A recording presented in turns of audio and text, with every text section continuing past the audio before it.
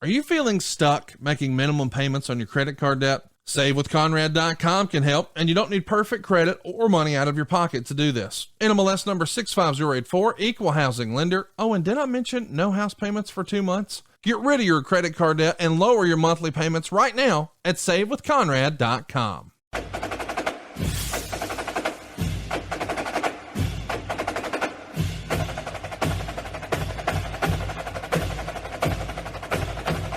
Hey, it's Conrad Thompson, and you're listening to Grilling JR with the voice of wrestling, Mr. Jim Ross. Jim, how are you, man? I'm good, Conrad. Good to see you this morning. You're bright and chipper. Your Dare shirt on.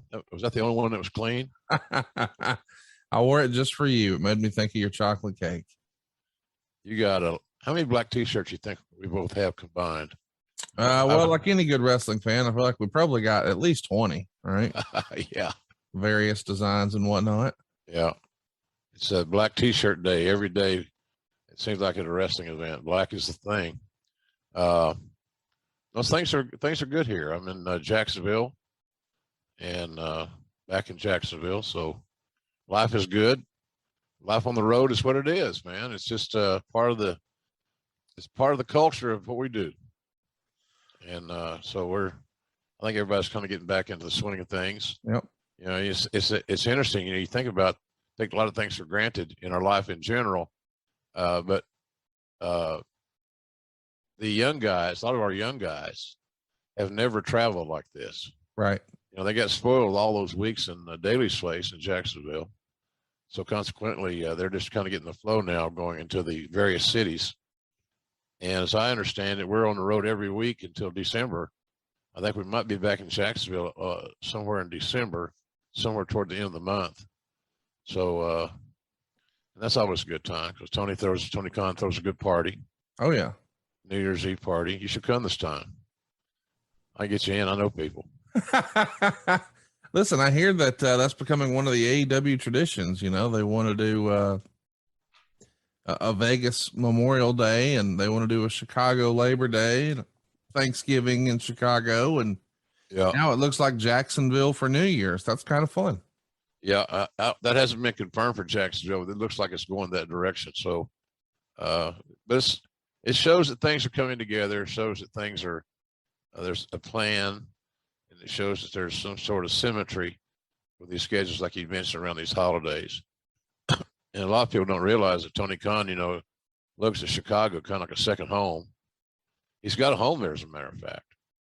So it'll be fun to hang. The interesting thing about it is I got to figure out Thanksgiving, unless I meet the girl of my dreams in Chicago, which is somewhat of a long shot at this moment. I think, you know, what do you do we do TV on Wednesday and the next day is Thanksgiving. Right. So what those of us that don't, you know, what do we do? So that's always interesting. I spent one year, the succeeding, like maybe 3 days in Chicago. So there's options, to say the least, but it should be fun. I enjoy the traveling aspect, you know, with not being alone at home, doing my best Macaulay Culkin impersonation. I would say there's plenty of options. So we'll figure out how it works. But anyway, life is good. Life is good. You know, we've had a tumultuous last few weeks with all these deaths that we've encountered, unfortunately. And our recording schedule has not been friendly to those because we're missing them because we'd already recorded a show and so forth. You know it better than me. But I was just shocked at the succession of deaths. And now, you know, it's like you and I, me maybe more than you because of my tenure.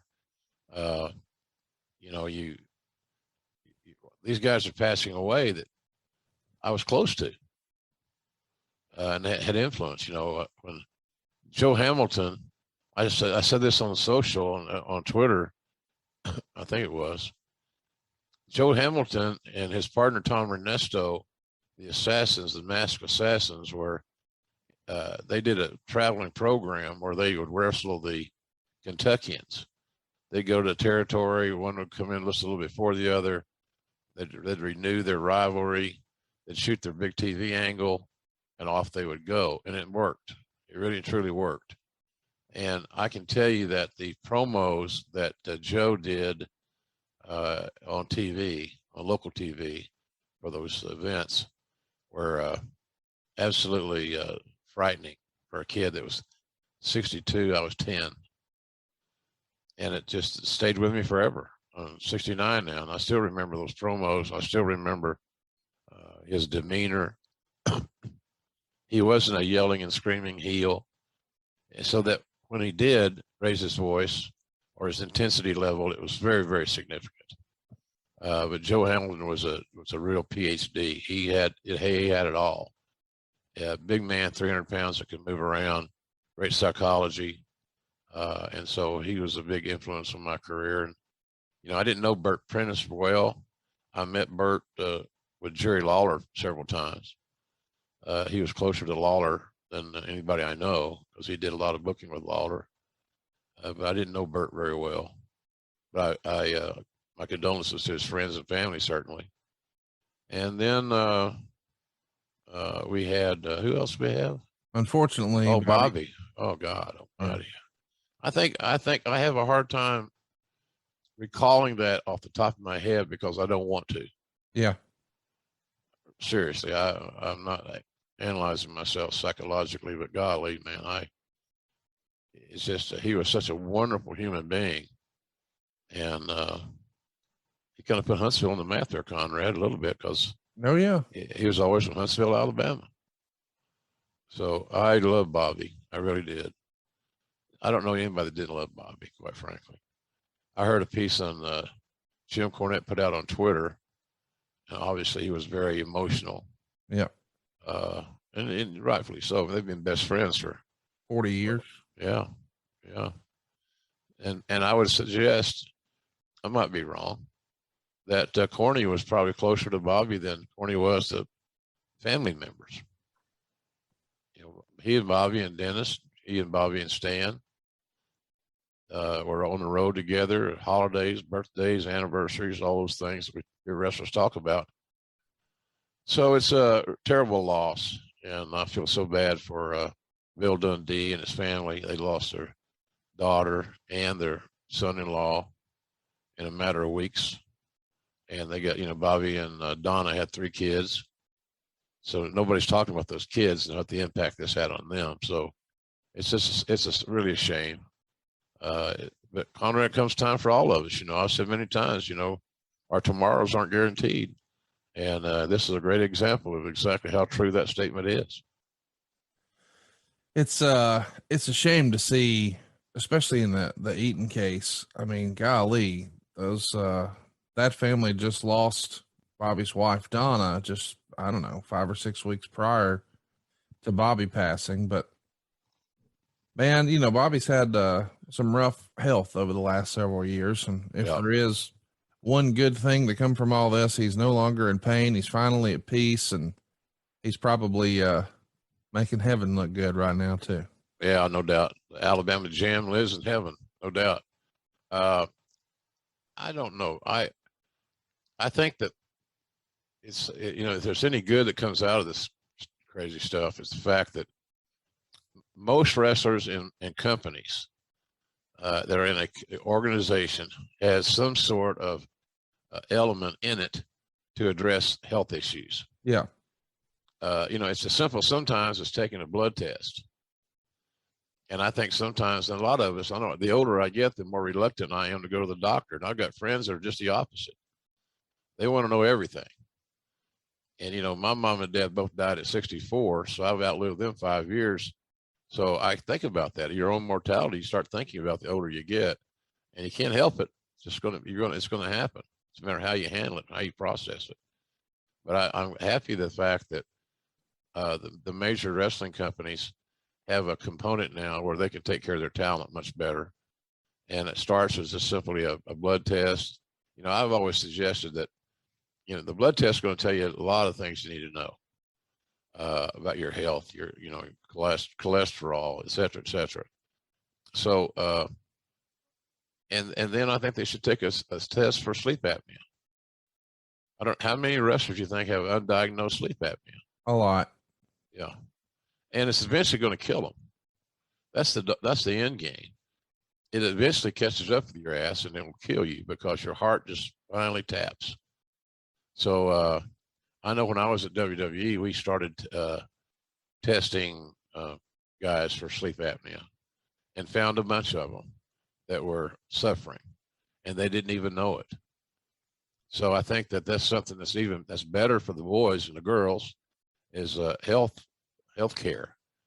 But it should have been that way and in place years and years ago. But you avoid all those things to save a couple of bucks. You know, it's all about the money, man.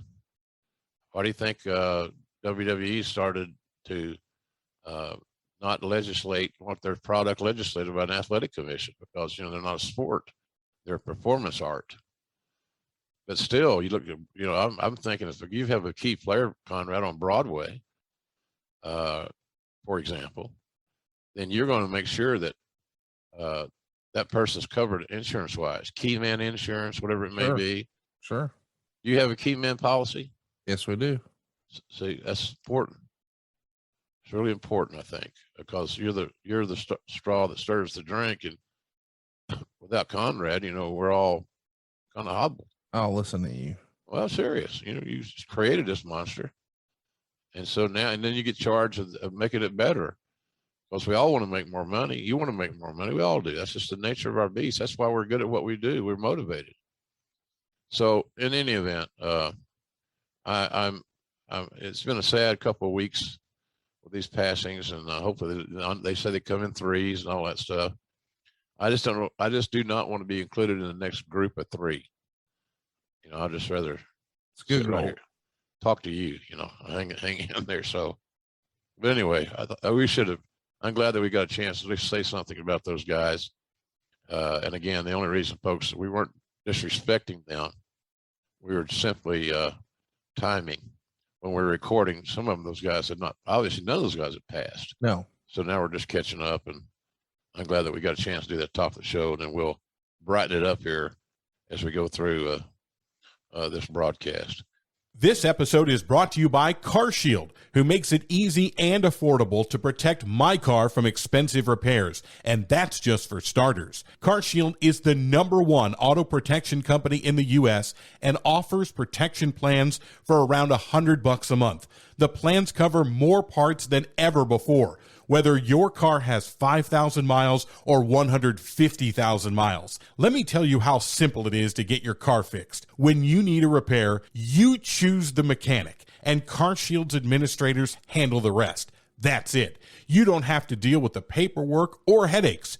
You're taken care of. Same goes if your car breaks down and you're stuck on the side of the road. Plans through CarShield also include coast-to-coast roadside assistance. CarShield administrators are there for you with rental car options and trip reimbursement at no extra cost too. Get coverage today and you'll lock in your price now and it will never go up. That means as long as you own your car, no matter how old it is, you're protected from the rising cost of parts and repairs for your vehicle. CarShield helps protect my wallet from expensive car repairs, and they'll do the same for you. Go to carshield.com/podcast to start your plan and lock in your pricing forever. That's carshield.com/podcast. A deductible may apply. By now, you know that Jim Ross knew how to put together an all-star roster. Of course, we're talking about when he was head of talent relations, and buddy, did he sign some MVPs or what? Well, when you're building a dream team, Great Scouts can help you find the future MVPs first. To hire great talent faster, you need Indeed. Indeed is the hiring platform where you can attract, interview, and hire all in one place. Instead of spending hours on multiple job sites searching for candidates with the right skills, Indeed's a powerful hiring partner that can help you do it all. Find great talent faster through time-saving tools like Indeed Instant Match, assessments, and virtual interviews. With Instant Match, over 80% of employers get quality candidates whose resume on Indeed matches their job description the moment they post the job, according to Indeed Data US. No other job site takes care of you like Indeed. Because with Indeed, you only have to pay if an applicant meets your must-have requirements. Indeed puts you in control of what you pay. You set your must-have job requirements and only pay for the applications that meet them. Oh, and check this out. There's a transparent flat fee per application, and you can pause your job posting whenever you want. When you sponsor an Indeed post, you're 4.5 times more likely to get hired. That's according to Indeed data worldwide. Guys, I got to tell you, I've used Indeed in my business for more than 10 years. They've been an unbelievably powerful hiring partner for me. They've delivered 4 times more hires than all the other job sites combined. That's according to Talent Nest 2019. Join more than 3 million businesses, mine included, that have used Indeed to hire great talent fast. And by the way, it's worldwide. And Indeed's doing something no other job site has done. Now with Indeed, businesses only pay for quality applications matching the sponsored job description. Visit Indeed.com/GrillingJR to start hiring now. Just go to Indeed.com/GrillingJR. Indeed.com/GrillingJR. Terms and conditions apply. Need to hire? You need Indeed. You know, folks, I've been up and down the road a few times, and there's one thing you'll hear me talk about on this show more than just about anything else. It's reliability. That's why we want to pause right now and share with you the reliability that rockauto.com can provide you for their incredible inventory of car parts. Good Lord, they got everything. And why would you choose to spend 30%, 50%, 100% more for the exact same auto parts at a chain store or a new car dealership? That's money that you can use for other important things, like all your favorite barbecue sauces, hint, hint, from jrsbbq.com. RockAuto.com is a family business serving auto parts customers online for 20 years. Go to rockauto.com to shop for auto and body parts from hundreds of manufacturers. They have everything from engine control modules and brake parts to tail lamps, motor oil, and even new carpet. Whether it's for your classic or daily driver, get everything you need in a few easy clicks delivered directly to your door. So here's the deal. The rockauto.com catalog is unique and remarkably easy to navigate. Quickly see all the parts available for your vehicle and choose the brands, specifications, and prices that you prefer. First of all, prices at rockauto.com are always reliably low and the same for professionals and do-it-yourselfers. Why spend up to twice as much for the same parts? Amazing selection, low prices, all the parts your car will ever need, folks. Really. Go to rockauto.com right now and see all the parts available for your car or truck. Write JR in their How Did You Hear About Us box so they know that the voice of wrestling, good old JR, sent you. We're doing SummerSlam 1996, Conrad. That's right. In a thumbnail sketch for those that are watching and listening to us, what is your main takeaway as to why we're doing SummerSlam 96? Well, the business has really taken off in 96. You know, we're a couple of months into the Austin 316 era. Bret Hart is about to come back. This is really Vader's first headline pay-per-view with the WWF. It's supposed to be the first of 3 major pay-per-view matches against Shawn Michaels. The Clique has split up. The NWO's on the other channel. Hulk Hogan has turned heel, and the business has had a real shot in the arm. All of a sudden, more folks are watching wrestling than they have in a long time. And the buzz is about the NWO. And now, for the first time, it feels like the WWF is trying to play catch up. And a lot of people have said that Vince did his best and the company did their best work when they were sort of with their backs against the wall. They were on their heels. So we're going to break down all the comings and goings and happenings here in the summer of 96. And it's an interesting show to take a look at because you have the context of on the other channel, they're doing that outdoor pay-per-view Hog Wild, and they're going to have the NWO and Hulk Hogan win the world title, spray paint NWO on it. And man, they're off to the races with some really creative storytelling for about the next 18 months. So it's a challenging time where we get to see Vince sort of competing from a defensive position. And I think that's unique and worth a deep dive, if you will. Yeah, I agree. I agree. It was a key time of change and evolution, quite frankly. So, going over our script today, I looked at the names that dot that script that are involved in this event in one form or the other, either from the other side or inside, whatever it may be, is very impressive. And there's some that we had faith in that didn't make it, which we'll talk about. Yeah. For whatever reason. So, in any event, it was good. It's going to be a good show, and because it does talk about a lot of pertinent history, I think. It's interesting to me too, to think about the idea that, originally the Ultimate Warrior was supposed to be on this show. And of course we know that relationship came to an end, but Sid is going to step in, international incident, which we just broke down. But the idea that that's how it was supposed to go and it doesn't really happen, it makes you wonder, hey, what would that have looked like? So let's jump into it. As you mentioned, it's the 25th anniversary today, August 19th, 1996, the Gund Arena in Cleveland. Cleveland was a WWF town. Wouldn't you agree? Yeah, absolutely. What was your go-to in Cleveland? Did you have a Cleveland routine? Like you've told us before, when we're in Indianapolis, I like to go to this steakhouse. And when we're in Chicago, I like to go to that steakhouse. Did you have a routine in Cleveland? I can't remember. I oftentimes in Cleveland, especially, hung out with Lawler because that was kind of his town. Yeah. Lawler grew up in Berea and a suburb of Cleveland.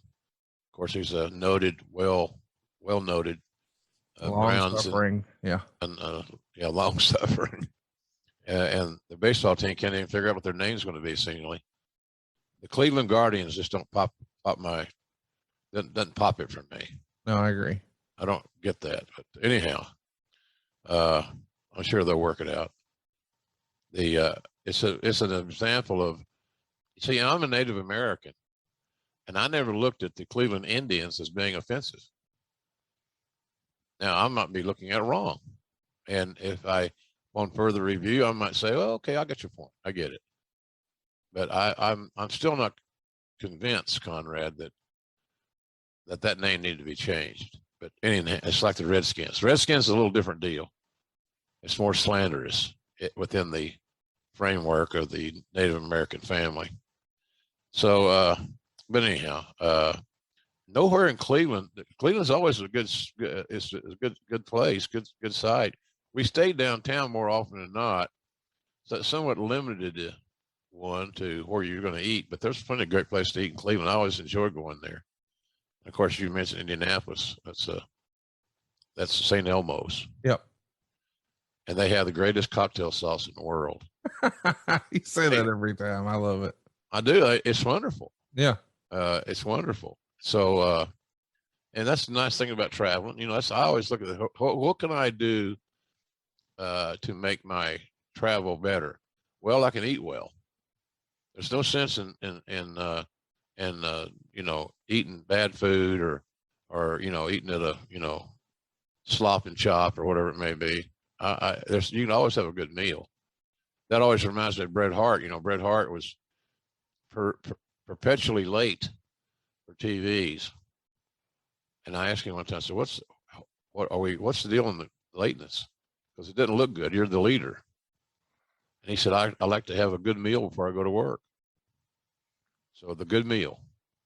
So that's where the good meal with Bret was important. And he had to have a good meal. And that did not include catering.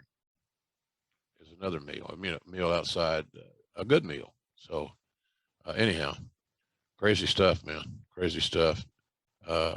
Cleveland. I like Cleveland though. I've never been to the Rock and Roll Hall of Fame. You? Nope, have not. I've only been to Cleveland one time, I think. Yeah, it's a nice town. Yeah, nice town. I always enjoyed going there, but nonetheless, we had a hell of a crowd that night in the big house. That was the front of mind awareness for all of us. We got a hell of a house here. Let's get after it. Let's talk about some news and notes as we're talking about the WWF here in the summer of '96. We mentioned briefly we're coming off the International Incident pay-per-view that was the prior July. Sid is going to be the last minute replacement for the Ultimate Warrior when that thing goes sideways. As a reminder, Shawn Michaels and Ahmed Johnson would be on his team to lose to Vader, Owen Hart, and Davey Boy Smith. That sets up this show when Vader pins Michaels. We also saw Taker and Mankind brawl after Taker was wrestling Goldust. That's going to set up our Boiler Room brawl. And Steve Austin would pin Mark Mero in a rematch from King of the Ring. And now we're sort of off to the races. The Monday Night Raw the very next night opens with a rather odd segment where Shawn and Ahmed are supposed to take on the tag champs, the Smoking Guns, but it winds up being a brawl, and the match is rescheduled for the main event later on. In all this, there's a birthday cake for Shawn Michaels, and it's the Fabulous Moolah's birthday being mentioned as well. But somehow, of course, the cake winds up in Sonny's face. I think that's like a law, right? In the bylaws of wrestling. If there is a cake on the program, it's going in someone's face. Yeah. If there's a cake on the program, somebody's going to wear it. Yes. And that we didn't cease to come through on that one. So, yeah, I remember that actually. The cake in the face. A lot of things Sonny did was memorable. Oh, yeah. She was new in her role. You know, she perfected a new role within the confines of booking. You know, you mentioned Moolah. That's the parallel. So the most prominent women in wrestling for years were Moolah and her girls. And then that changed when Mr. McMahon wanted athletic 10s. Sonny, I don't know how athletic Sonny was.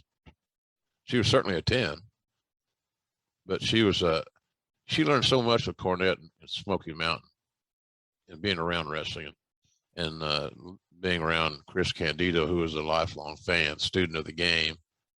So she had a little one up on some of those guys. And so anyway, that's kind of the parallel. It's an interesting parallel. That's where the business was going. The business was not traveling toward Moolah. It was traveling away from Moolah and to other women, much like Sonny and others. So, and it wasn't about the wrestling, as you could tell. Now, we had some good female wrestlers there that helped those athletic 10s, but that just shows you kind of where we were and moving the business forward. It was a time for Sonny and not a time for Moolah. Woo Wings, a virtual restaurant concept from the man himself, the Nature Boy Ric Flair. Enjoy the legendary flavors and world championship wings by ordering with your Uber Eats or Postmates app. Woo Wings is now open in Nashville, San Antonio, Jacksonville, Florida, as well as Huntsville and Tuscaloosa in Alabama, with many more locations coming soon. Try the only chicken wings worthy of carrying the name of the 16-time world heavyweight champion. Tell him, Nate. Wings! Legendary flavors, world championship wings. Woo! Woo Wings! Yeah! Woo woo! The other thing happening on this show is we see Stone Cold Steve Austin at ringside for Mark Mero versus the Goon. And Austin's going to be on commentary, cutting promos on everyone. And talked about how the WWF once dressed someone up in red, white, and blue and put them on a bus driving away, kissing babies, and how the WWF should do that with him so we could whoop everyone's ass. So I loved Austin here getting a moment to really show what he could do. Yep. And this is something that you guys used to do quite a bit back in the day. You bring a wrestler over, you put him on commentary and allow him to do some character work for the audience at home. And Steve Austin, of course, is going to do this and make the most of it. And before you know it, he's the top guy in the business. So I'd say it worked out. Yeah, it worked out very well. And the fact that Steve always took advantage of his opportunities. You know, you've heard me say here, probably ad nauseum for some, but you got to maximize your minutes. And Steve maximized his minutes. That's a phrase kind of made more popular for young athletes who finally get a chance to get on the field and do a real game. But I use it for wrestling because I think it's very applicable. But Austin always maximized his minutes and took advantage of every opportunity that he had. He never looked at any opportunity as less than. Austin never looked at any opportunity that was like, oh, this is not a big deal. You know, I'll do it, but, you know, it's no big deal. Everything was a big deal to him. And that could be a blessing or a curse at times if you're trying to manage him or communicate with him. But yeah, he was ready to go. And I can tell you too, and I think Mark Merrill's one of the finest human beings I've ever known in the wrestling business. But he wasn't Steve Austin's favorite opponent. And I don't know exactly why. I never stopped to analyze or ask, because all you're going to get, he didn't want to work with him. So whatever that reason is, probably can't be corrected by me or you. It's what Steve wanted to do. He didn't think he could have his best matches with Mark. And so whatever it was, but nonetheless, the Austin Merrill thing, was not a match made in booking heaven for whatever reason. What do you think of the idea of all these, I don't know, enhancement talent? Maybe that's the right word, but we see the goon character. This is very much the era of occupational gimmicks. So you've got Bill Irwin here coming in, and we're going to make him a goon. So it's a hockey player ripoff, and he's got interesting looking wrestling boots that mimic skates. What do you think of this creative? Well, all it was enhanced to do was the guys that we brought in, like Bill Irwin, they weren't going to get over. They were not brought in to get over to be a main event guy. They were brought in to help some of the younger guys that were trying to develop and evolve, people in new roles. And that's kind of why those guys brought in, Tracy Smothers was another one, the toilet guy, Hopper. That was what they were there for. They were there to put on the card. We were doing house shows. They had a chance to go work 10, 15 minutes at a house show with a greener talent. You can't get better working with people that are your skill set or less. It can't happen. It's not going to happen. So that's why those guys came in. They weren't brought in to be stars, but we wanted to give them some credence and some credibility because we knew that their wrestling skills were excellent. Right. And they were excellent. So that was the reason for that. Speaking of these new gimmicks, the show ends with Ron Simmons debuting as Farouk Assad. He's going to jump Ahmed Johnson to start a feud with Ahmed, but of course gets hurt in the angle. And this is a talent that it felt like you guys had been after for a long time. And of course you'd worked with Ron for years prior to this. How excited were you to see Ron finally make his debut, and then frustrated when he's immediately injured?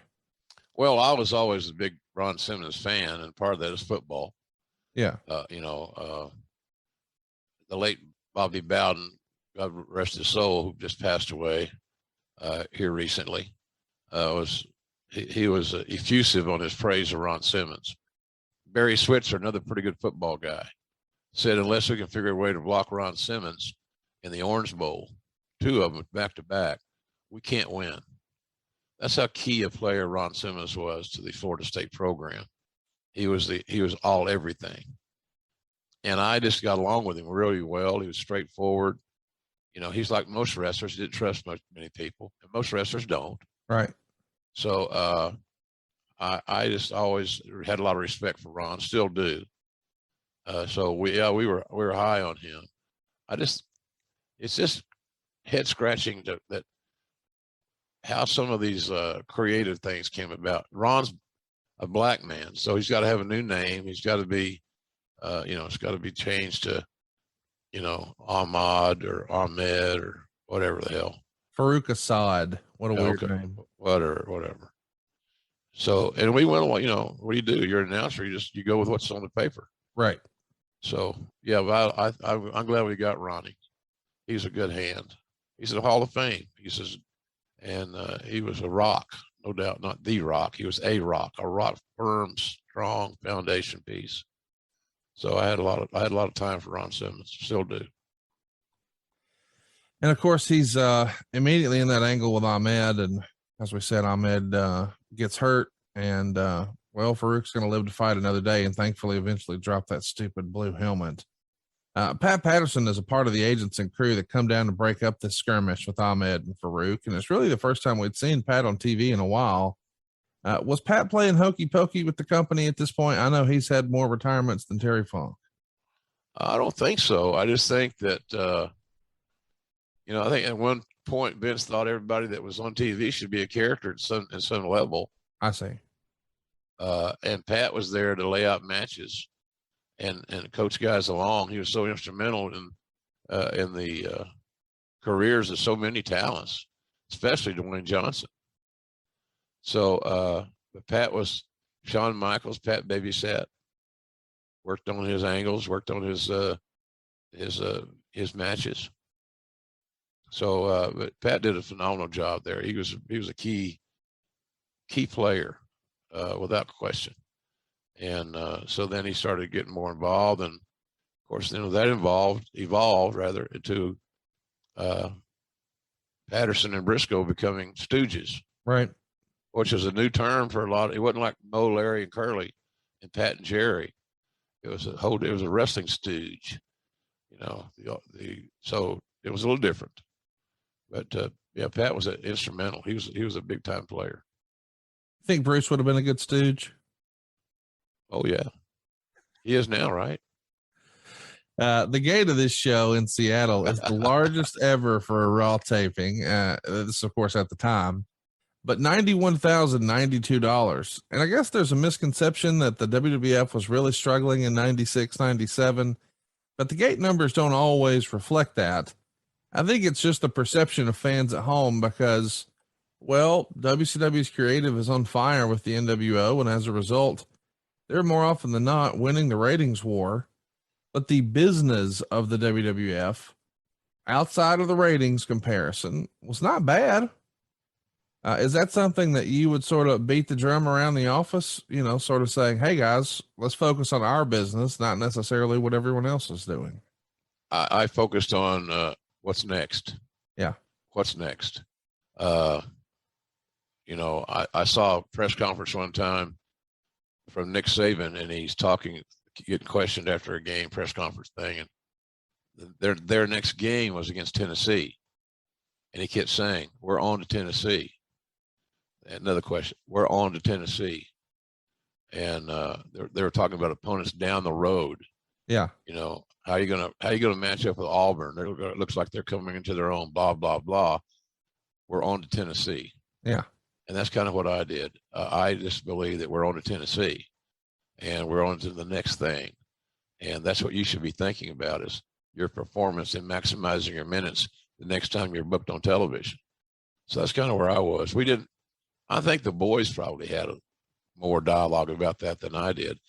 I'll be honest with you, Conrad, I didn't have time to dwell on it. Sure. You're doing payroll. I'm booking the live, helping book the cards and live events. And at this point in time, I was working with JJ. JJ was still there, I think, in 96, right? Yeah, I think he's going to wind up leaving in 96. I'm not exactly sure when, but I think by this point he might have been gone, but just barely.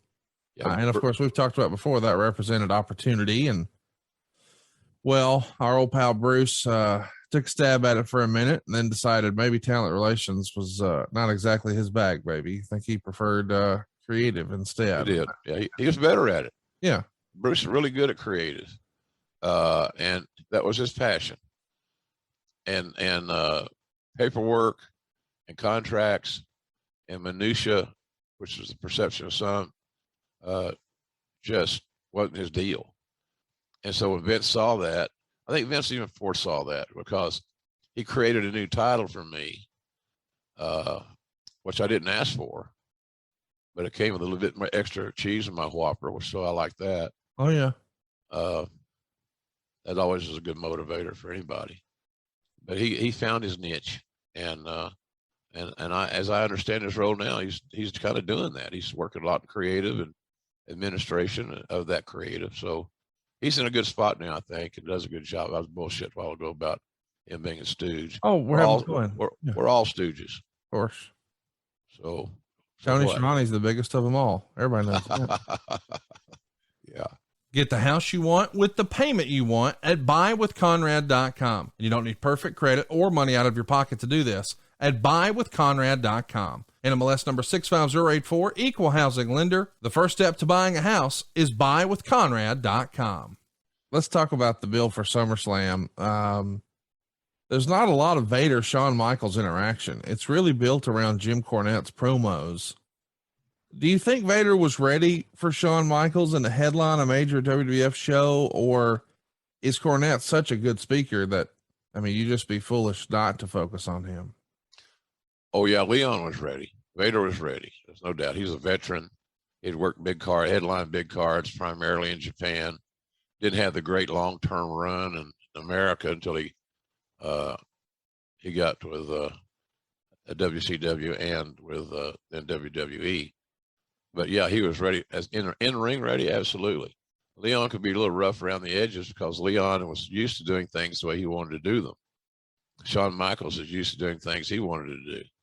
So you got a little butting of the heads there. And because Shawn was so connected politically with Vince, Shawn normally won out those debates, those arguments, those philosophical discussions, whatever it may be.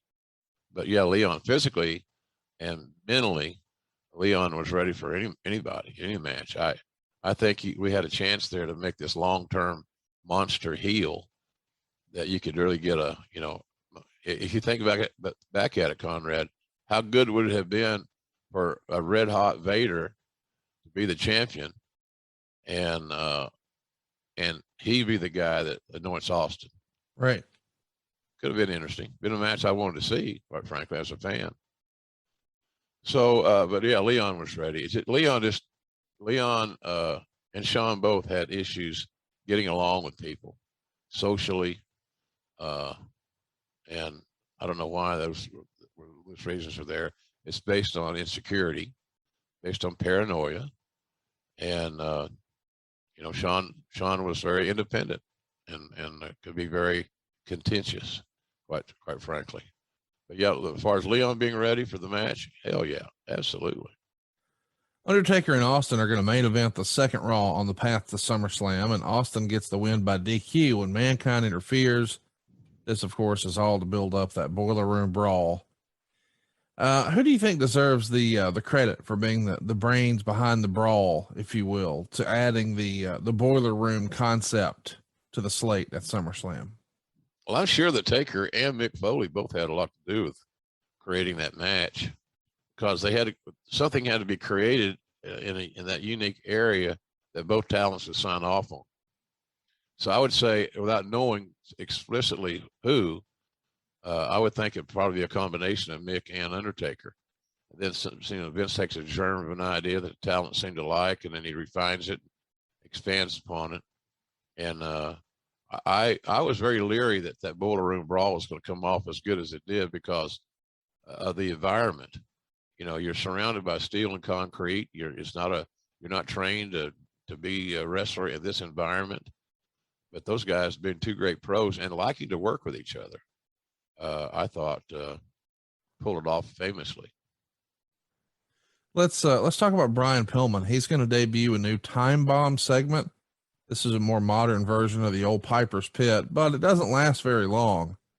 Was it the inability to really get Pillman to stay on point, or is it because Pillman needed additional surgeries and couldn't keep going? Or was it all just designed to be blown off with this Steve Austin ankle in the chair thing, as best you recall?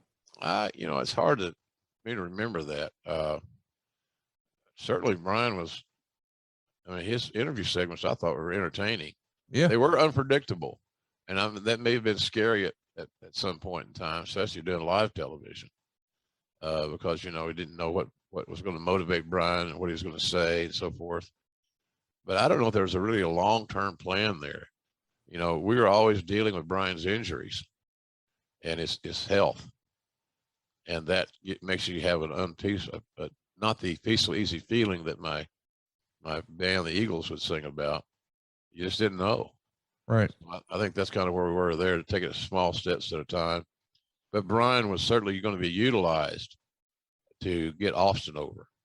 And they had great natural chemistry. There's a story there. There's a backstory there. They liked each other. They liked to work together. So in a lot of ways, it made perfect sense. We got Crush, Brian Adams here. He's going to return as part of Clarence Mason's stable of soon-to-be wrestlers that really never takes off. What was it about Adams that made the company take another chance on him after his steroid and drug convictions years prior? Is it his relationship with Taker or Vince, or what was it? Well, Vince and Taker both really liked Brian, and but let's not forget Brian was what Vince looked for. Yeah, he was 6'5", 6'6", a lean 280, 300, very athletic. I think Brian's issue was that even though he had that massive frame, he didn't have a V8 brain. V8 meaning he wasn't a 4-cylinder. He might have been a 4-cylinder as far as passion is concerned, but he relied so much on his size and his athleticism, and we couldn't figure out how to push him. Bruce is friends with him too. We didn't find the combination to get him to get to the next level, and that was frustrating at times because he had everything that you would need. He just didn't have the motivation to get to that level. I'm sure Taker had plenty of talks with him. They were good buddies. They traveled together, et cetera, et cetera. So you know that Brian's going to get the next look simply because Taker liked him, and if Taker liked you, that means you get a match with him, or 2 or 10, whatever it may be. So that was Brian's issue. I just never didn't know what the formula was to unlock his motivational brain to get him to be. Because I've seen in spurts where he was jaw-droppingly good, but there's just no consistency. We've got talk of the Iron Sheik coming back as a manager, and we do see him make some appearances here and there with the Sultan. Is the Iron Sheik just somebody that Vince had a soft spot for? Maybe I could see that being an accurate answer. But you know, anytime Cosgrove was on TV, he got heat. It's still that old anti-American thing. It still sells tickets this very day if you want to play that card. But Sheik was a lovable character. Like everybody, he's funny, and he was getting another chance to make some paydays. And so I think that's what that was. But he was a natural heat getter, and we needed that. We needed people making emotional investment to see Cosgrove get beat up, which is a great mark of any wonderful heel. So I think it had a little bit of a nostalgia feel to it. Give the guy a second chance. And Patterson had a lot to do with those type things, because being one of the boys and wrestling had an amazing career. Pat did, and so he would go out of his way to find spots where guys would fit in a perfect world. So I kind of think it had a lot of sentimental attachment to it because Cosgrove was very well liked. People liked being around him, and he was fun. And you know, he needed a break. I think he had lost a daughter somewhere along there, you know. And so, but he was a good dude. I still think the world of Cosgrove. I first met Cosgrove in my little department store in Westville, Oklahoma. He was alongside Danny Hodge, and it's like standing next to Secretariat and some other famous horse you could think of. And he weighed about $190, lean, just chiseled. And he traveled with Hodge. And of course, they never got accosted by fans because the fans would have been killed. But I always liked Cosgrove. Goes all the way back to the 70s. Let's talk about another guy coming in. Kevin Kelly is going to debut on TV, and I think he's primarily working with you. What about Kevin made him successful early on? It feels like he just took to this like a duck to water or fish to water, as they say. I think Billy Gunn was a guy that kind of he was friends with Kevin in Florida. I think that Kevin had nice preparation for the job in his previous works, but he was a student of the game. He was like you and me, he was a fan forever, and always loved the business and wanted to be a part of it somehow. Yeah. Knowing, as I knew, and I know now, that I'm not ever going to be in the ring as a performer. I was a few times, but it wasn't by my own means. Just the way it worked out. But Kevin was prepared. He was passionate. I enjoyed working with him. He took coaching well. I know he got off the wrong foot when he wanted Kevin Foote's his real name, no pun intended. I remember he had an issue with how his TV name was going to be spelled. And I don't remember the exact details. It was one of the two things. It was either he wanted his name spelled Kelley or Kelly, one of the two. And he went all the way to Kevin Dunn on that deal. And I told him, I said, that's the wrong hill to die on. What the hell do you care about how they spell your fucking last name? Don't cause any consternation over something like that. Don't ever give, I tell guys this all the time. Don't give any company a reason to not want to work with you. And what you're doing right now is giving them a reason, if you ever stub your toe, to not want to work with you. But Kevin was so good for the job, and he worked hard, and he was very prepared always, just like he is now with his New Japan stuff. So I'm always been a big fan of Kevin's. We did some work since then, obviously. I think we did a New Japan show or something. But I enjoyed working with Kevin. Thought he did a good job. He wasn't a heel. He wasn't a Lawler. He wasn't a Heyman. He wasn't a Heenan. He was different. And if he had, I think the plan was eventually just to have him do a show, whether it be SmackDown or the second hour of Raw or whatever. Hell, I don't know. But he had a shot there, and unfortunately, it just didn't work out. But he's a good hand, no doubt about it. We should mention Mark Henry is also announced in this era as being signed to a 10-year, multi-million-dollar agreement with the WWF. Man, what was it about Mark Henry that Vince McMahon felt was so bankable here? Is it just the idea that he had the athleticism that at 400 pounds or whatever, he could dunk a basketball, or did he really feel like, hey, this is our chance to finally have a Olympic gold medalist on the roster? What did he see in Mark to offer such a big long-term deal? Well, I think all those things played into it. I saw Mark dunk the basketball at the NBA All-Star game. I think it was in Arizona. I might be wrong on that one, but he was at that size, could dunk a basketball was pretty damn impressive. Showed great athleticism, and for a guy that was, as you said, 400 pounds, somewhere thereabouts.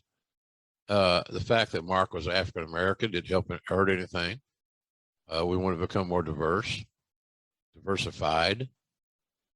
So you got an supremely athletic African American that we felt like over the long haul was going to be a great investment. We never stopped thinking that. It was challenged from time to time, but we got him the right coach. It's a matter of getting the right coaches, right teachers. And I know we sent him to Calgary. He worked out with Leo Burke and I think some of the Harts. We got him good coaching. And then Mark started grasping the nuances of wrestling. And if you listen to him now on Busted Open or wherever it may be on AEW Rampage, you can tell Mark has evolved into a real true student of the game. And he does a great job for AEW with talking to a lot of the young kids. He sits in a group with them and, during the shows and point out things and let them come asking questions. He's a very valuable asset for AEW, which a lot of folks may not realize because he's not on TV all the time. He will be now in some role with Rampage, but in any event, Mark was a long-term investment. He was a project, but you can't replace Mark Henry, Conrad. I mean, God Almighty, look at him. So he was special. He was an Olympian. And over time, he has evolved into one of the most beloved characters in the business. Let's mention Ahmed Johnson is going to win a battle royal to earn a WWF title shot the night after SummerSlam, but the injury he sustained at the hands of Farouk, aka Ron Simmons, is going to prevent that from happening. And that probably gives away the proposed Ahmed versus Farouk match at SummerSlam for the Intercontinental title. We've talked about Ahmed Johnson probably more than ever before earlier this summer, so we'll just keep it moving for now. But I do want to mention, because something that happened back then, I don't think happens these days, unless it's maybe a marathon for YouTube like Elevation or Dark, but that's a different thing. When you tape this many shows the same day, don't you open yourself up to perhaps guys getting injured a little easier? I mean, there's the whole adrenaline rush. You got to get ready, and then you got to cool down, and then you got to go do it again. And obviously there's going to be audience fatigue and things like that, but the performers themselves, that's probably a case for those guys as well, right? Well, it shouldn't be if they're in shape. You're asked to go out and work 8 or 10 minutes. If they were doing a series of marathon matches or whatever, Ironman matches, it might be Conrad. But I don't buy the fact that they're tired. So they're more prone to have make a mistake. The deal with Ahmed, we've talked about this, and I'm not going to start on a tangent now, but he wasn't very good. He had a great look, but he wasn't fundamentally sound enough for the role that we had envisioned him in. And so that's how I look at that deal. Fatigue, no, come on. So, but he had to work with an athlete much better than he to improve. And then you have to want to improve and listen to those who are trying to coach you up. And I don't know that was always his case. We've got a clip shown here of Mr. Perfect interviewing Bret Hart on the Wrestle Vessel regarding Bret's current contract situation. And then he's asking, when will we know the answer? First off, give us some good Wrestle Vessel stories. We haven't spent a lot of time talking about that. The WWF Cruise. Yeah. Well, I remember my lovely little Jan was with me. That's the best thing about the cruise. Other than, like, seeing a lot of people gambling in games that they didn't have a clue how to win. Going back to the bank, so to speak, and withdrawing money. Trying to drink all the booze on the I remember Dustin Rhodes was drinking some sweet drink with a little umbrella in it and all that stuff. And he said, "God damn, man, I can't take my lips off of it." I can't take my lips off of it. Well, so that was a basic thing. It was indulgence. And then getting guys and they're getting at their autograph thing on time was another chore. They didn't realize you're here to work. It's just a unique environment that you're going to work in. But it seemed like everybody had a pretty good time on it. You know, I remember I'm in the pool and Owen Hart pulls my frigging bathing suit down to my ankles, and little Jimmy got exposed, and felt like George Costanza, shrinkage. But that was Owen. You know, I loved him. It was embarrassing a rib, but one that was well respected and appreciated at the end of the day. So I don't think anything too dastardly happened. I don't remember any major incidents on it, and it could have been because all it was excessive drinking constantly, all day, every day, all night. And the cruise was just the scene of the crime. It seemed like everybody had a pretty good time, Conrad. I got a picture out here in my hallway of the group.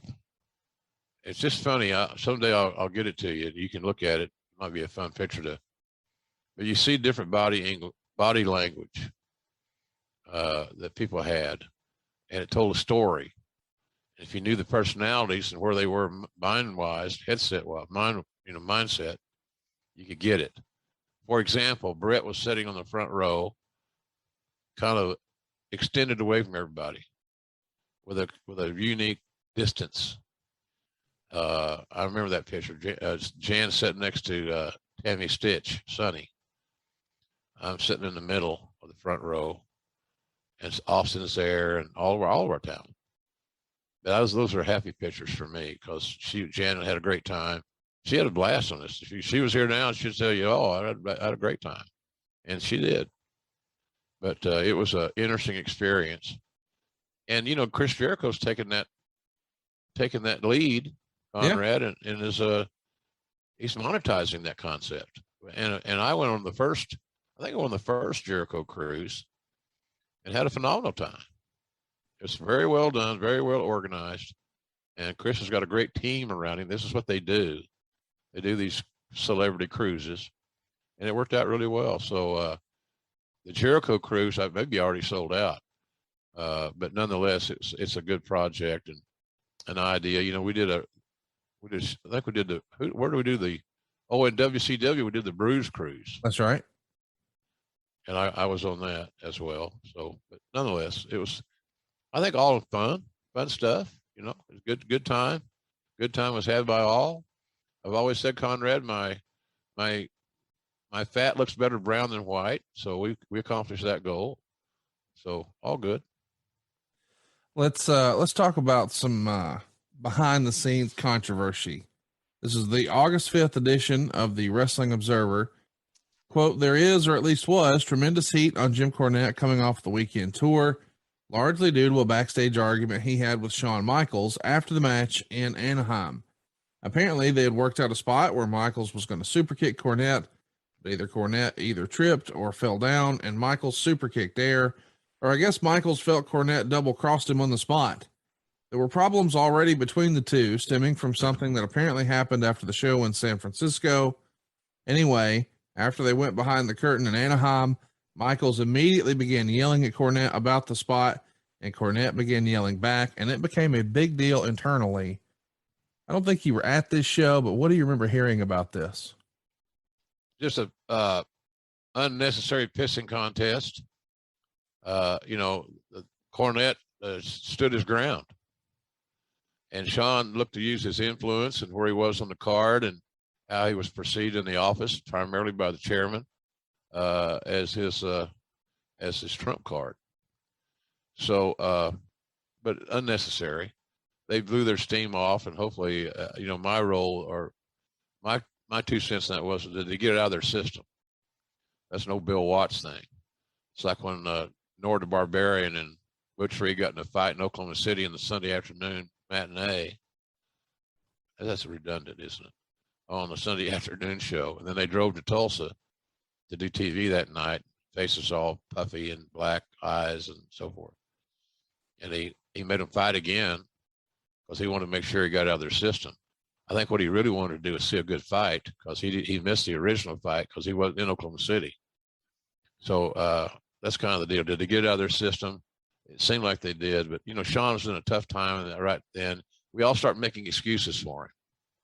Well, it was this. It was he was on too much medication. He was drinking too much. He was influenced by the wrong people. Somewhere along the goddamn way, Conrad. Yeah. We have to stop and look in the mirror. And Shawn's made a great life changes since that time, by 180 degrees, which is wonderful. But he was not so easy to be around. He just was so frigging good. He was in that Flair conversation. When you say who's the best 2 workers you ever saw, the old school guys will say, well, Ray Stevens, some of those cats, and I don't know, make an argument about that. But Shawn at that time was as good as anybody lacing boots, and he used that cachet to his advantage.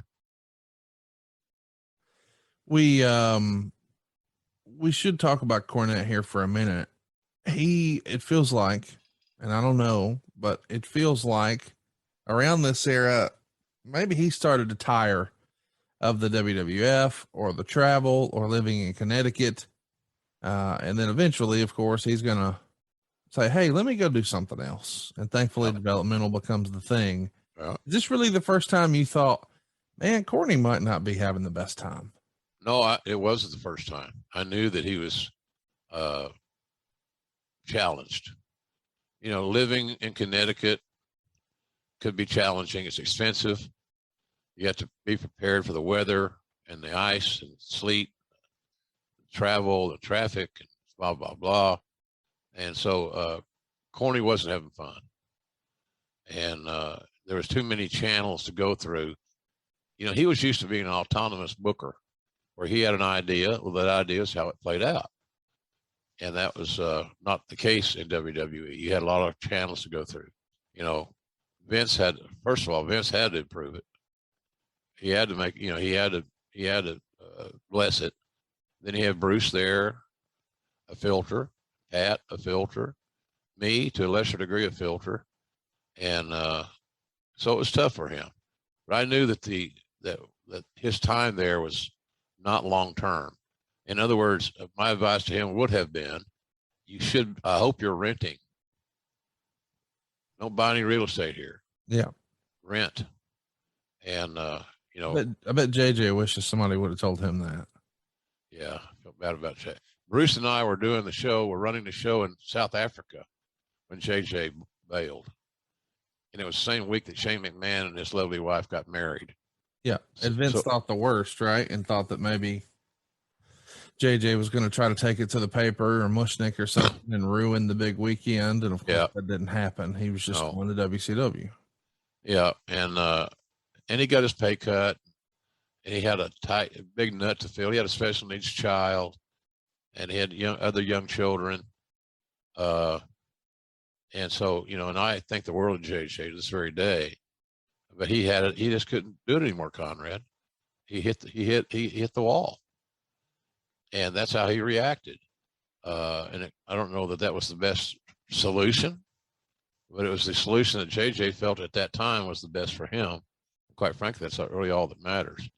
But Bruce and I were in, I remember Bruce going, these eyes are big, and he says, "You'll never believe what happened." What? You'll never believe it. I said, well, tell me, and I might believe it. Right. You know, JJ quit. He had a blow up events, and he walked out and he quit. And so, you know, I could see Bruce's wheels turning because Bruce wanted that job. And I was really cool with my position. I didn't need the title. Over time, I got to where I took ownership of it, maybe too much. But it was startling news because we all figured that JJ was there for life, Conrad. He had his routine. He had his procedures he did. He was very well organized. I learned a lot from JJ. Being organized, taking calls to the talent as quickly as you can. Hopefully when they're on the line, not when you have to call them back. Nobody likes to be called back. And especially now, you ever send a text message? You probably send them to me sometimes, and I forget I have them. Oh yeah. And you know, you want to record Monday morning? Nothing. And I see it. Oh yeah, I should tell Conrad I'm good. So, but that was the deal. We thought we thought JJ was a lifer, going to be there forever. That was a big deal for us, for him to leave, because we had to go try to take all the paperwork and everything he was executing, the contracts, et cetera. And, you know, we had to go through all that stuff. And I think there's where Bruce started to discover this might not be the gig for me. Now, JR, he don't mind this deal. It's kind of what he likes. So Vince made two jobs. Bruce is vice president of talent relations, and I was vice president of wrestling business or something like that, something ridiculous. And so until it all worked out and leveled out to where Bruce was just going to primarily focus on creative, which is good management by Vince, because that you always try to do, Conrad. You do it every day, I'm sure. Yeah. If you don't, you should. People should be put in the positions that they can succeed. They shouldn't be put in positions where there's going to be a stretch or I don't know if they can make that. So Vince is smart in that regard, among other things, a lot of things. But he saw our strengths, and he put us in our position to execute what our strengths were. I think I had my timeline messed up. JJ leaves the next month. He leaves September of '96 when you guys are over in South Africa. Okay. I do want to ask, though, because you and I have never really spent any time talking about this from JJ's perspective, and he wrote about this in his book. He had a younger wife. Yeah. And Lindsay was her name. Nice lady. Vince wanted him to buy a house. So he bought a house, and Vince helped him out with some financing where he needed a little help to get the loan with not only Vince's banker friend, but an additional loan from Vince in the company, and he would pay that back. So now he's sort of leveraged to the hilt on this new beautiful home in Connecticut, but he's got a home. He's got roots now with the WWF. And then, as you mentioned, he got his pay cut. And I think JJ took it personally, as a lot of people would, I'm sure, that when those pay cuts came down, allegedly they only went to the quote unquote wrestling people. So Right. people who had a wrestling background saw their income cut by nearly 50%. People who weren't wrestling people did not enjoy such a cut. But now he's left struggling to pay for a house that he could barely afford on a full income. And now he's got a half income, and it's just a mess. So, I understand when you said, well, maybe JJ shouldn't have handled his business that way, but I can't help but know that story and think, shit, if I was JJ, I'd be looking for somewhere to go too. Yeah. But he was burned out. Yeah. Conrad. No, the workload and the responsibilities and, having to handle talent issues. It seemed like, I talked to JJ, I said, you ever go talk to Vince about good news? Is there everything good that you've got to share with him? And he said, yeah, that's a good point. It's always about this guy's late. This guy didn't want to do this. Yeah. This guy didn't want to put so-and-so over, and I had a whole different mindset on how to handle that. You solve their problem or you eliminate it. Yes. It's easy. I don't want to run 22 power, coach. Okay, you sit your ass down. Yeah. If somebody's coming in that wants to run 22 power, I promise your ass. So I think I got cut. I think I got a $30,000 hit on my salary, 30 G's. And Jan said, what are we going to do? I said, well, we're not living above our means. We're comfortable. She was working. She was a flight attendant. I said, so we'll just make it. We'll just readjust our budget and spend less. That means you can't buy as many Louis Vuitton bags, honey, as you normally do. Right. So, but I remember the 30 grand hit. I think Bruce got hit 30 grand too. Yeah. Lots of pay cuts around, but not for Barry Windham. He's coming in and he's going to become the stalker. Boy, Barry Windham, 10 years prior to this, 1986, probably one of, if not the best wrestler in the world, not named Ric Flair. Now he's coming in here and, well, it's a different Barry. Fair to say? Absolutely fair to say. We're trying to regenerate a different era in that era, and the ship has sailed. And I'm with you. I cut to call some NWA matches for Crockett that Barry was involved in. They were as good as I've seen, good as I ever called. Yeah. He was a natural. I know that term's bandied around and thrown around easily, but when he was on, when Barry Windham was on, there was nobody better. Big athletic, 6'5", 6'6" guy, grew up in the business, as we all know. He just had a feel for it. So, but unfortunately, our intentions were good. We all wanted to see that Barry that we knew, but for whatever reason, it was time to readjust, and unfortunately, it didn't work out for him. Let's talk about Ron and Don Harris. They're in talks to be coming back here to the promotion as well. Of course, previously we saw them as the Bruise Brothers. Why don't you think it worked out for them their first go around with the company? Well, they were booked kind of uniquely. They weren't given that monster heel push. Or two twin brothers that were big, monstrous guys. I thought their booking was a little anemic. Not their fault. Yeah. But I think the booking was a little anemic and it was a little weak.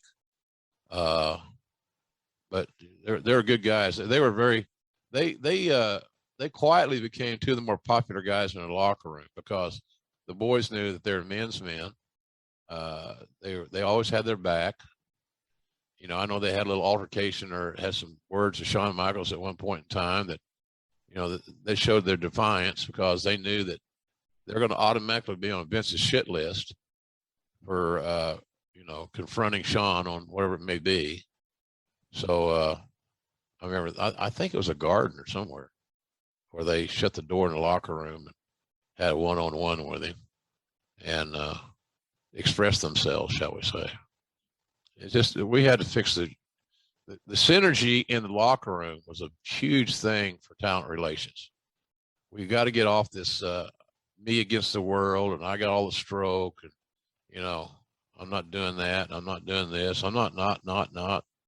Just too damn negative. Yeah. And so we tried to fix that, and over time, the fix was going to be guys that were that had a different attitude. They were hungry and were willing to go the extra mile to ensure their success. We talked about Austin earlier. He never missed an opportunity that he didn't embrace. Never approached a challenge that he didn't want to meet. So that's kind of where we were with that. I just don't think that Ron and Don were, you know, I like what they did. They're a solid team. Were they a great team? I don't know if they were a great team, but they're a good team. And they look good in an 8x10. They look good coming to the ring. They're smart guys. Both of them. They've had success outside of their in-ring wrestling career since they've been away. Oh yeah. So, you know, I was always a favor of those guys. They were always nice to me. They're polite. They respected the coaching. So they deserved better than they got, but the booking didn't do them any favors. Another person I want to mention is Dr. Death, Steve Williams. He debuts here, but in ECW. Would you have been involved in that at all? Getting him on the phone with your old pal Paul Heyman? No, I wasn't. You know, Paul knew Doc he didn't know him as well as I did, because I was around when he got signed by the Cowboy between his junior and senior year at Oklahoma University. So he was on the football team, had already been to 3 bowl games. He's already a 3-time All-American wrestler when Cowboy signed him, which I always found to be kind of interesting. I think that's kind of where Vince's pulling the curtain back thing really helped, because as a amateur athlete, getting paid was sketchy until you pull that little onion back. It's okay. This is showbiz. He's a performer. This is not a sport. So he's not being paid for and he's not doing what he does on a collegiate mat. Whole different presentation. So Paul was aware of Doc, and Paul and my friendship, you know, was shared with Doc. Doc knew Paul well. So I didn't have anything to do with it, but it was a good move for Doc to get some American bookings, because he was kind of one-dimensional in a sense that he was only doing, his big money was being earned in Japan. And I know, like a lot of guys, they love Japan because the pay's good, sure, and all that stuff, but still, they all wish they had an American base to some degree. See your kids more, see your wife more, or your baby's mama, wife, whatever the case may be. But that was a good move for Doc, I think, go there, because Paul was a good mentor. You know, Paul did well with Austin, because all he basically did was kind of what Tony Khan's doing now, Conrad. He let the talents create their own persona. Yep. And how important is that? We've seen that in AEW, where our success has been the fact that a lot of our guys have a hand in their own creative. And once you do that, you're really invested in your angle or your persona or the match or whatever it may be. So it's a smart thing. So I thought Doc going to ECW was not a bad thing, because I knew that Paul could help Doc with his verbal skills, which are always his weakness. Let's talk about what's next. Here we are. The SummerSlam card is together, and it's time for the free-for-all. And Steve Austin is fresh off of becoming king of the ring and coining that famous phrase, Austin 316. And on the pre-show, they do a rather interesting little skit here. Let's just jump to it, I guess, and we'll come back to some other news and notes leading into the show. But the creative is Yoko's going to go to set up the big bonsai drop, and he's going to, with his extra weight, because he's heavier than ever at this moment, pull the top turnbuckle off. So instead of just using it to pull himself up and bounce up and down comes the bonsai drop, The turnbuckle gives way, the rope breaks, he falls backwards. Austin gets him with the, I think you call it, let's sneak one. So he gets the quick pin. A steel one. Steel one. There you go. But the concept is, Yokozuna is heavier than ever. And I know that that's been something you guys have discussed a lot when you were trying to get him to go to the Mayo Clinic and Duke and all these other examples where you guys were trying whatever you could to help this fella get the weight under control. What do you remember about the creative here? And ultimately one of the biggest stars in the business is going to wind up being on the pre-show. Well, it's ironic how that worked out. Obviously, I can't tell you I was wild about it. But it got Austin on the TV and it got Yoko on the television. It added a little bit of sizzle to the pre-show, and we're using the pre-show like an infomercial. It's free for people to watch. So seeing Austin on there and seeing the crowd and all that stuff, emotionally invest, so forth, I thought was pretty good. But having a what was this segment? 2 minutes, 3 minutes? Yeah, it was real fast. Yeah, it was. They weren't out there long enough to make it stink too bad. And they weren't out there long enough to make it great, but they're out there long enough to sell some pay-per-views. So I think that was the whole deal there. But you're right about Yoko. We were very concerned about Yoko's weight, and it was not just the fact that he couldn't execute or wouldn't execute. It was the fact that his long-term health was the issue of this. That's what that was. He's becoming. I had a doctor tell me one time. I said, you got to take charge of this thing because he's morbidly obese. Yeah. That scared, when I heard that description, it scared the shit out of me. Because I just knew that somewhere along the way, we're going to get a phone call that Yokozuna, much like Andre, was found dead in his hotel room. And, we're not prophesizing it, didn't want it to happen, but it seemed like it was inevitable. So, I wasn't crazy about it, but I understand why it was done. And not knowing at the time how big Austin was going to get, kind of solidified the rationale behind it. Yeah. I mean, to give clarity or my opinion of what you just said, if you know that you've got a guy who's hot, why not put him on the pre-show and help you sell some pay-per-views? And it is a hot angle. It is an interesting looking way of, it's not something people had seen before. It wasn't overexposed. It felt new. It felt fresh. And yeah, here's this big star. He's getting everybody's attention. So it feels like a home run. Yeah. Yeah. And again, they weren't out there long enough to kill it. They weren't out there long enough to make it great. They were out there long enough to get the exposure and to create some buzz about that night's pay-per-view. I want to mention too, Jake Roberts comes back to the company after going AWOL briefly, and Jerry Lawler was slamming him for being an alcoholic on all the syndicated shows.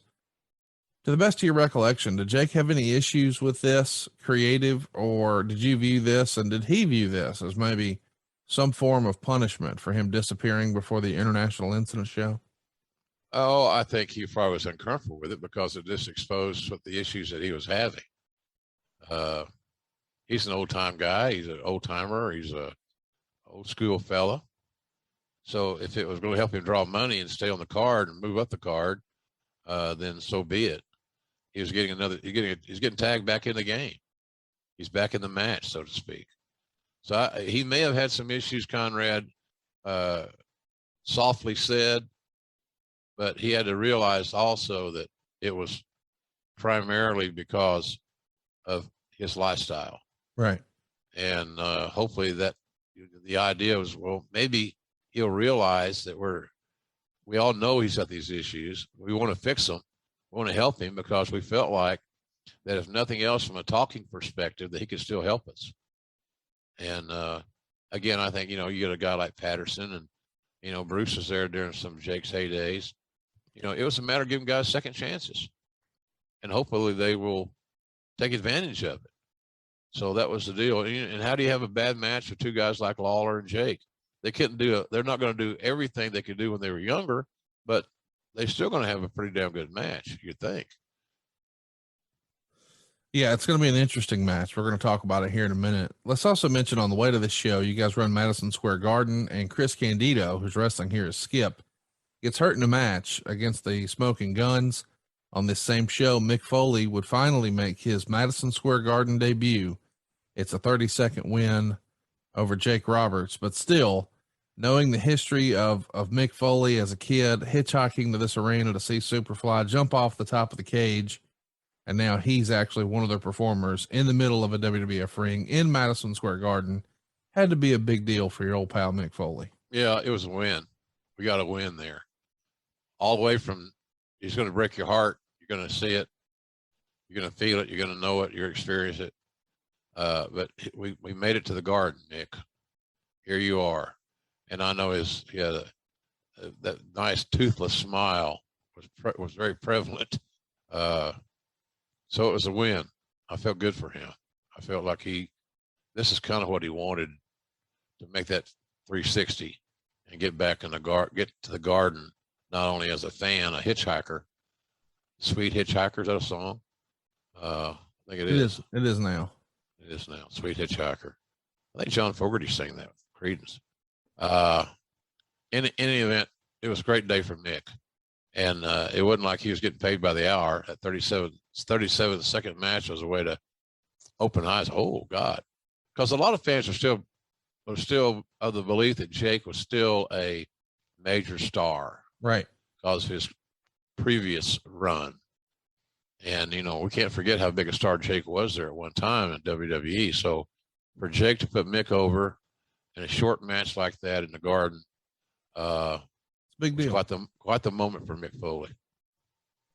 Let's talk about somebody else who's going to go make their own moment. Duke Drosay is going to leave around this time to go to law school. That's not something I would have ever guessed. Did Duke have any conversations with you about where he was with his wrestling career and maybe deciding maybe this wasn't for him? Yeah, we talked about it, and I was always honest and upfront with the guys when they would ask those questions. This may not be your destination. He's a very bright guy, and very cerebral, and understood what I was saying. That as dedicated and as hardworking as he was, sometimes talents just don't have that innate ability to connect with their audience. It's the it factor. If you have it, you're gold. If you don't have it, you're going to be something else. So anyway, Duke was a good guy. Mike was his name. I liked him, but he's here. Another thing, he gets a gimmick where he's a trash man. Yeah.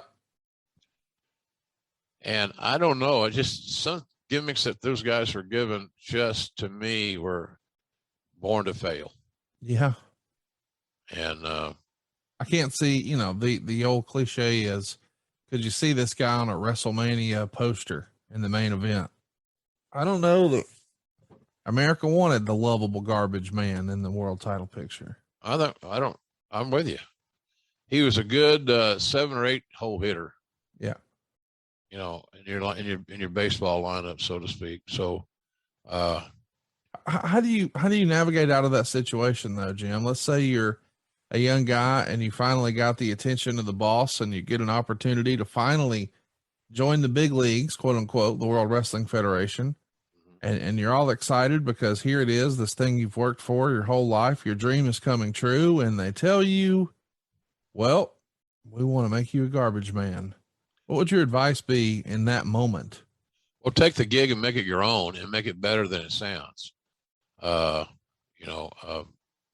That's easy for me or you to talk about right now, but that's kind of your option. This is what the owner, GM, head honcho wants. Try to make that work and add to it, contribute to the creative, make your character less one-dimensional, because like you phrased it, the friendly neighborhood garbage man probably is not going to get you on that WrestleMania poster. And by the way, it didn't. No, unfortunately. The rumor and innuendo in the newsletters at this time is that the company is thinking about running a 1 hour weekly pay-per-view on Saturday night based out of New York City. So this predates TNA by several years, but the original idea allegedly was it was going to be a weekly 1 hour pay-per-view. Of course, we know it turns out being the syndicated show Shotgun Saturday Night, but in a much different format than what the company was doing at the time. Was this the brainchild of Bruce Pritchard or Vince McMahon, or what do you remember about the early idea and concept of Shotgun Saturday Night? I think that was Vince's idea. I think, or at least it would start there or continue from there. The weekly 1 hour pay-per-views, I never saw a long-term future in. Right. You're asking people to spend more money every week now. And they're in a 1 hour pay-per-views, what, booked right, maybe 3 matches. So I didn't feel like that was a hit. So when it went to Saturday night syndication, then this becomes a matter, Conrad, of, you know, are we getting the right stations? Do we have enough coverage? And is this more creative for Vince to do? He was on that show. So I don't remember who all he worked with. I didn't work on that show, which didn't bother me because I didn't have to go to New York on Saturday night. But yeah, I think that it was just it was a shot. It's throwing the hook in the water, hoping you get a bite, and the fish weren't biting on that day. Let's get to the pay-per-view. You're in the booth with Vince McMahon and Mr. Perfect for SummerSlam live in Cleveland. Were you always going to call the show? I mean, how far in advance do you know, hey, we want you on this pay-per-view? Now, that seems silly, but there was a time here where you're not exactly behind the desk for every single show. When are you notified of this, and when are you notified of who your quote-unquote dance partners are going to be? Well, I think Vince told me earlier in the week, maybe. It wasn't a big month or so away, but he'd make those decisions a little bit on the fly, and it's totally his call. He was trying to get Kurt some exposure. He knew that I was solid and I was consistent, and he could rely on me. And Kurt, you know, was so talented, you know, he wasn't an experienced broadcaster. So I think I was there basically to help Kurt, and you know, just and Vince, to make Vince feel more comfortable. So that's kind of how I perceive that thing, and it worked out pretty good. You know, I worked with Vince with Lawler and the three of us, pretty good team. Thought we did pretty well. But I think earlier in the week, Conrad, you know, I'm gonna have you work the show with me and with Perfect, and I was ready to do it. You know, look, that's what I came for. I came to work. I came to broadcast. So I was happy to get that assignment. Let's mention that this is the highest gate in the state of Ohio for wrestling at the time, $413,168 here at the Gund Arena. There's 14,926 paying fans, a total of 17,000 in the building. So it's a monster success. And we've touched earlier that maybe people think that this era was not that successful for the WWF, but I think that's really only when compared to WCW ratings. But an all-time record gate here, this has to be high fives all around day of the show, right? Yeah, I think so. But, you know, again, you got to go work. They're here. We've sold the tickets. We're going to have an ass every 18 inches, which is imperative. So now we got to go out and deliver.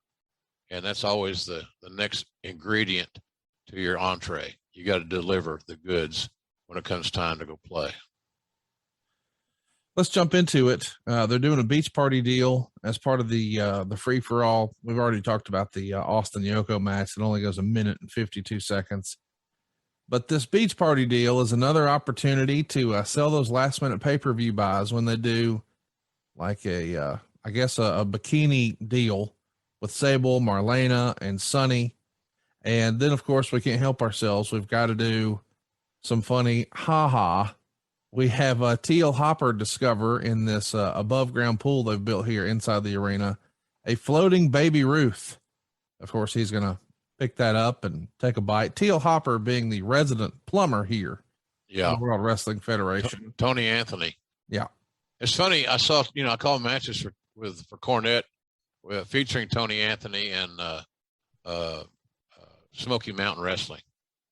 And I thought he was just a hell of a heel. Old school, tough, great mindset, fearless, all those heel things that are good. He was believable. And then when I saw him become the resident plumber, as you referred to, I just shaking my head like, what have we done?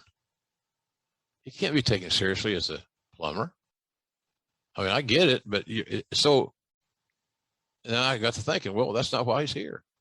He's here to work with some of these younger dudes. He's a new face. He's a veteran. He's paid his dues. And on the road, when we're booking these house shows, we need these experienced guys to go out there and do 8, 10, 12 minutes with a more greener like wrestler to help them improve their game. It wasn't what we did on TV as much as what we did in the live events with those guys. And, you can't help but get better working with a TL Hopper, a Tony Anthony, or a Tracy Smothers. Although those guys are good. Yeah. So they were used as gimmicks on television, knowing that the ceiling for their persona was limited, but they're going to earn their money on the road. And that was just fine with them because they were getting booked on some of these houses.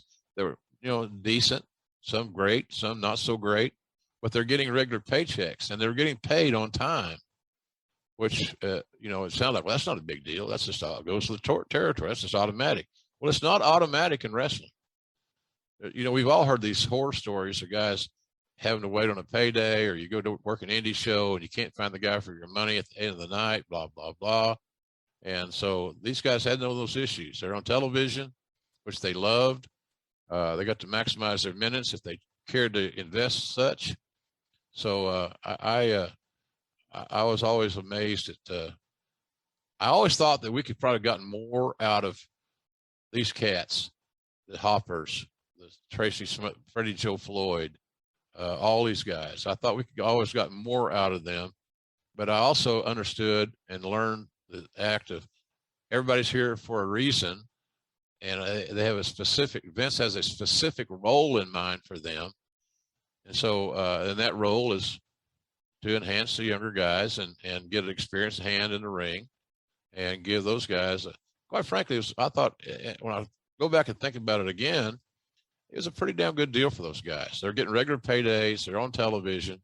And I would suggest to you, Conrad, that when they left WWE because of their name identity and their presence and all that stuff, that they probably didn't have a hard time getting at least indie bookings, because they were regenerated, so to speak, off our television.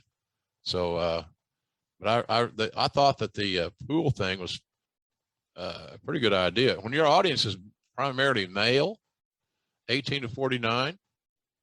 And you're trotting Sable and Marlena and Sonny out there. Golly, I'm watching that. So it just goes along with the territory. So it was but it was good. I understand it. The candy bar thing was right out of what was it? What was the movie? Bill Murray did the Caddyshack? Might have been Caddyshack. Yeah. Where he took a bite of the candy bar. It looked like a turd. So excuse my language, folks. No, turd's fine. We're not censored here. Let's jump into the show. First match is Owen Hart and Savio Vega. They go 13 minutes and 23 seconds. Meltzer gave it 2.5 stars. He says, let's fast forward to the end. With Vega out, the referee stopped the match. After the match, Justin Bradshaw and Zeb came out and called Vega a Puerto Rican dog and said they were going to send him back to the island. Bradshaw would clock Vega in the aisle as he was being helped out of the ring by officials. Not a bad match, but disappointing considering the talent involved and that this was such a major card. So, lot to unpack here. Savio Vega is a guy who helped essentially make Steve Austin here in the World Wrestling Federation. Owen Hart, arguably one of the unsung heroes of the promotion in this era. Yeah. And for whatever reason, even though everybody knows they're phenomenal wrestlers, this one didn't seem to click, according to Meltzer. Would you agree with it? You watched it back for the first time this week in 25 years. I think it was cold. There wasn't a story behind it. Yeah. You have two great talents, and Owen and Savio, two great talents. You'd be honored to have on your roster or on any card that one might book. But it was a cold match. And so I think that was the biggest impact on it. To get 2.5 stars in Meltzer's way of evaluating or ranking, whatever, is probably a compliment to them. But, you know, you can see there too, where we try to get other guys involved. You know, Bradshaw, Dutch Mantel, Zeb came out, did their thing, got a little exposure. But I think it was just a cold match, Conrad, and there's just no build-up, no hype to it, even though you're featuring two of the best talents that we had. Do you think part of some of the reason maybe this didn't hit is people just didn't buy Savio as a babyface? I always felt like Savio, for whatever reason, was better as a heel here in the WWF. It might be. I think he was better suited to be a heel, so that might have had an element to evaluate, no doubt. So I think I'm with you though. I think Savio was a much better heel than a babyface. He was just so aggressive, and he had all the qualities, and he had new timing, and all that stuff was good. So it might have been the fact that people just weren't comfortable with him as a babyface yet. Let's get to the next match. We've got the Smoking Guns retaining the WWF tag titles in a 4 corners elimination match over the New Rockers, the Godwins, and the Body Donnas. Skip is wearing a neck brace, and they're going to acknowledge his injury from Madison Square Garden. So as a result, the Body Donnas are out first in just 4 minutes when Jannetty would trip Zip and Billy pins him. And the Rockers keep screwing up and hitting the Guns. Hank finally pins Leaf after a slop drop in 7 minutes and 18 seconds. Meltzer would say the match was bad by this time and only got worse with a dead crowd. The finish was Phineas was to use the slop drop on Billy, but the referee is distracted by Sonny and Hillbilly Jim arguing at ringside. And at that point, Bart came off the top rope onto Phineas and put Billy on top for the pin. And after the match, Sonny got on the mic talking about how the Guns were what men are supposed to look like, knocking all the ugly women in the audience. And then a huge poster of Sonny comes down from the ceiling. And, of course, you said on commentary that she missed a trip to the woodshed when she was younger. It got a dud rating here. Is that to do with the performers, or man, these 4 tag elimination matches are just too convoluted? Yeah. Too convoluted. The tag titles were not hot. And again, another cold match. There were not weeks of angles being built up between the Rockers, the Godwins, and the Body Donnas as it relates to the Smoking Guns tag team titles. But those tag titles were not a focus. They had not been featured, shall we say. So I think that it had a lot to do with the booking. And this is a case of where, you know, Vince wanted to get work for 4 tag teams. They all earned a payday. And I think that was kind of all that match was designed to be. You hope they go out there and give you some good quality minutes. But again, the audience just didn't care.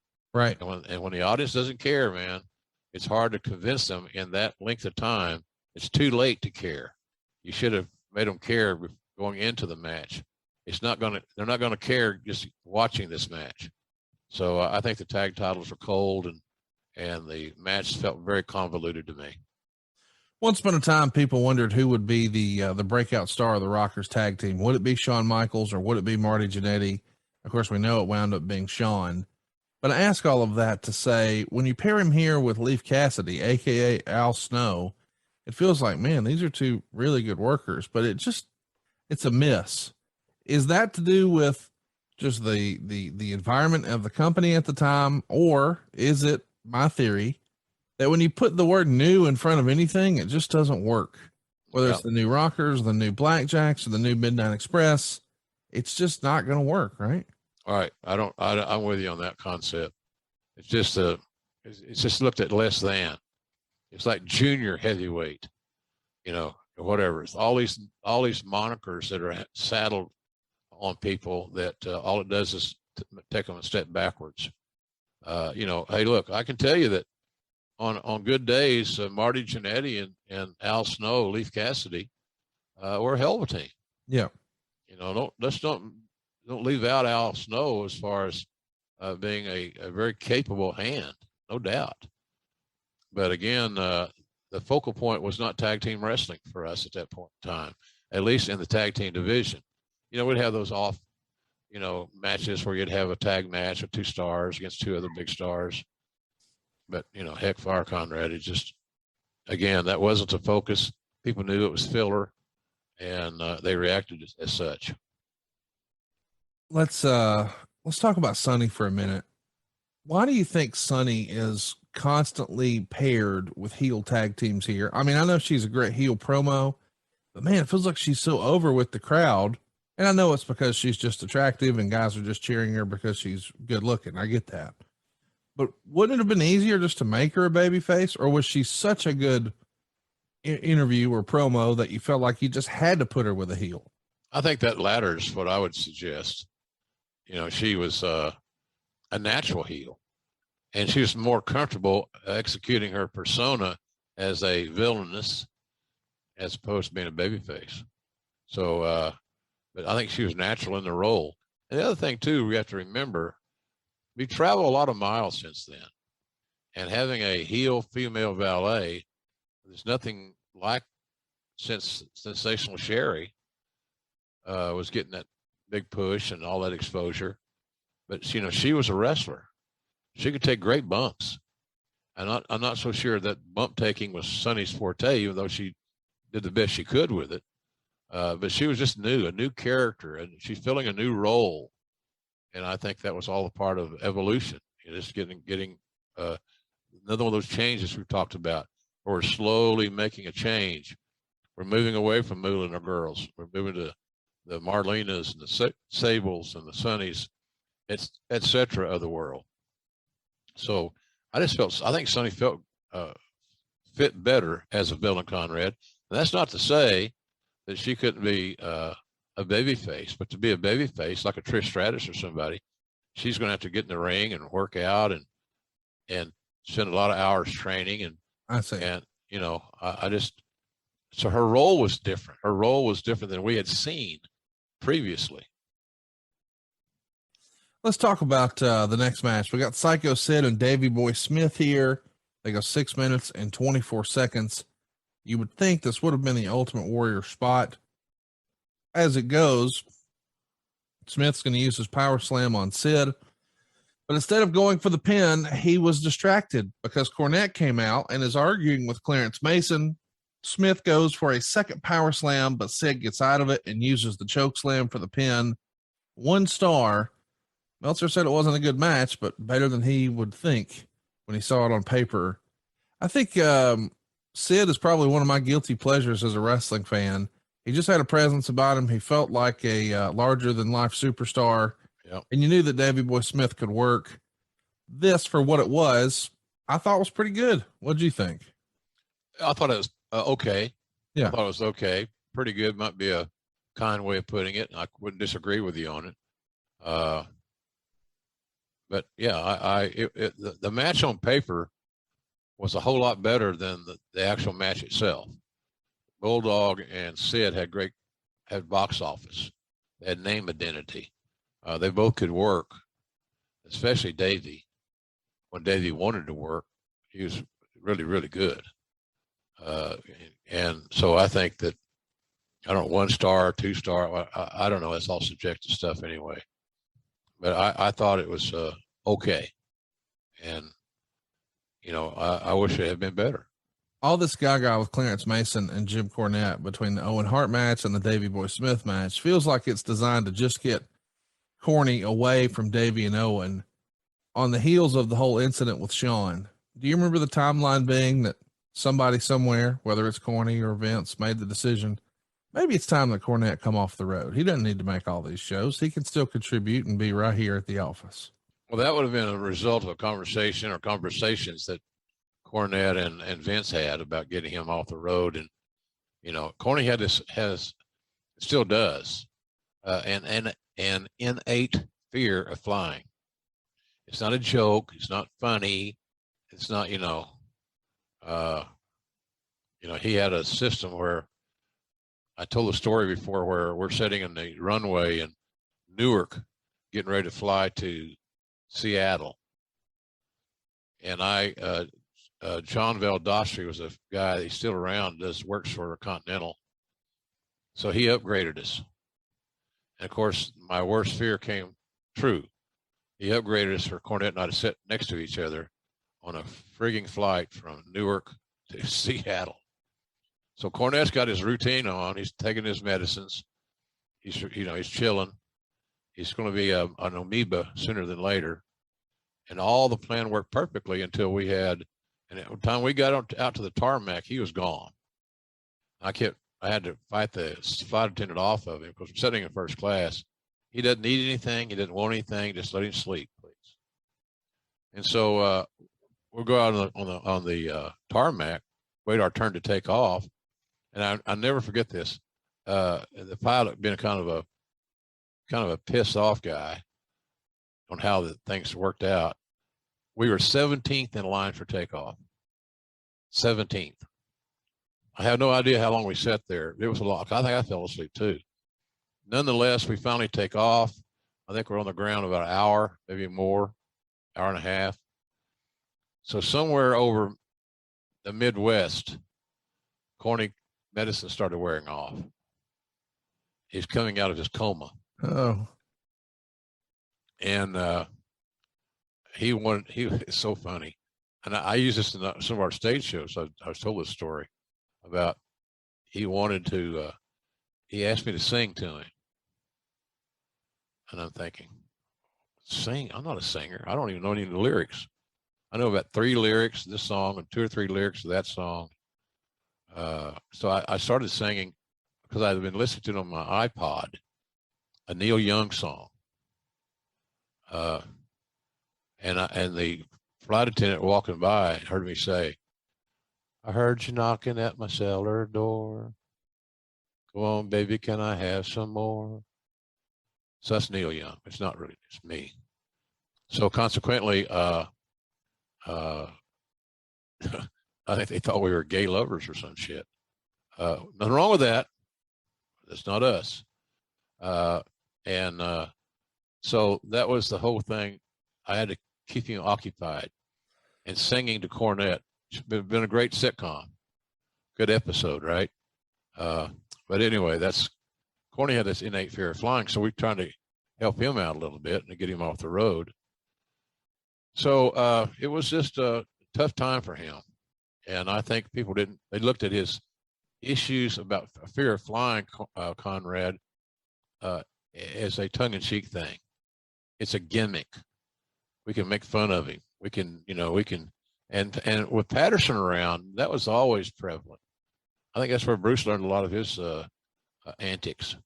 It's from Patterson and how Patterson would find things to make fun of and to have a laugh on and tell jokes about or whatever. That was just Patterson's personality.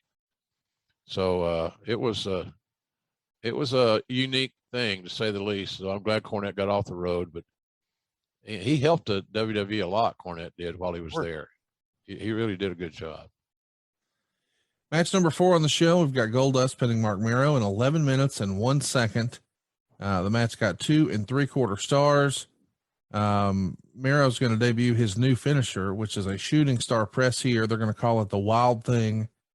Meltzer would say, however, Goldust still won the match with the curtain call. After the match, Goldust acted as if he was going to sexually molest Sable and was scaring her to death when Mero finally got up and made the comeback and basically beat Goldust to the back. For some reason, these two didn't work as well as you'd think. Goldust's knee may have been bothering him as he didn't do all that much. I like the whole concept of Mankind coming out here in the middle of the match and chasing Sable around and calling her mommy and her freaking out. That's sort of fun for what it is. Mommy. It's tremendous. Mommy. It was sick when it was, Conrad. It Mark, might have been fun for some. It was sick. I'm telling you. I kind of assumed going into this, well, after what happened to King of the Ring, Mark Merrill's going to win. Goldust gets the win. What'd you think? Well, we had higher hopes for Goldust than we did Merrill, and Goldust took ownership of his of that crazy persona that he was given. And always say this about Dustin: he made the best out of what he was given to work with, because there was until Gorgeous George, there was no character that created a homophobic reaction. Maybe Adrian Street in the territories, but Dustin took a character that had been really wasn't a molded character, wasn't established. Somebody had already done it, and they had done it. Like I said, Gorgeous George was the first, and it's funny how you look at today's PC world we live in. That Goldust character, not unlike Gorgeous George, was built around homophobia. Not real good, but at that time it wasn't politically incorrect because it was looked at as comedy, or whatever you want to say. But Goldust was breaking through and could take bumps. He could feed a comeback. He had a unique character. The team of he and his wife at the time, Marlena, was excellent. They looked good on television. They had a great presentation. So it was all good stuff. So I think Goldust had kind of stepped ahead of the line, is how I look at it. And that would include Merrow in this situation. It's interesting to me that we give him this new finish, a hot new move, the shooting star press, and it's not the finish. Next up, we've got Jerry Lawler and Jake Roberts, and they go 4 minutes and 7 seconds. Meltzer hated it, but man, I just disagree. I think this is tremendous old school stuff. It really starts with Lawler coming out and doing the comedy show. He's going to do one joke after another on a live mic as he makes his way to the ring. He's going to make fun of Cleveland, of course, and he's going to be wearing a Baltimore Ravens jersey. And cheap heat, because he loved Cleveland. Of course. You know that he was reluctant to play that role, but what else are you going to do?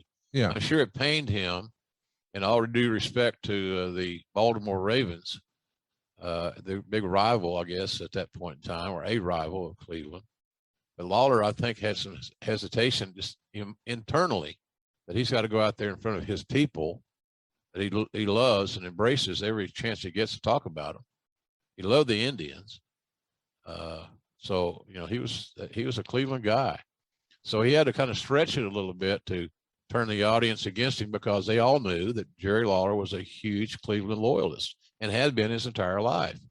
So it wasn't a new development. But I think they did about what they could have done. I think you're right about that, Conrad. It was booked for comedy, and that's kind of what you got. You got 4 minutes and 7 seconds of a comedy presentation by and large, and then using the Jake's alleged drinking issues as a part of the storyline. I loved the whole setup here. You know, I see why people might be offended, but you know, it is what it is. They're making quote unquote wino jokes at Jake Roberts. Of course, Jake pulls the snake out. He's going to chase Lawler with it. Eventually they start the match. Roberts is going to tease the DDT a few times, but it ends with Lawler hitting Roberts in the chest with the big bottle of Jack Daniels and getting the pin. And then after the match, he pours what is supposedly a bottle of whiskey down Roberts' throats and all over his face. And when he tries to do it a second time, Mark Henry, who had been on commentary, stops him from doing so. And that, of course, sets up Mark Henry and Jerry Lawler. So a nice way to introduce Mark Henry into the fold, make him a baby face, tell a story. And listen, I know that, you know, maybe they're not out here doing Hurricane Ranas and Tope Suicidas, but they told a story and the fans were entertained. It's old school, but I dug it. Yeah, I didn't, you know, I'm a Lawler fan, big time. And that's why he wasn't on commentary. Yeah. He was wrestling, which he'd rather do anyway.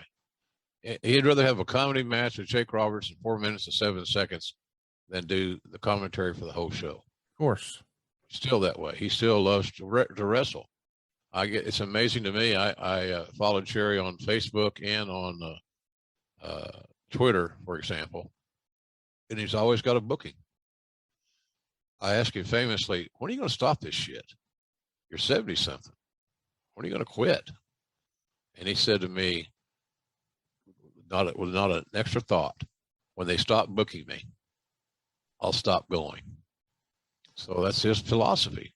And if it's making him happy and he can still out there and execute the few things that he does, the comebacks, the selling, the pulling the strap down, throwing his right hands, nobody in the business throws a better punch than Jerry Lawler. You can look back at some of those old clips on social media. You know, he's pretty amazing. And he got a lot of that from Jackie Fargo, who was noted a brawler and had a great punch and so forth. So I'm with you, Conrad. I didn't think that was I did not think it was a dud. Yeah. But if you're just looking for pure wrestling and wrestling 101, it may have left some lacking. But not me. I'm with you, Conrad, on this one. I was kind of entertained by it. Yeah, I think it's just, we're both big fans of Lawler, so we're probably biased, but I dug it. The only thing that is a little, probably wish they had that back, is when Lawler's making all these jokes that are not exactly nice. The babyface Mark Henry can't help but laugh on commentary. So, but hey, it's his first outing. He's having a good time. He's probably nervous too. Next up, though, two guys who should be nervous. It's the Boiler Room match. We've talked about this a lot, but Mankind's going to beat the Undertaker in 26 minutes and 20 seconds. This was filmed ahead of time, and then they're going to play it on a screen on a series of televisions that they push out at ringside, and I'm sure on the big screen itself. But then they bring the action back into the arena, right? Much like they did for WrestleMania 12 with Piper and Goldust. And that's where we see the big moment, the big turn, the thing that people thought would never happen, where Paul Bearer would turn his back on the Undertaker and smash him with the urn. It's an interesting concept of a match, and still to this day, one of the more memorable matches in wrestling history, maybe not just because of the violence that happened backstage, but specifically the Paul Bearer turn. This is got to be something that makes you grin ear to ear, knowing that you're the guy who pushed for Foley. And now not only is he working with the Undertaker on pay-per-view, but as a result of Foley being involved here and the success of the Mankind character, the whole Paul Bearer turn, that forever changed, wrestling. I mean, this shaped a lot of little kids in the crowd had only grown up with the Undertaker and Paul Bearer, and to separate them was a major, major deal. Yeah, it was a major deal. And that was the focus of the whole match, was just how do we embellish the turn? Yes. And I thought we did a nice job of that because it was incredible. We needed to come off as incredulous. I can't believe what we're seeing type thing. Pull an old line from Jack Buck. I can't believe what I've just seen. And that was kind of the feeling you wanted to generate in your own verbal way. So I thought that was I don't know what ratings that Meltzer gave it. I didn't. He didn't, and because it was taped. He doesn't give taped matches a rating, but okay. Still, he says no rating because much of it was taped. But Bear was great doing the turn, and both worked very hard. The only negative was that the Boiler Room stuff lasted too long and needed commentary and crowd noise. The announcers did a great job with the turn. So, do you remember in hindsight who made the call for there not to be commentary on the backstage? Vince. Yeah, Vince. Okay. Let it ambient, let it grow, let it be natural. I thought that was a mistake. Yeah. If nothing else, we could have just added a little narrative here, there, and yon, some reacts. Yeah. So that was just me. And I was not trying to get more airtime. I didn't get paid by the word. And nobody did out there. But that's what Vince wanted. He thought it would be a different touch because it's such a unique environment. The match was so unique. As I said, wrestlers are not taught to learn how to simulate a match when you're taking bumps on the concrete floor, or you're in that boiler room like environment, what you perceive a boiler room to look like. So it was just it needed a little bit of help in that respect. But I will agree with this with Meltzer, that I thought it might have been a little too long. Yeah. Just a little too long. And maybe adding the three voices of Hennig and McMahon and myself might have helped that a little bit as far as the TV presentation was concerned. But that's not what the boss wanted. So we gave them exactly what he booked. The main event is why we're here. Shawn Michaels is going to pin Vader to retain the WWF title. Meltzer would say Vader has noticeably dropped weight. And Cornette does a pre-match interview. It's an excellent match. But this is one of those matches where we get lots of stops and starts. Vader presses Michaels and drops his throat over the guardrail. And the bell rings, signaling a count-out win at 13:53. Of course, Cornette's ranting and raving. He doesn't want a count-out win. He challenges Shawn to restart the match. And while it doesn't appear that Shawn ever accepted, the match was officially restarted. And at this point, Vader goes after Jose Lothario, which gives Cornette a chance to use the racket on Vader. Vader gets a near fall with a belly to belly. Eventually, after 2 minutes and 10 seconds, we get the DQ. And of course, it's because the racket was involved. But once again, Cornette's going to ask for the match to be restarted as they're doing this pull apart brawl. Gorilla Monsoon, who's the commissioner here, okays it. And finally, Shawn hits the super kick, but Vader kicks out. Then there's a ref bump. Vader hits the power bomb. And now there's no referee to count the fall. A second ref counts the fall, but of course, Shawn kicks out. Vader's climbing up for the Vader bomb, but Cornette tells him to go to the top for the moonsault. Of course, Vader misses that. Shawn climbs to the top for the moonsault body block and gets the pin at the third restart. Meltzer loved the match, gave it 4 stars. And that's not even the best part of the match or the part that people talk about. There's a spot in the match where Shawn goes up top for what most would assume would be an elbow drop, but there was some type of miscommunication. Shawn lands on his feet, kicks Vader directly in the head, and yells at him right there in the ring, "Move!" And famously, this is where Shawn got frustrated and blew his stack at Vader because the match wasn't going as planned. And I think the rumor and innuendo is Shawn had complained that Vader had been too stiff on the house shows leading up to this. And this all comes to a head, and Vader's future with the WWF has forever changed as a result of this match. What do you remember about this? Well, nothing good. You don't lose your cool like that. Shawn had the license to lose his cool because of his influence with the office. Yeah. And Shawn knew that Vince was going to back him no matter what he did. And that's what happened. But Shawn overplayed his hand, in my estimation. It was very unprofessional. And he's just lucky Vader didn't beat the shit out of it, because Leon could have. Leon was hungry. Leon wanted the opportunity. Leon's, like we talked about earlier, these guys that make a lot of money, and they're touring Japan seemingly and almost endlessly. He needed an American base. And now he's in the main event of a major pay-per-view, wrestling for the biggest title that we have. So Leon had traveled a lot of miles. He had lost weight. He had showed a better commitment to what he was doing. And so I just thought it was a totally uncalled for. Shawn had the deck stacked, and because he had Vince in his back pocket. Vince has often told me, that goddamn Shawn Michaels reminds me of me when I was younger. Okay. Did you do a lot of super kicks when you were young, Vince? Yeah, right.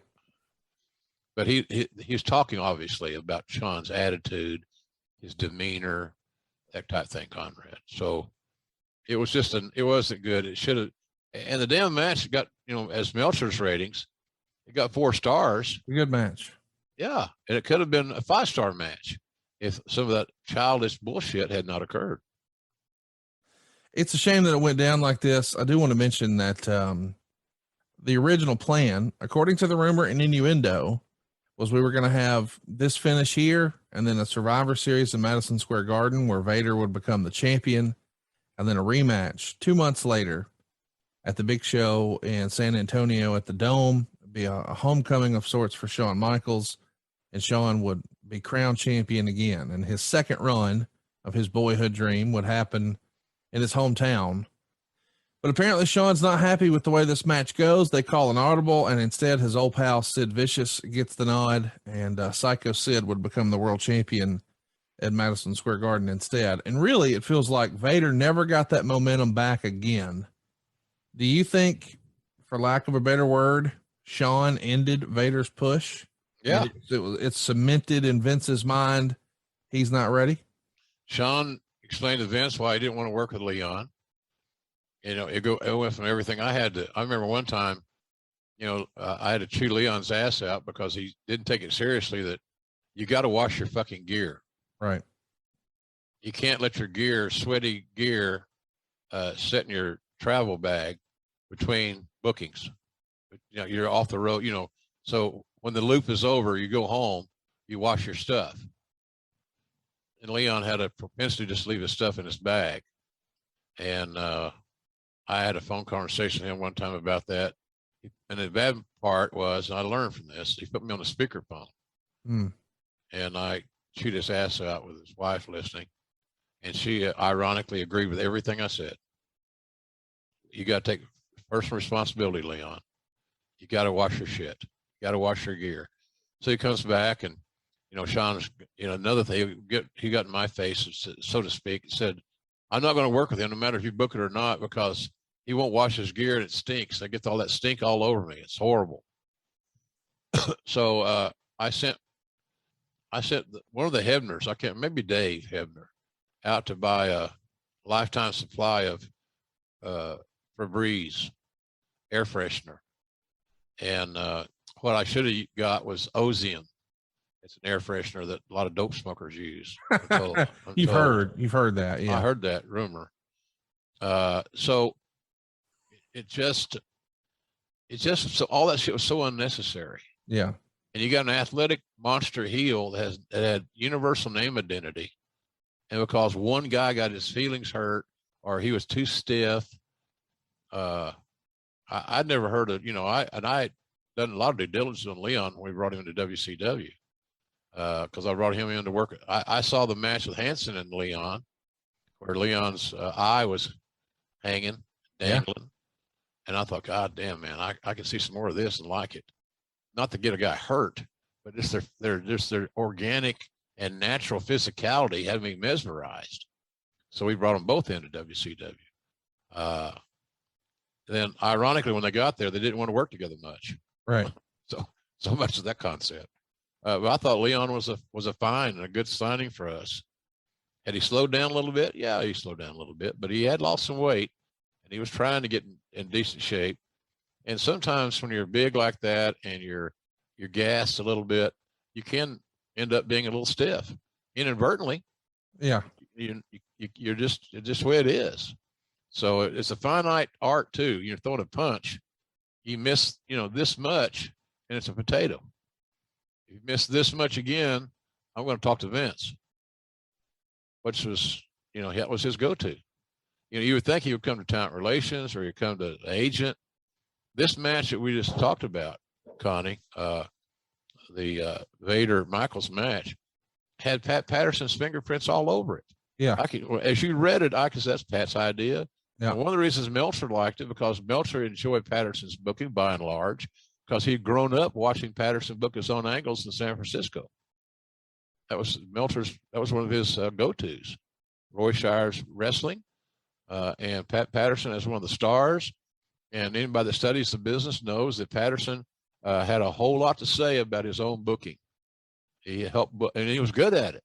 So Roy Shire got a bonus there. He got a guy that was emotionally involved in his own program, would come up with new ideas for his scenarios. And it worked out real well.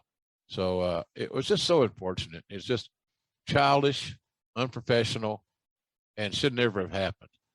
And I'm only glad that over the course of time, Sean has changed. And he's not that, at least my knowledge, he's not that overbearing guy that was always seemingly at the center of controversy. And I'm glad that he's changed for the better, quite frankly. Of course, being drug and alcohol free doesn't hurt things. So now you're clear headed again. You're not a cloud around you like you would have otherwise. So, but it was just bad. I Leon missed out on the title at that point in time. Sid was seen, seemingly for Shawn anyway, a less of a evil, less, you know, and the Shawn beating a man the size of Sid would be the equivalent of him beating a guy the size of Vader. Yeah. It's a smaller babyface overcoming, except this time he overcame in a stadium in his hometown. So quite frankly, that made sense, that scenario. But you could have put Vader in that spot and continue to build your story as easily as not. It just didn't work out that way, and it was unfortunate. Maybe it's unfair to ask, but how much of the heat on Vader? Let me try to rephrase it. We just said that Shawn Michaels had a big blow up with Jim Cornette. Do you think that played into any of Shawn not wanting to work with Vader? I know you mentioned, well, he didn't like his gear and he thought he could be stiff, but also too, I'm sure Shawn thought, and I fucking hate his manager. We just had this big blow up. I just want to be done with this. If I work with Sid, I don't have to worry about smelly gear or getting stiffed, and I don't ever have to work with Jim Cornette again. It probably had a factor. I don't know how big a factor, but I'm sure it had, you know, Corny was closely associated at that point in time with Big Van Vader. Yeah.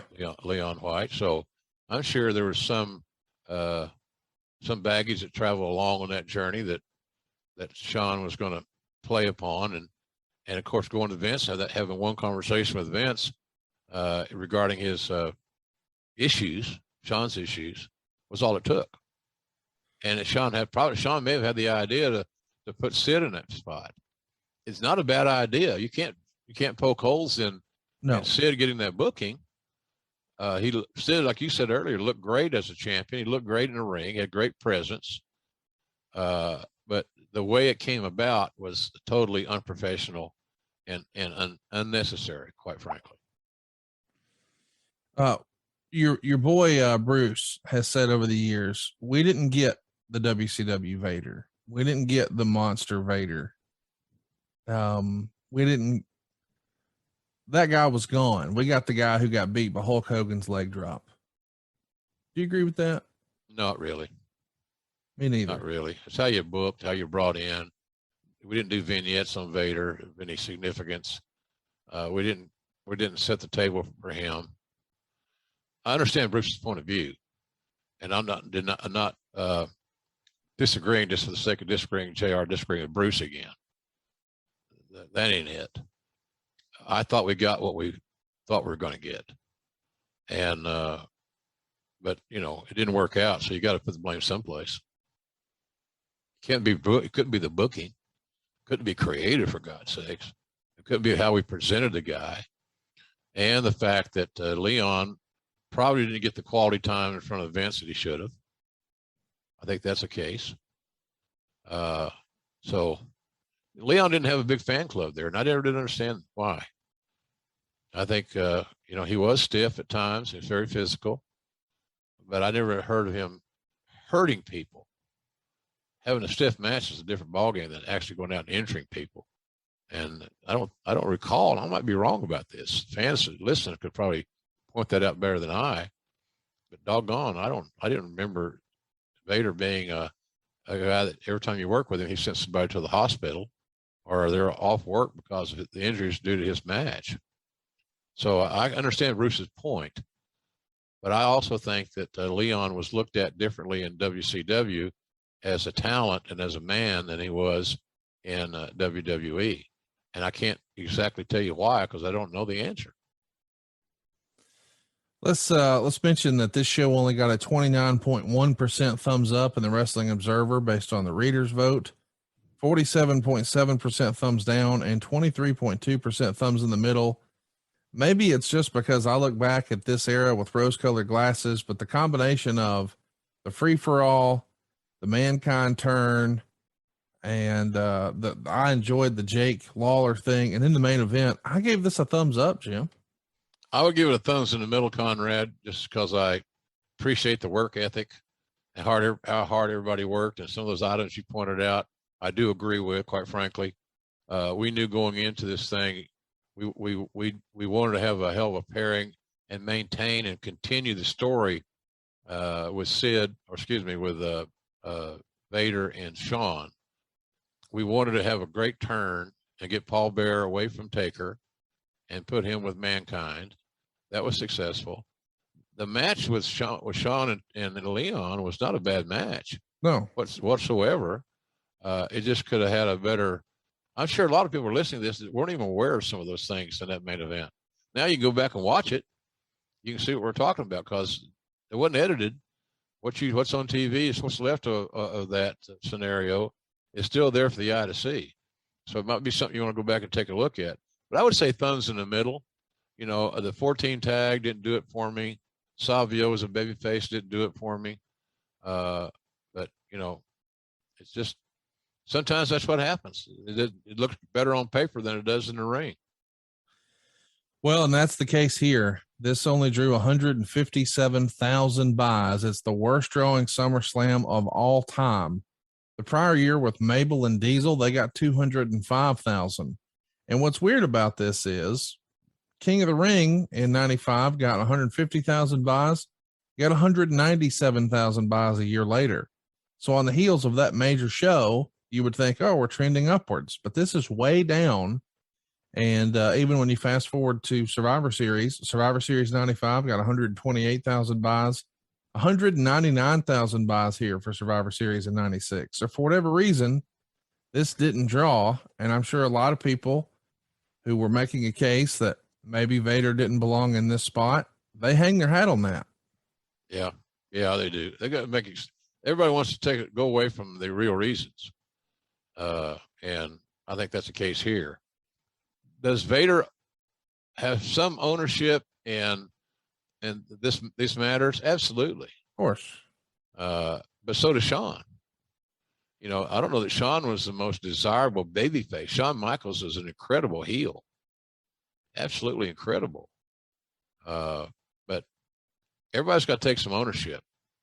You know, everybody wants to jump on the bandwagon when something's great. Oh, we did this, we did that. Bottom line, it's a team effort.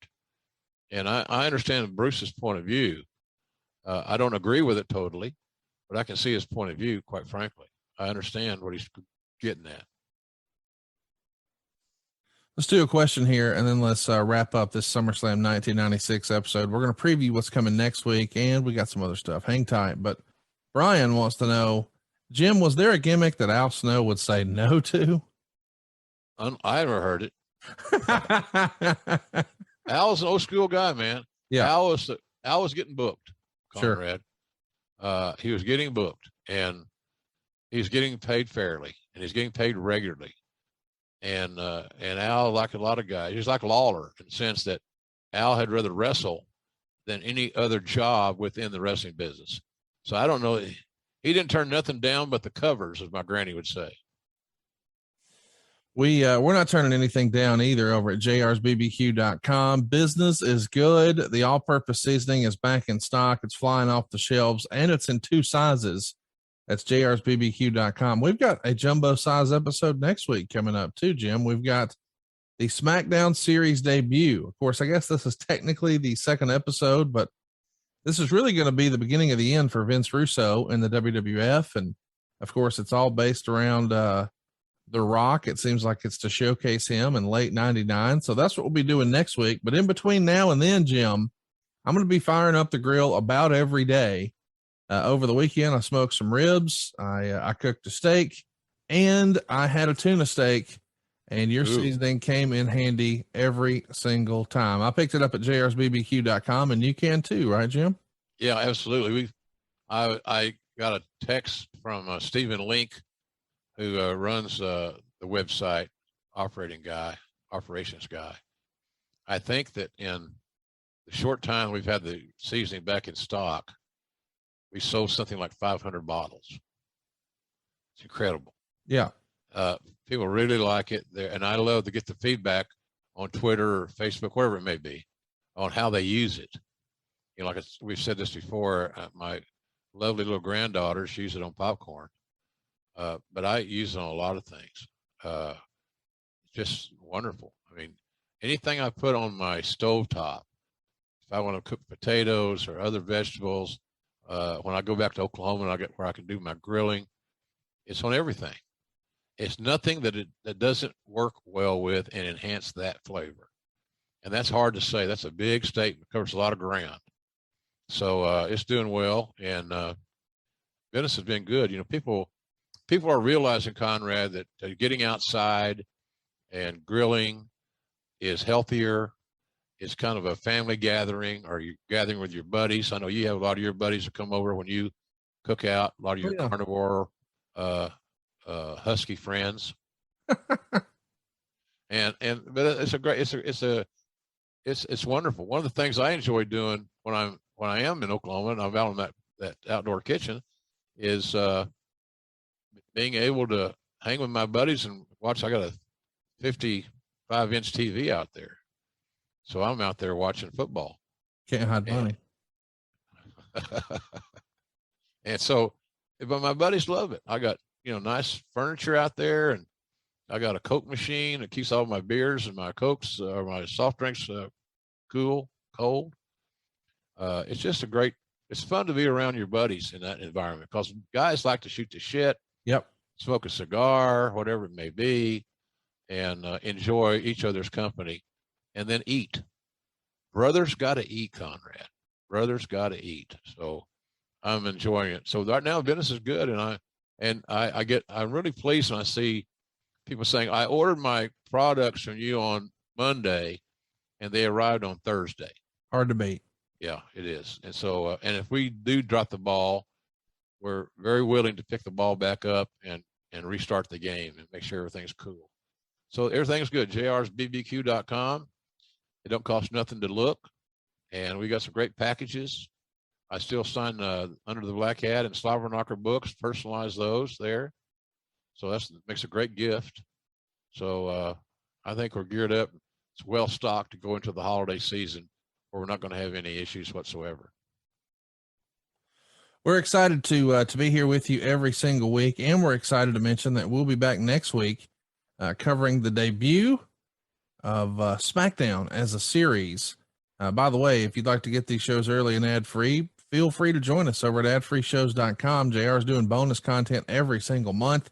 And so is everyone else that we broadcast with, from Arn Anderson to Tony Schiavone to Kurt Angle and everybody in between, with tons of other great stuff that you can't see anywhere else, like X-Ray with Dr. Tom Pritchard. We're going to break down an old classic wrestling match and explain why the performers are doing what they're doing.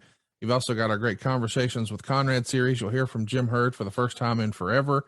And unfortunately, we have the final interview with David Crockett and so much more. Jimmy Crockett, apologies. We did have David Crockett on, though, recently to watch an old Great American Bash with Tony Schiavone. We're Crockett crazy over at adfreeshows.com. Go check it out. And if you'd like to advertise on this show, check out advertisewithconrad.com. We'll be back next week talking all things SmackDown right here on Grillin' JR with the voice of wrestling, Mr. Jim Ross. Thank you very much, Conrad. Thank you, ladies and gentlemen. And I also appreciate everybody watching or listening to our studio sessions. And it's starting to find its home. And I'm getting a lot more feedback on it than I had when we first started. I think people have discovered it, found it, Conrad. And so that drops on Fridays, as you well know. You're the booker. I'm just a job guy. Oh, whatever. Listen to you. Check it out. Studio sessions. Here, Jim Ross, old radio interviews from Atlanta in their entirety only at adfreeshows.com. We'll see you next week right here on Grilling JR. Take care of yourself, everybody. Thanks for joining us. We appreciate your business and support. Well, you know what I'm going to say now. 1997 was my favorite year in wrestling, and what a great show SummerSlam 97 was. In this era, WCW had the stronger undercard, but a really weak main event. Not in the WWF, man, they're hitting on all cylinders here. It's Undertaker and Bret Hart with Shawn Michaels as a special guest referee, and it is quite the story. The chair shot heard around the world, the loogie, and what do you know? Bret Hart is world champion again. A phenomenal show for the first time back in New Jersey. We're going to touch on all the behind the scenes of why they weren't in Jersey for so long and how they celebrated being able to return. And we also talked about how everything changed that night for Steve Austin. It's kind of interesting because people talk about the injury with Owen Hart and say, oh man, this was bad for Steve's career. But I bring up, was it really? because in hindsight, they had to work around that now. So they can't just have traditional, 6, 7, 8 minute TV matches every week. Now they've got to find a segment where he can still get over and then keep this momentum going, but he can't actually wrestle. So he winds up doing things like stunning Vince McMahon in Madison Square Garden and getting arrested. So it's a weird deal, but there was a silver lining in that dark cloud. SummerSlam 97 is such an interesting show. You also get a rather regrettable match with Brian Pillman and Goldust. We'll touch on the behind-the-scenes intricacies of that relationship, and it's one of the last times that we got to see Brian Pillman on a pay-per-view match. And there's just so much meat on the bone for 97. I could talk about this forever, but instead, just enjoy the archives here from Grill and JR, SummerSlam 97.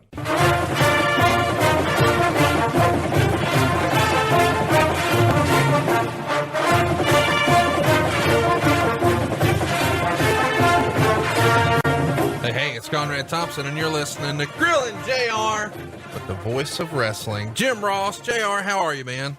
I'm good, man. Good. I feel good. I had a good weekend.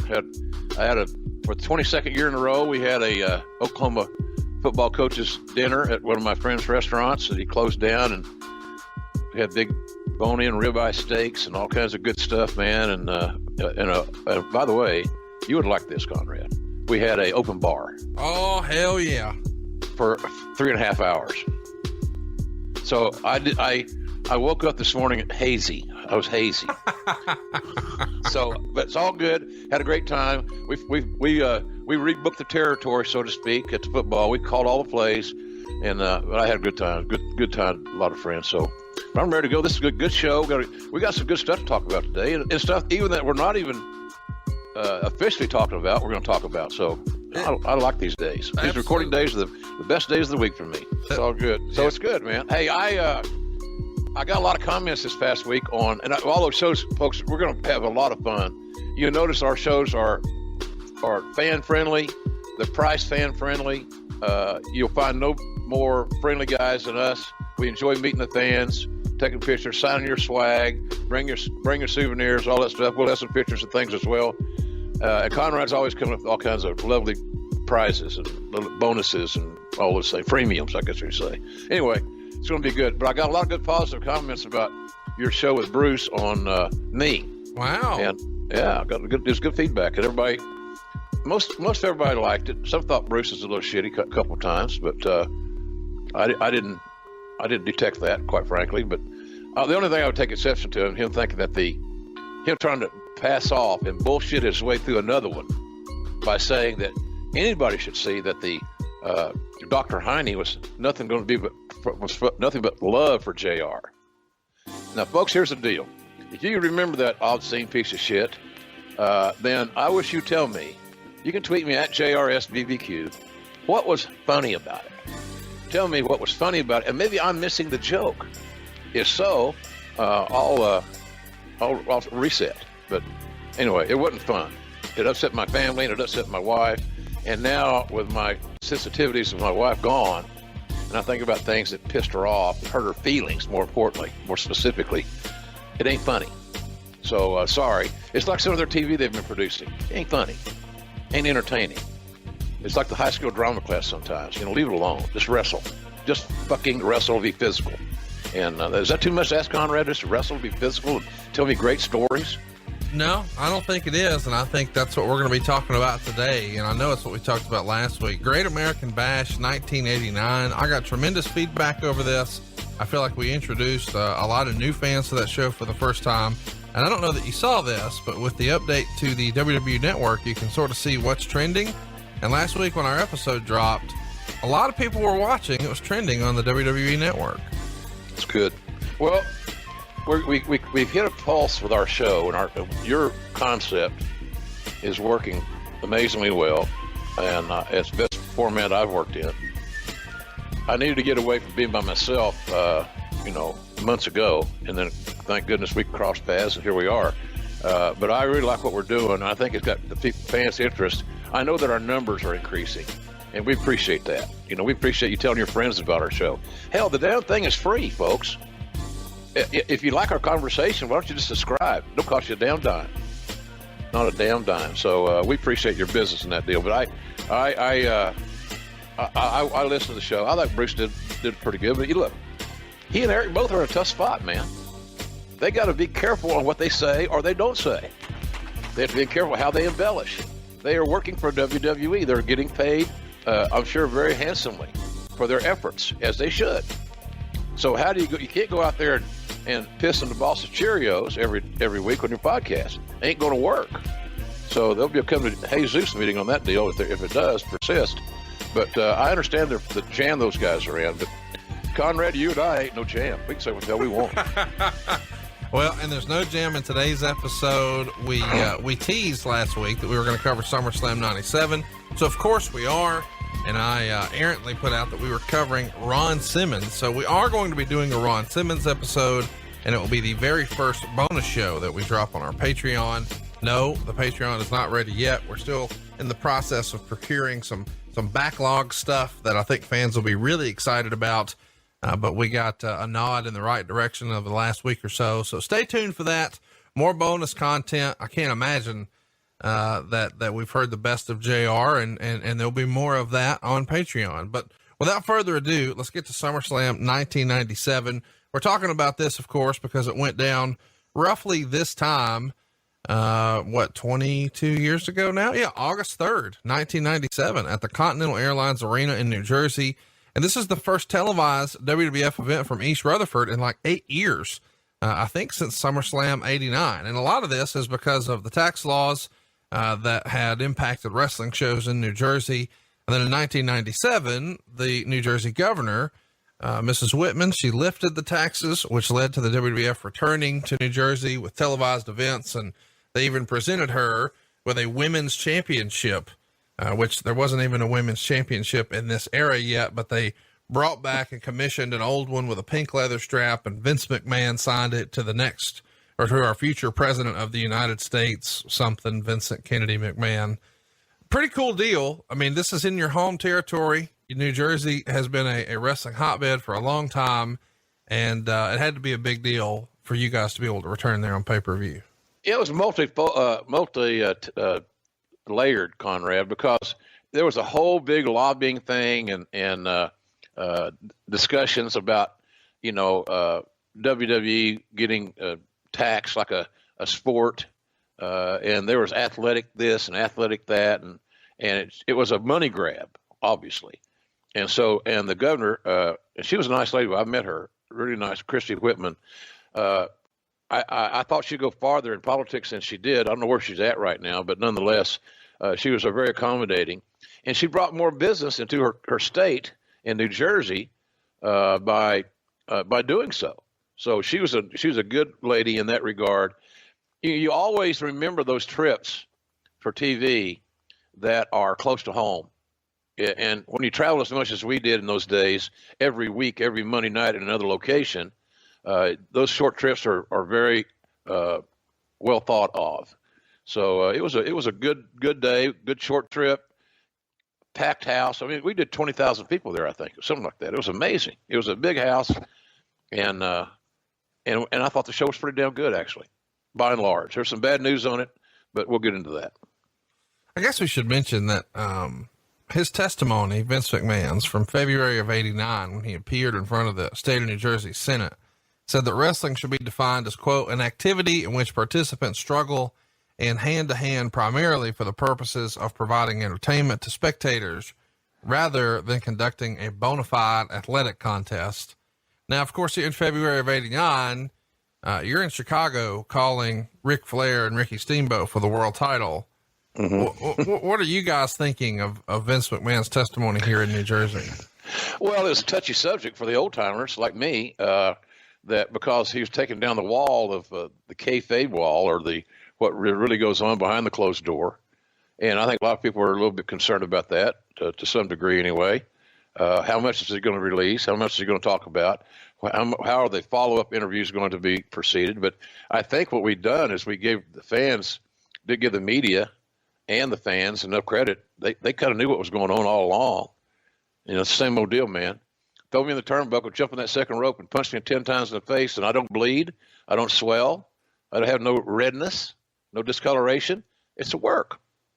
So we do that to ourselves all the time. We're just don't want to admit it. We're stupid in how we expose the business inadvertently. So the only thing, how far is he going to go with this deal?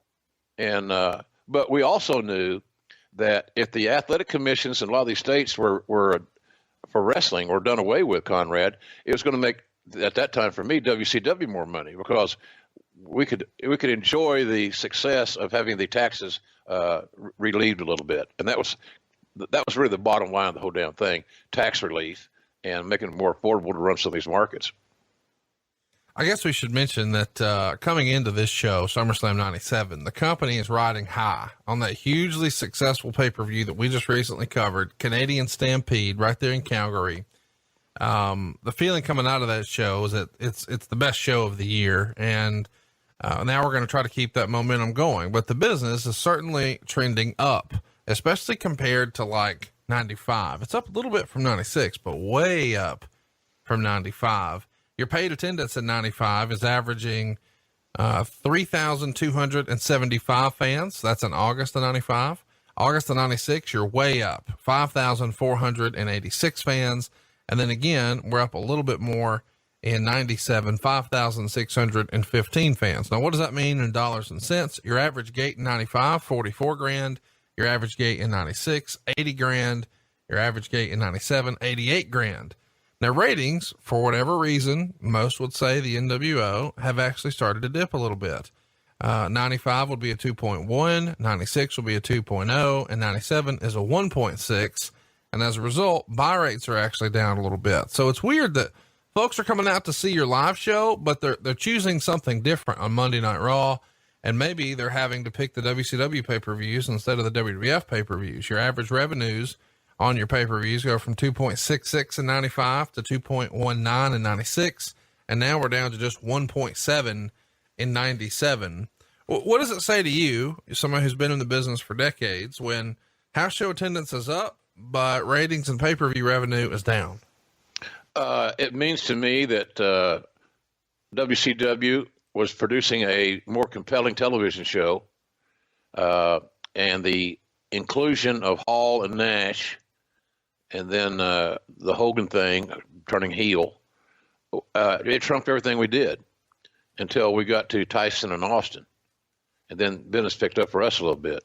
But I think that's the bottom line. Generally, Conrad, we could all make, and wrestling people are bad about this. We like to make excuses and not take responsibility for our shortcomings sometimes. The bottom line is that we weren't giving the fans what they wanted to see at a higher level than WCW was with the NWO, and they were riding that horse because it was the hottest thing going. Right. And, we were waiting. That's why this show in New Jersey was so crucial in a lot of ways.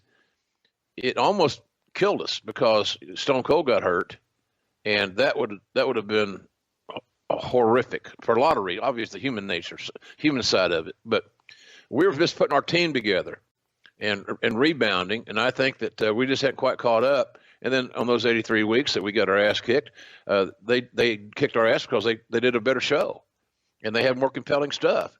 And a lot of guys don't want to admit that. Oh no, it wasn't that. Well, it was, that McDonald's down the street was opening up, and hell of a crowd there for those damn cheeseburgers. Come on, man, we didn't have what they wanted to see.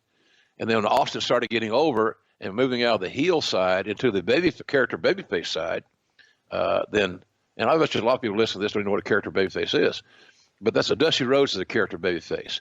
Ricky Steamboat was a babyface.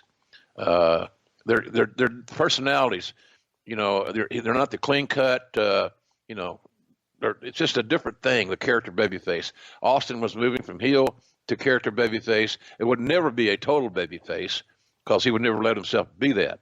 But we're waiting on Austin to evolve, Conrad, but quite frankly, they're putting a better team on the field, whipping their ass at that point in time.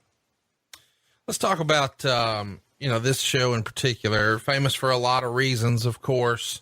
It's going to lay the groundwork for all the upcoming pay-per-views, specifically Survivor Series.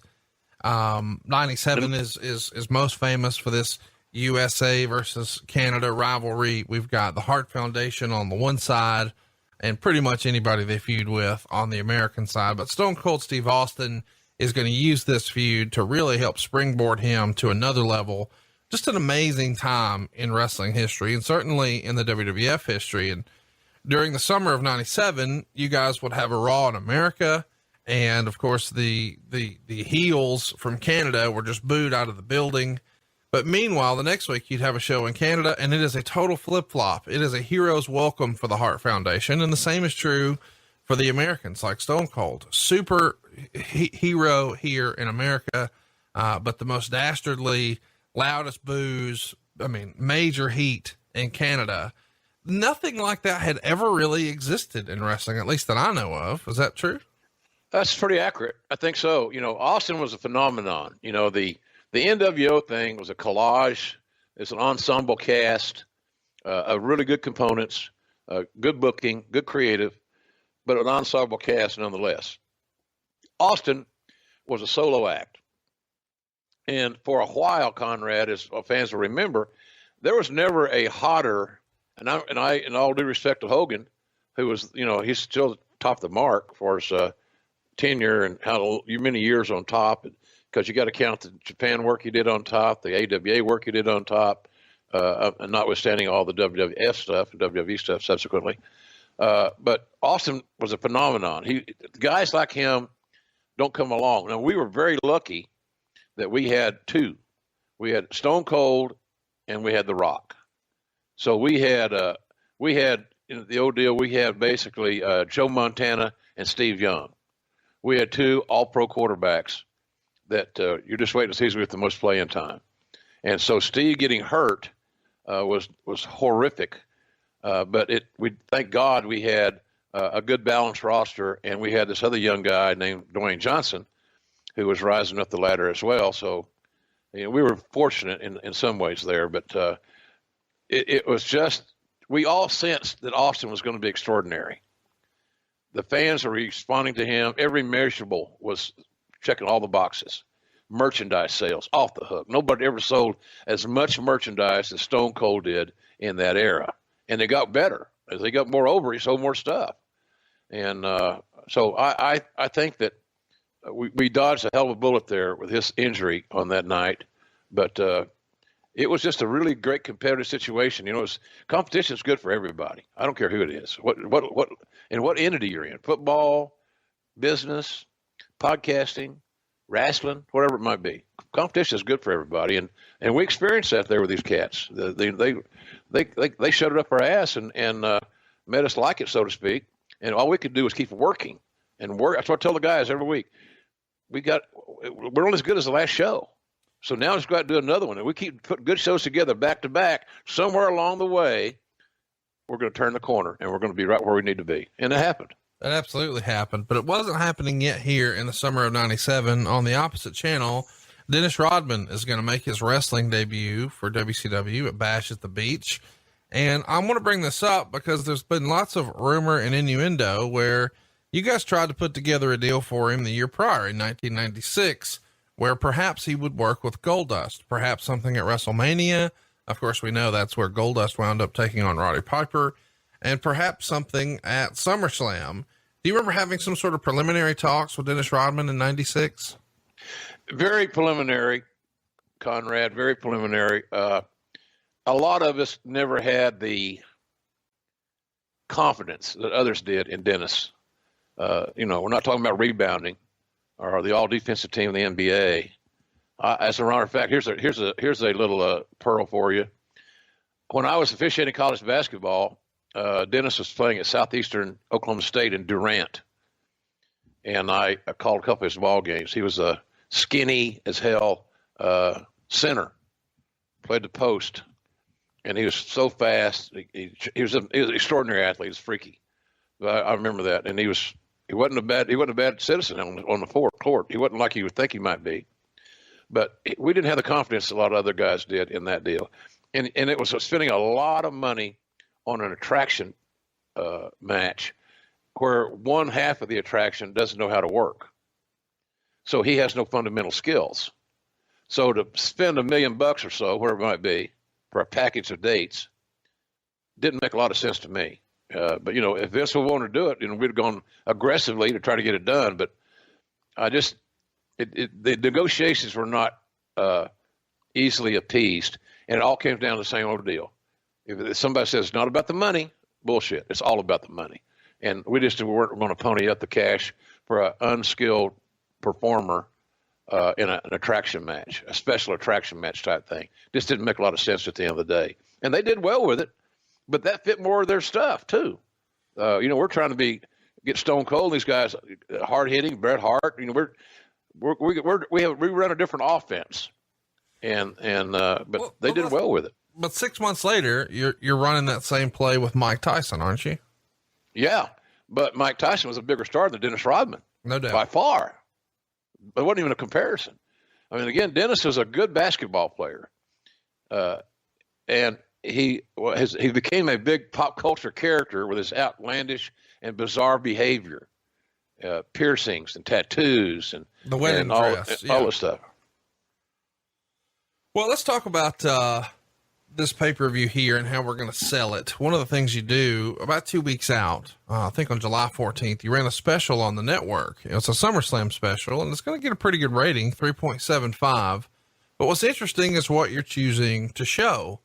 One of the matches is from the very first SummerSlam. So it's Hulk Hogan and Randy Savage against Ted DiBiase and Andre the Giant. And at this point, of course, Andre the Giant's passed away, but 3 of the other 4 are actually in WCW. That's not usually something Vince McMahon would do. What's up with airing old content that was sort of putting over the competition? Is this a USA Network request? Did Vince sort of let his guard down for this one? What's the rationale? I think the rationale was, we're going to show you how they used to be. And you can see on TNT how they are. We're going to show you how they were when they were in their peak. And they're going to feature guys that are not in their peak. I think that's the whole deal. So you're not getting the Hulk Hogan you grew up and loved and admired and all these things. You're getting an older version of Hulk Hogan, who's now, by the way, a villain. So I don't think USA had anything to do with it. Somebody talked to Vince about it, it'd be a great idea or whatever. I don't like that kind of shit. I don't like it at all. They shouldn't have been on our TV. They should have been on the show. That's like me working for AEW and then trying to filter in some cute little clever knocking WWE lines during the broadcast. You will never hear a negative word regarding WWE from Jim Ross on an AEW broadcast ever. That's not my job. It helps no one. It's childish. It's bullshit. So, but I think that's kind of what it was. Just hey, these ain't the same guys you grew up loving. And, they shouldn't have been on the air, and all due respect to those guys too. I just didn't think that was a smart move by us. But hey, look, they were hot on WCW, and they helped us get a rating back in their former personas in WWE. So at the end of the day, I guess the old man was right. The July 14th Raw from San Antonio really starts to shape up SummerSlam. This Raw is a sellout, 7,700 fans paying $116,000. It's the largest gate in US dollars for a Raw taping in history up to that point. It shows you where the business is headed. The show opens with a Hart Foundation interview with Vince McMahon, and they announce that at SummerSlam, if Bret doesn't beat The Undertaker for that title, he will never wrestle in the United States again.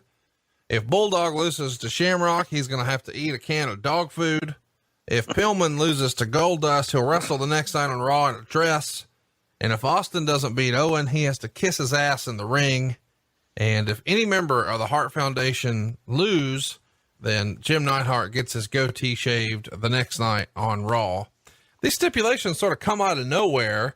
I mean, I understand that you want every match to have stakes, but it feels sort of weird that he's just sort of running them all down here to start the show. Is this a Russo call or whose idea is this? I'm sure it's a Russo call. Well, it was the hottest thing we had going. I love that Canadian USA rivalry. I enjoyed the hell out of it. I thought it was healthy. It wasn't based on communism or, any other kind of atrocity. It was the same thing you see when, watching, let's say, for example, the United States women's hockey team against the Canadian women. It gets big ratings because it's got something we're all vested in our country, in our people, and it's us against them. It's a friendly rivalry, but of course in the wrestling world it got embellished and it wasn't friendly for that long. But I love that whole booking. I love the whole situation there, because if you look back at those matches that match his name, Conrad, here's what you got on that card. You got Bulldog and Shamrock in a single. There's no reason that shouldn't be a great match. No reason.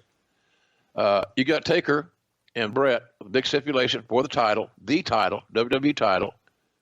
And that's two of the great workers of all time. You got Austin and Owen. We know what happened in the match, but exclude that. That match should have been off the page as well. So what you've done in this Hart thing is that instead of making a horizontal booking, pardon me, we did a vertical booking. In other words, you take those 5 guys in the Hart Foundation and you put them in matches and single matches, so that's vertical. They're not in tags, that would be horizontal. And so that your card has more depth, it has more quality. So it was a good idea, I thought, in that regard. I thought that we probably got in the game a little bit late on the stipulations, but I think the idea was to make them feel more spontaneous, and these stipulations are a result of these actions. So the actions had to occur before the stipulations really made any sense. And so that's how I looked at that situation. But I like the Hart Foundation, Austin group, and so forth, and it really got good. As we're leading in here, we're going to Survivor Series 97. We all know what that means in Montreal. So this is a hell of a year right here. A lot of things are being put into place for the long haul with a lot of trepidation, again, because we didn't know how Austin was going to be able. Is he going to come back? Can he come back? If he can come back, what's he going to be? There's a lot of questions there that we didn't have answers to. Well, something that is going to be a question coming out of this particular Raw taping is, what are we going to do with Taka Michinoku? He has a great showing against Yoshihiro Tajiri. Of course, we know both of those guys are going to wind up becoming staples with the company. And apparently he impressed the company enough that you guys are going to take a flyer on Taka and sign him. Bruce Pritchard has talked about, Taka as being one of his favorites and somebody he really championed for. Is there anybody else that really caught, was taken aback by Taka and thought, man, this guy could be the deal? Taka was introduced to us by Victor Quinones, as I recall. And Victor had a great relationship in those days with some of the Japanese offices, and Michinoku Pro was a group that he was affiliated with. So we hired Taka, we hired Sho Funaki, we hired who's the other guy? The third. We hired your favorite, Dick to Go. Sure, everybody loves Dick to Go. Yeah, Dick to Go, sponsored by Blue Chew. And and then one more guy. What's the other guy's name? God dang, I'm losing my... Minsteo? Yeah, Minsteo. So all those guys came about the same time, but Taka was kind of singled out as he's the best of the 4. But quite frankly, the other 3 weren't bad. And hell, Funaki has loved it so much he still lives in San Antonio. Let's talk a little bit about somebody else who pops up here. Only for a moment, though. I should have mentioned when the Hart Foundation are in the ring, sort of laying out all these stipulations. Steve Austin comes out, then Shamrock, then the Patriot, then Sid, then Shawn Michaels. So we've got sort of an all-star cast here of guys who, we know we're going to start pushing Shamrock. That's very evident. We know Sid and Shawn and Austin are top guys. But they introduced the Patriot here, and McMahon calls him Del Wilkes, the Patriot. How does this deal come together for him to come in? Is it sort of just natural booking? Hey, we've got a USA, Canadian, country rivalry. Let's bring in Del, or is there more to it than that? No, I don't think so. Red, white, and blue mask. Yeah. Great body, All-American football player from South Carolina. Good guy. He battled some drug demons later on in his career, and I was too soft-hearted in a lot of these things sometimes, I guess, because I hired a lot of guys that you want to get that one more run out of them for their sake. Yeah. And Vader was one of those guys. Dr. Death's one of those guys. And Del Wilkes is one of those guys. There are others, but those 3 I could come up with off the top of my head. It just fit. He was all-American, the Patriot, the red, white, and blue thing. He was a fresh piece of talent. We had not featured a mask baby face to any significant, at least with any regularity. So it was kind of a new act, but it fit the motif of USA versus Canada. It was a good thing there, and I think I thought we did a nice job at least getting Dell on the radar in the early going. This is also the show where we see Shawn Michaels do an interview with Shane McMahon, and he's begging to be a part of SummerSlam so he can see Undertaker beat Bret Hart and send him packing. It was around this time that you guys had just finished a Wrestle Vessel trip. Bruce has talked about that a little bit in the archives of Something to Wrestle. What can you tell us about the old Wrestle Vessel concept? Well, it was fun. It was much like the Jericho cruise that I went on last year, or was it last year? Yeah, last fall. It was fun. Saw a lot of fans that were, spent their hard-earned money, God bless them, probably some of them took vacations they couldn't afford, but here they were, and you got to love them for that. But I had a good time. Jan had a great time. Everybody pretty much demanded their manners. I saw there's some funny pictures that are still out there. You can look up, folks, from the Wrestle Vessel. You had Sonny on that cruise, and that was always a wild card. And there's a picture of her and my wife and a bunch of us. But the body English tells a great story. So if you run across that picture, I'm sitting down on the front row with some of these guys, but everybody had a little story to tell in their body English. It was kind of funny because nobody wanted to let the other guy get over. It was such bullshit. It's so funny in that regard, but it was a success. We had a good time with it. And, of course, our friend Chris Jericho is maintaining that wrestling cruising scenario. And I guess this next thing he's going to do is doing great. So good for our friend Chris. Yeah. I'm looking at this picture you're talking about now, and this is quite the picture. Yeah. See the body English? Yeah. I totally get what you're talking about.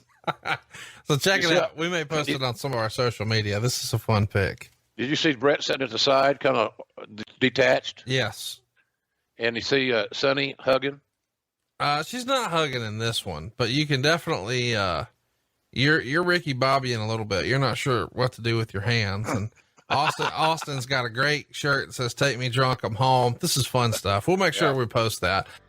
Let's also talk about, the main event of this show, because we see Steve Austin here set to defend the tag titles by himself. Of course, his partner, Shawn Michaels, is not able to compete. He's injured.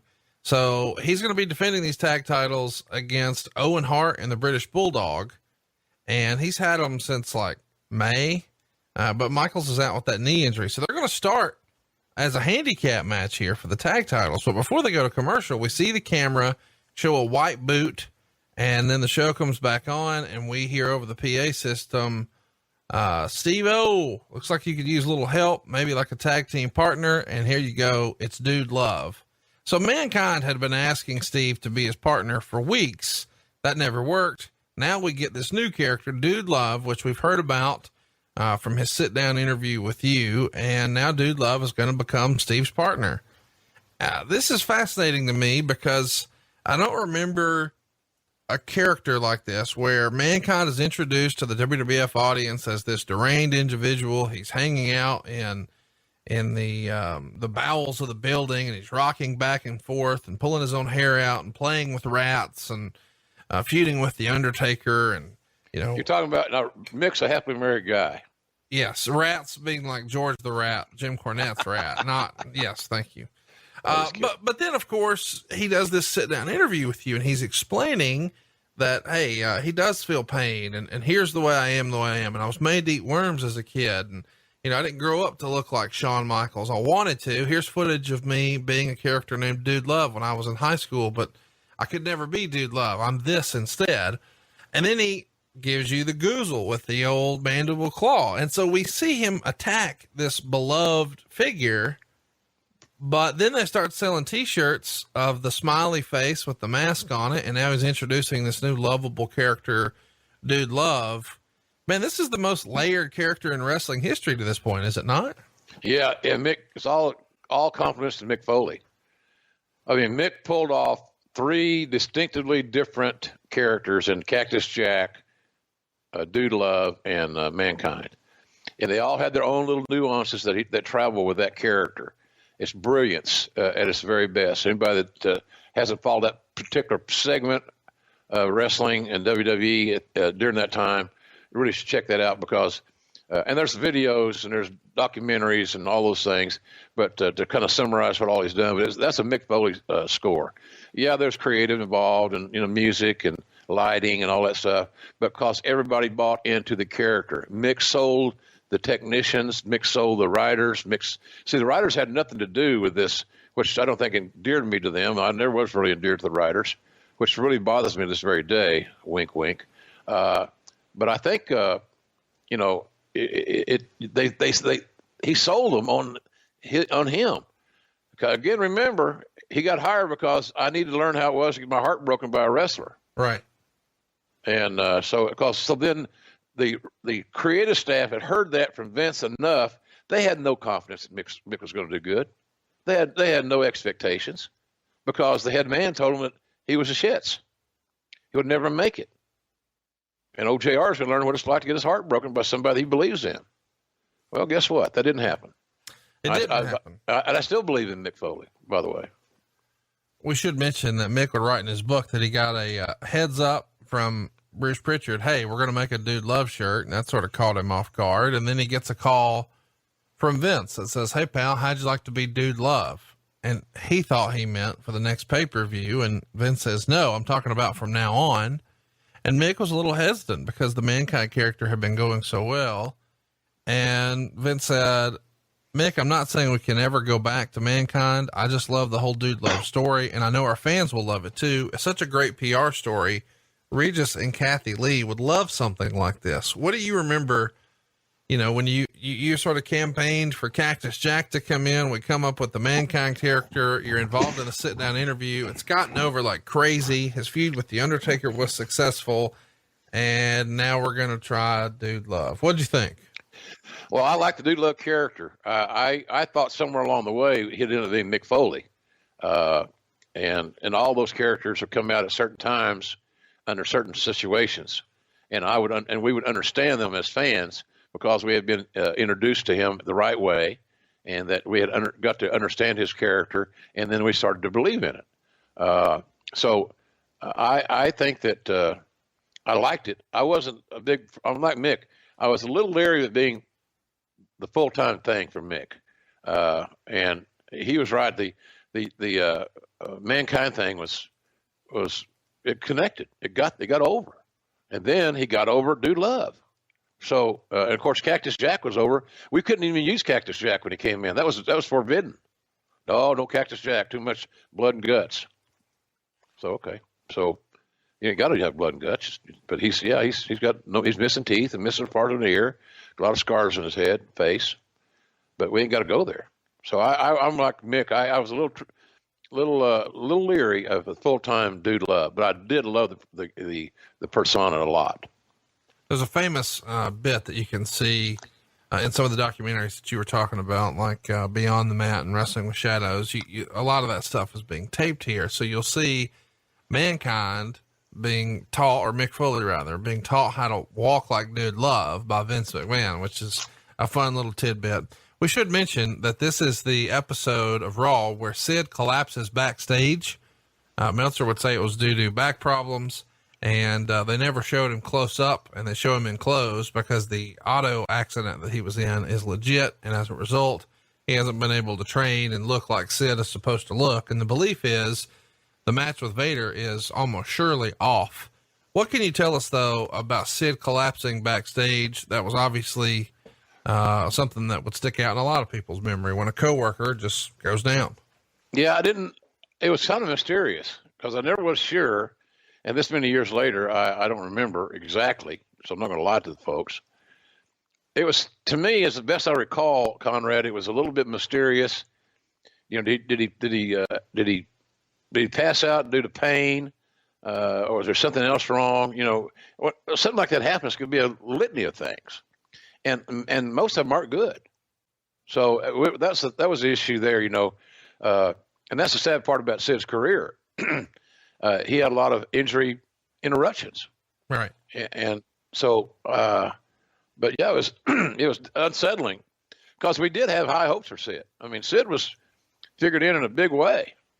It's just, one thing after another just didn't quite get us to the promised land with him, but he had everything it took to get there. But the injuries and things of that nature certainly was not a good thing for him, unfortunately. That episode of Raw gets a 2.6, Nitro gets a 3.5. Something else that Meltzer would report around this time is that the WWE is actually paying, or WWF rather at the time, is paying $8,000 a week to get on Channel 31 in New York, just so it can be syndicated in the market. This is an era where the ECW, it really exists only in syndication. So they're paying for weekly time, but they're getting, that 2 a.m., 3 a.m. spot. They're not getting prime time, but $8,000 a week to get the show on the air. That's a lot of money, is it not? A lot of money, but you had to have it. You had to have the number one market. When syndicated television was a thing and a big thing, you had to have the number one market by hook or crook. And, for years they had, in New York, they had a bird nest on the ground because they had wrestling. They had wrestling superstars was on. That was Vince and whomever, Randy or Roddy, Perfect. There's several guys that sat in there with Vince on that show. Heenan, I think, was on some. And then on the challenge show was Heenan and me, and then Heenan left, and then Monsoon got me, unfortunately for him. I'm kidding. It was great work with Gino. I loved him. Still do. So it was that was the deal they had, but that was on Fox, Channel 5 in New York City. Fox 5. Noon Saturday was Superstars. Noon Sunday was Challenge. And the funny part about that whole thing is that Challenge started getting better ratings. So I did not throw that out there. Just saying. We should mention in this era, the WWF makes a slight adjustment that makes all the difference. Meltzer would report that, starting in September, they're no longer going to be taping Raw live every Monday night. And in addition to that, the in your house concept is being dropped effective immediately. And the WWF will go monthly with now 3-hour-long shows, all at a $29.95 price tag. And this is going to start the following month. So September 7th, the Ground Zero show from Louisville, Kentucky. And the decision to drop this in your house concept at a reduced price is coming on the heels of WCW successfully running monthly 3-hour-long shows at $27.95. So if they haven't seen a dip and it's worked for them, why would we not revert to that as well? They tried a price point of $34.95 for WrestleMania in 95, which was a disappointment. And some people thought maybe it was a disappointment because of the price. So as a result, they cut it back in 96 and 97 to $29.95, but going to a monthly 3-hour-long $29.95, this feels like a no-brainer since WCW's already had proof of concept, right? Yeah. It is a no-brainer, Conrad. It's business. And it worked in the same genre, the same audience. So if it worked for WCW and we could refine it or put our own touches on it, why wouldn't it work for us? I remember those private meetings away from Vince where some of his inner circle it would become, pouty faces and everybody would be, oh my God, the work's going to kill us. Oh, geez, I'm tired. I'm burned out. I'm fried. Oh, okay. You're talking about Bruce Pritchard. I can tell. I'm fried. I'm so tired. Please. So then where are you guys at? Well, we're doing a booking meeting at Swanky Frank's hot dog stand. Okay. And they had good hot dogs too, by the way. Why not? Why not follow suit? But that was the whole deal. It was that concept. And I said, guys, here's the deal. All of us have worked in territories. Every territory that we have worked in had a signature show. It either was once a year, twice a year, once a month, whatever it may be. So that's what we're looking at doing here. The hard part's going to be booking the house shows around the pay-per-views. That's why the the pay-per-views have got to be booked way in advance so that we can book around them and build to them in the house shows, if that makes any sense to you. So, so then, I don't know if it ease their burden or not, but it's like, that's what we're here to do, guys, is work. And you know how this shit is. Hey, we're producing weekly TV anyway. So, and a lot of television, I get their apprehension, but we had to do that to compete. And I thought the $29.95 price point was pretty solid. Good idea. We're also cutting expenses, as we talked about with the Raw adjustment for taping. Meltzer would say WWF has been trying to cut back on expenses, both in running live every week and also in transportation, which, depending upon the taping, can run $15,000 to $30,000 per week. And because the Tuesday shows would be booked within driving distance of the Monday shows, it would cut flight expenses for personnel not already on the tour during house shows in half with the new format. And there are numerous signs of late that the WWF is taking the financial situation very seriously. For example, on the July 21st show in Halifax, there were many regulars who are always brought to Raw tapings that weren't flown in as a cost-saving measure, and lots of regular wrestlers were featured instead in taped segments rather than being brought in to do live new material. Those were who were flown in, including Vince McMahon, were brought in on a Saturday as opposed to a Sunday to get the benefit of the cost savings of a Saturday night stay over the flight. Mm-hmm. So we're really crunching the numbers here to even see, is it cheaper for us to pay for an extra hotel night and then save on the flights? So this is very much an era where Vince is sharpening the pencil. And you've talked about this before, where people are taking pay cuts. They're taking water coolers out of the building. Of course, the story is going to be way different just 12 months from here, but here in the summer of 97, we're definitely tightening our bootstraps and tightening our belt, are we not? Yeah, absolutely. Well, there's still that ongoing conversations of bankruptcy, reorganization. Things had to turn around, and as a business, it's not you're throwing your hands up. It's okay, we quit. We got to reorganize. That just starts the battle when you reorganize. In my view, it's just not. You're not quitting. You just got to reorganize. You got to reset. You got to get something else going. And I think that's kind of what we did there. But I know it's going over to, that was a funny deal, man. We went to Halifax and to do Raw, got there on Saturday, and going from Connecticut to Nova Scotia ain't easy. And there were long layovers and going through customs and all this stuff. And then traveling with Jim Cornette, who hates flying. I mean, he's scared of it. It makes him ill. It's not funny. But we made fun of him. Of course, that's what we do in wrestling. It's sad sometimes. But I remember all of us staying in a hotel. I know that we got there on Saturday that the shows had not been written yet because everybody was too tired. And then we wrote the shows in a boardroom at the hotel. And on that fateful afternoon, Cornette and Kevin Dunn had words in the meeting. And I had to help Corny get back to his room.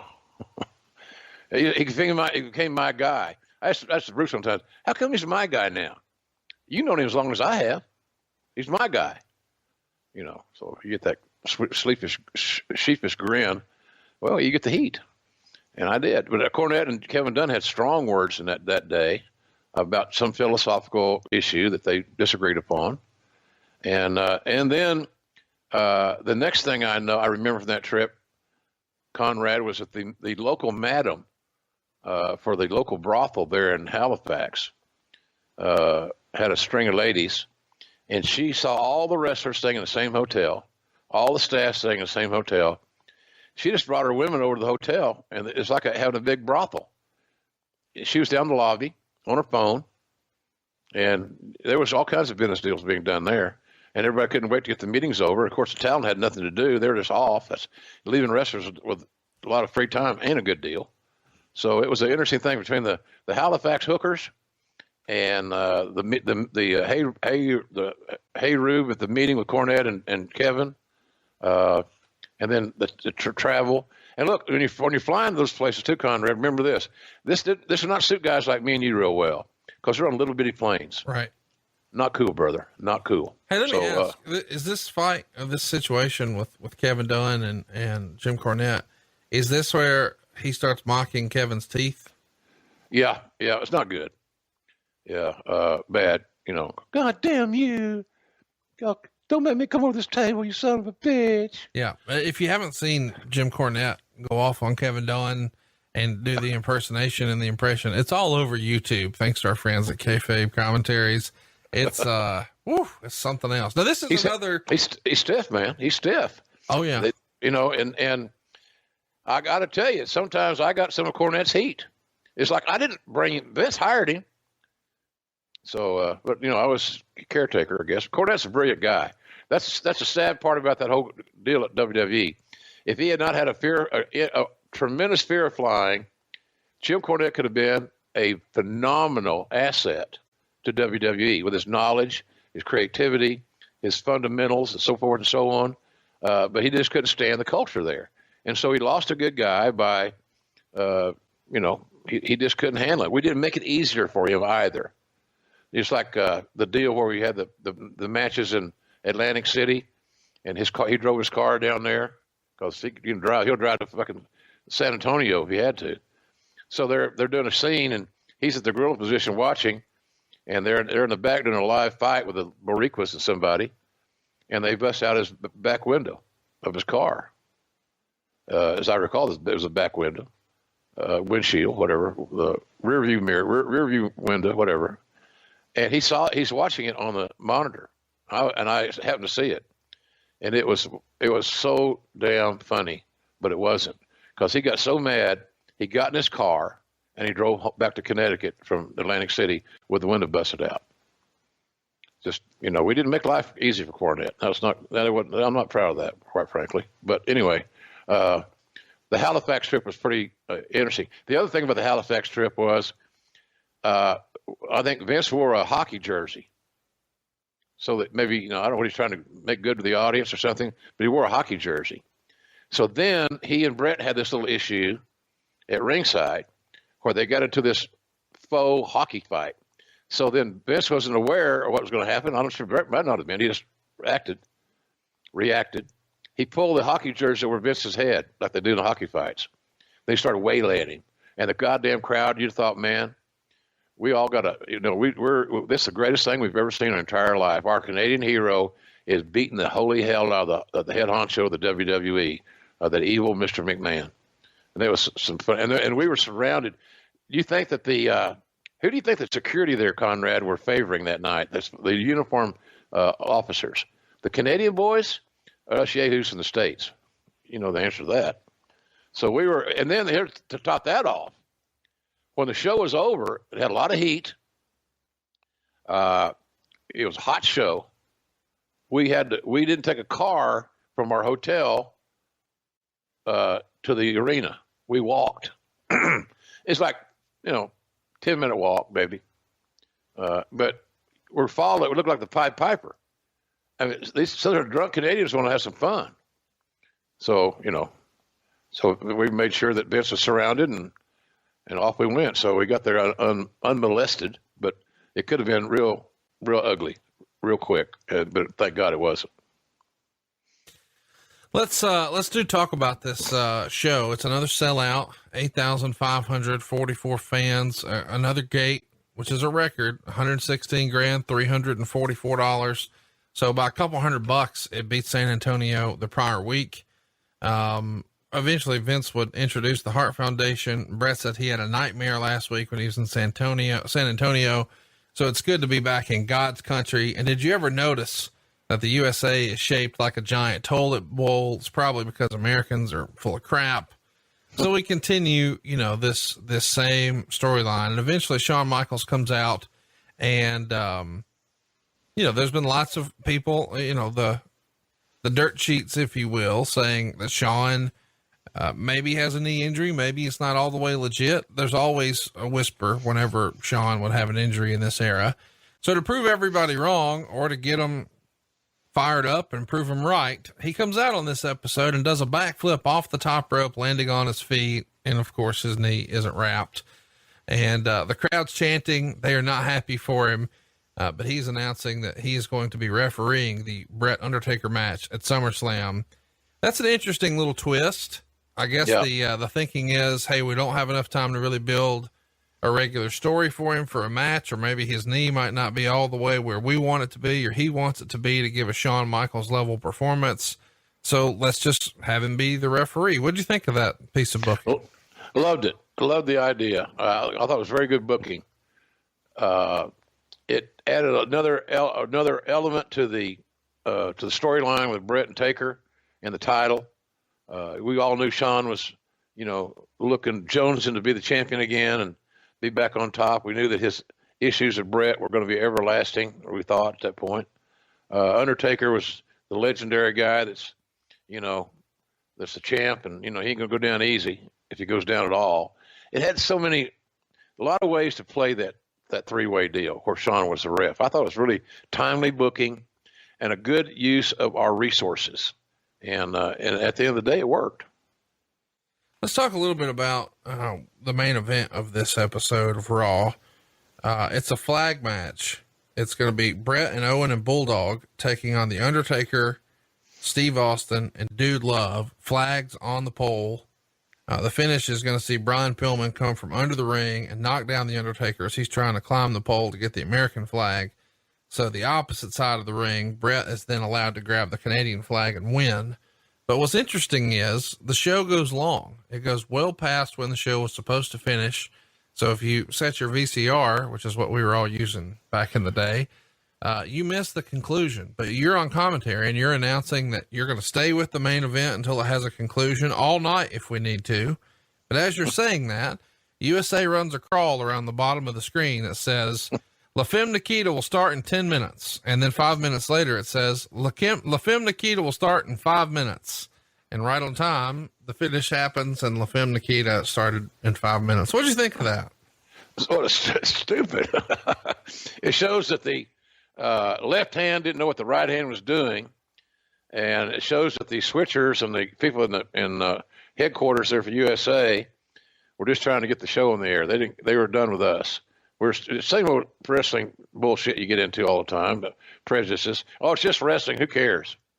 And we care. That's it. We care. So that was very, that was ill-timed. And it was nowadays, then it was piss you off because they just crapped all over your story and your narrative.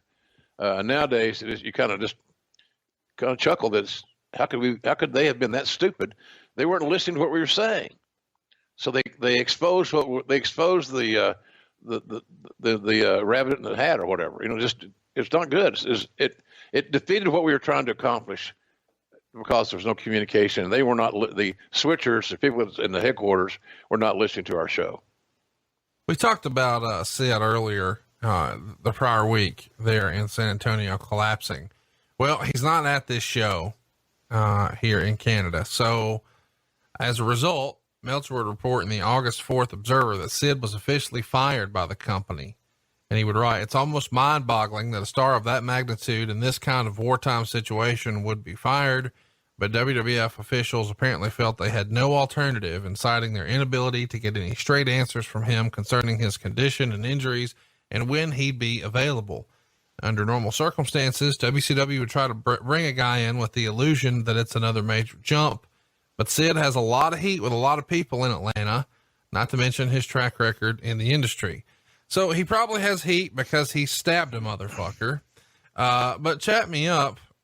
How does this firing come to be? And what do you remember about having to let Sid go? I assume it was you who made the call. Yeah, it was inevitable. We couldn't get him healthy. And there was always something that obstacle to either go over, around, or through. And again, Vince, he didn't have the time. He didn't take the time to really think it out. I don't think it was one of those deals where somebody said, well, we should just get rid of him. He's never going to get over. He's never going to get healthy, blah, blah, blah. And so of course, when JR called Sid and told him we're letting him go, that was it. So, but I said this all the time, Conrad, we talk about our shows that you and I are doing and that we talked about earlier in the show, the Charlotte thing coming up in Rochester, New York in September as well. And of course, Charlotte's in August. Dang, man. It's just the most cherished asset that a wrestler can have. and maybe any employee, maybe any significant other, is that you are reliable. And because Sid had these issues that arose, not all his fault, I'm sure, but the end result was for him to be figured as, we're talking not just a top guy, we're talking about the top guy. Right. You can't rely on the top guy, and you can't keep him healthy, and he can't work as many dates as his predecessors did in that role. You got to reevaluate that whole situation. So that's kind of how that was. It wasn't mean-spirited or no animosity, but you got to sometimes you got to fish or cut bait, and we cut bait. We should remind everybody that people just sort of say, "Oh, well, Sid, blah blah blah, whatever." This is Sid a few months after he headlined WrestleMania, a few months after he was in the main event with The Undertaker in Chicago at WrestleMania 13.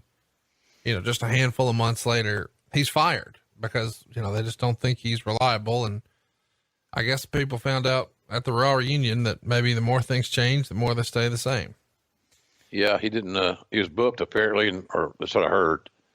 I know how that worked with me, but I didn't get in anybody else's business. But yeah, that's just it. Reliability, folks. If you got you want your woman to be, or your man to be reliable, you want your kids to be reliable.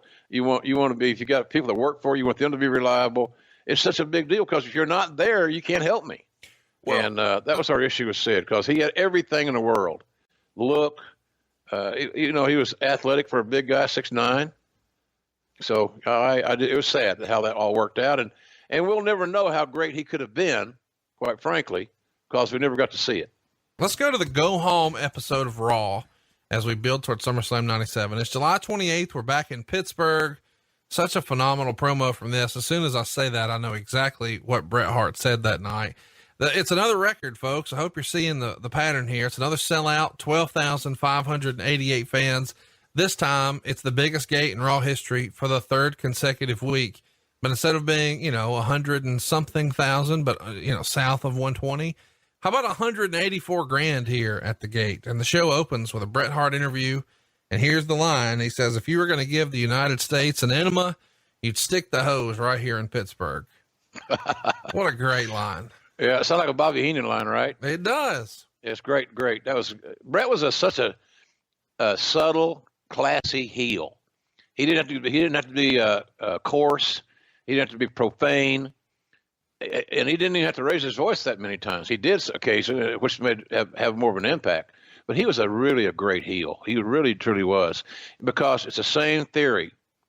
Great heels are only great heels if they have great baby faces to work with. It works both ways, by the way. Right. And we had all the cards there, man. We had in one faction, we had 5 main event level heels. Right. In one faction. So, he was so underrated sometimes. And I was thinking, so how can you underrate Bret Hart? Well, people remember him as this great baby face, a wrestling baby face, a tremendous in-ring performer, as good as I've ever seen, fundamentally as sound and logical as anybody I've ever seen. And, but being a heel, took another art form. It took another positioning, much like we talked about Mick Foley being Dude Love and Mankind and Cactus Jack. It takes skill to do all those things in a different presentation. And Bret was just phenomenal with it. He was such a big part of the success of that whole Canadian American rivalry. So much. It can't be denied. I think his best year ever was 1997. And here he's already setting things up with the Patriot, saying that when he debuted by coming out and standing next to Steve Austin and Shawn Michaels, that would be like Bill Clinton standing next to the Unabomber and Richard Simmons. And then JR does an interview where Bret Hart is going to learn that he's not going to be disciplined by his attack on Vince McMahon last week.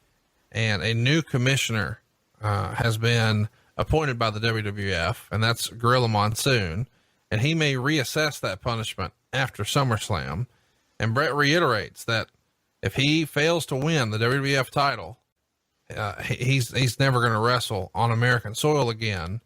But he says that the powers that be are trying to screw him here by letting Shawn Michaels call the match. So he says that if Shawn Michaels screws him out of the match, he'll be out of a title, and then Michaels can sit at home for 10 years and find his smile.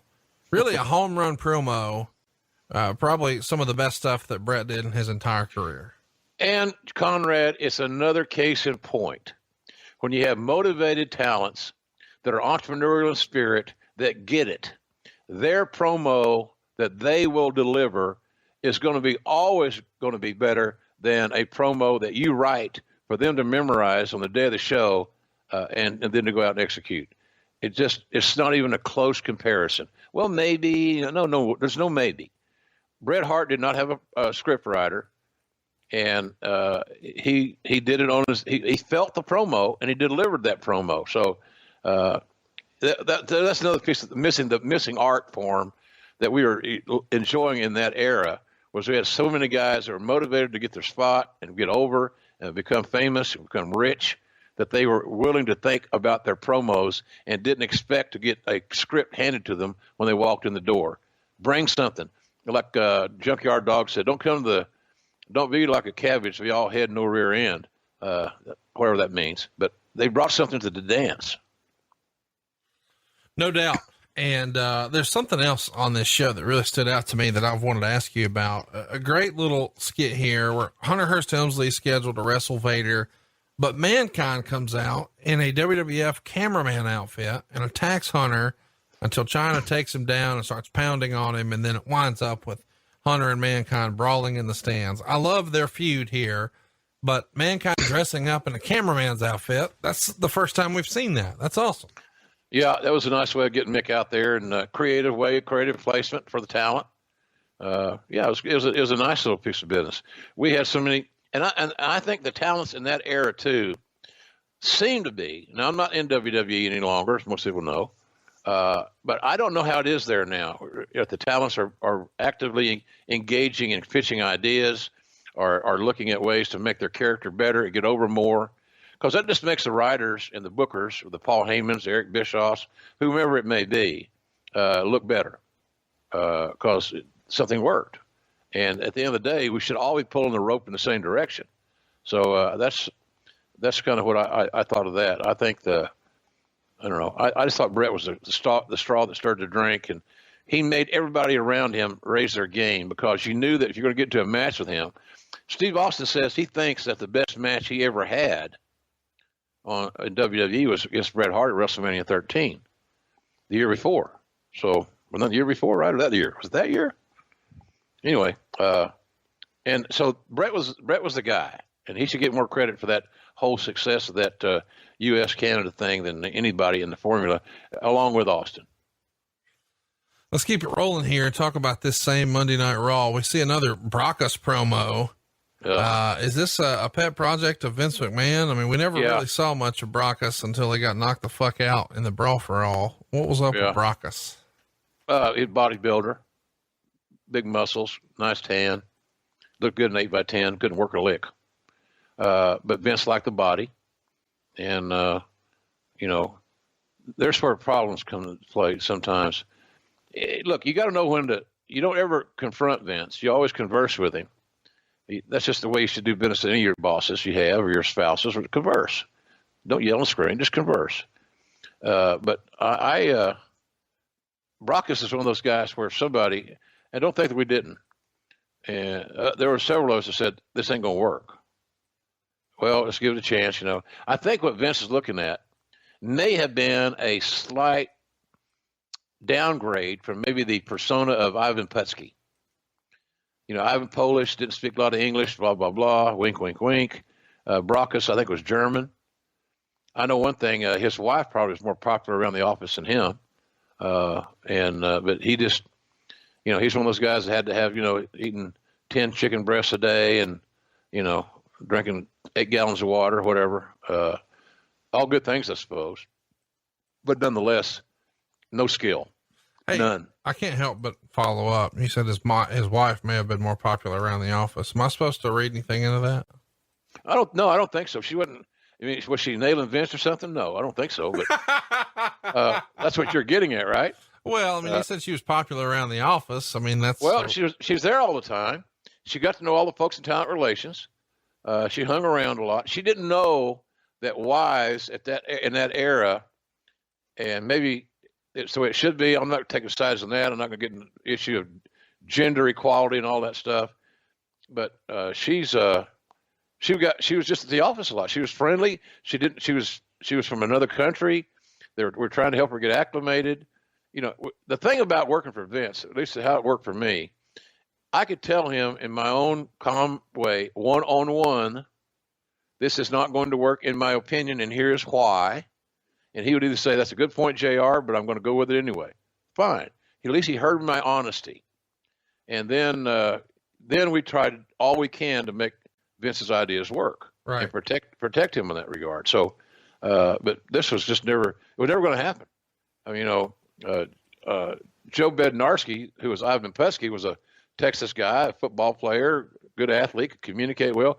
The thing about Brockus is that he wasn't a good communicator. He couldn't speak well at good English, but much like me.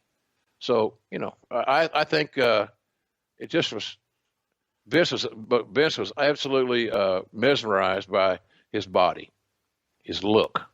And, you know, he's one big walking blood vein with a good tan. But he just, I don't know. You know, here's the thing about it, to speak to my point. After he left WWE, as best I can recall, and somebody can correct me, of course, if I'm wrong, he vanished. He didn't get another shot with anybody significantly. He may have got some bookings here or there and yon because has a WWE TV behind him, but he never succeeded in the business.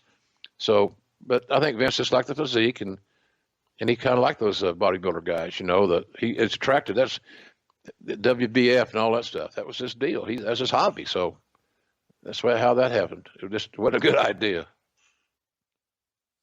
Let's talk about an interesting idea. We're putting Devin Storm and Ace Darling on a Raw here. I mean, I'm all for, you know, WWE embracing indie talent. Talk to me about how this match came to be, though. It does feel a little out of place at the time. There were some people in creative that thought that Devin Storm had a shot. And actually, by the way, he's a smart guy, educated guy, and a good hand. And he was underrated, but he came in with no fanfare. He came in with that indie label, and the indie label then isn't the same as it is now. So that's kind of how that worked. It just wasn't good. But he was a good hand. Getting a win on television, you know, the idea was he's going to be a underneath guy. We'll give him a couple of wins so he means something when somebody bigger than him beats him. But that's kind of where that was. It was you know, I think Cornette had a little bit to do with that. He liked Ace Darling and Devin Storm, as I recall. But that was the deal. New faces, solid hands, not going to embarrass you. Get them a couple of wins, increase their equity so that when they get into the next role of putting over a quote-unquote star, the star gets a win of some level of significance. How about what's up next? Ken Shamrock and the British Bulldog have an arm wrestling match. Bulldog is going to headbutt Shamrock, destroy him with chair shots, and then pour dog food all over him.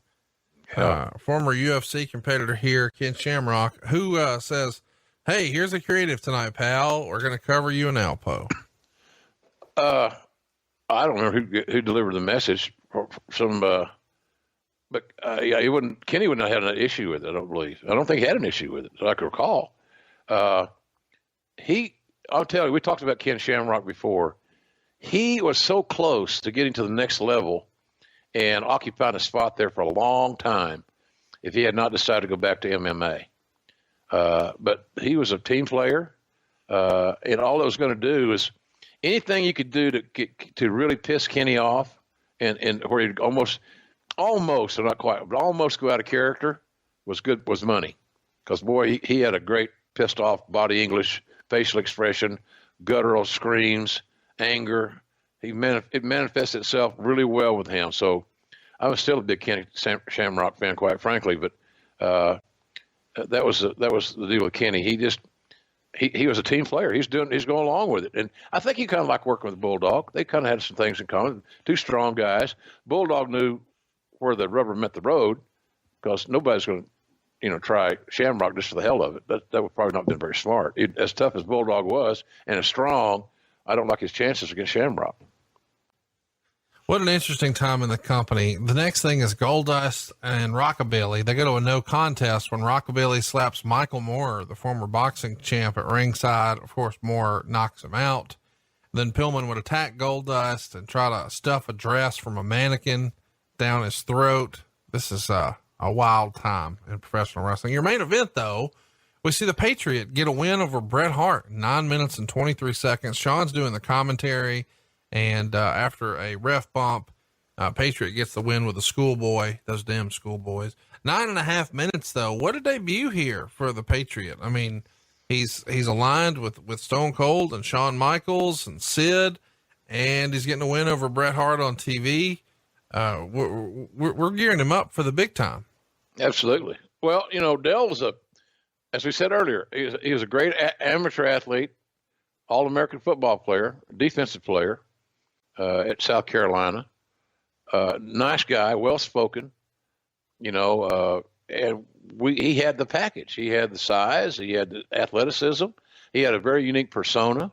So he fit right in, as we mentioned earlier, that niche that was going to connect the U.S. versus Canada storyline. So yeah, we had high hopes for Dell. It's just, you got another guy that's got some injuries that, that kind of became an issue. And then I think because his injuries, Conrad, I think that maybe painkillers might have been his downfall, or some sort of muscle relaxer or something. He was banged up, is what I'm trying to say. And because the system in the wrestling business at that time, and still in some places to this day in some areas, if you're hurt, you don't work, you don't get paid. That was the old school way of doing it. You don't get paid if you don't work. So guys would work even when they shouldn't have been, because if they didn't, they weren't getting money. Same scenario when the women wrestlers would come to work at the territory days, and they'd bring 4 of them in, and 4 men would have to sit out for 2 weeks while the women were booked. And then the women on the tour were getting all kinds of shit from the guys, because the guys, 4 of their buddies were unbooked and they weren't being able to feed their family that week. It's sad that it was that close as far as your income, but that's what it was. But Dell was a good guy, and I wish he could have had his run, because he had something. He was a good athlete, man. And I thought that, he finally got to WWE. He finally got to the level he wanted to get at as an athlete and as a wrestler. It never materialized, but we sure the hell tried. Well, and you were trying to beat Nitro in the ratings, but you're unsuccessful here again. Despite it being a sold out show, Raw does a 2.9, Nitro does a 3.4. It's got to be a little disappointing to lose in the ratings, but when you see you're setting records every single week, I guess it's time to just put your head down and focus on your business, which you would clearly indicate, hey, we're doing something right. We're drawing record houses. Right. A lot of analogies you can draw to that, but the bottom line of it is that we're doing a lot of good things. We're getting some talents over. We're building some unique storylines that seemingly have found a home. They've taken root.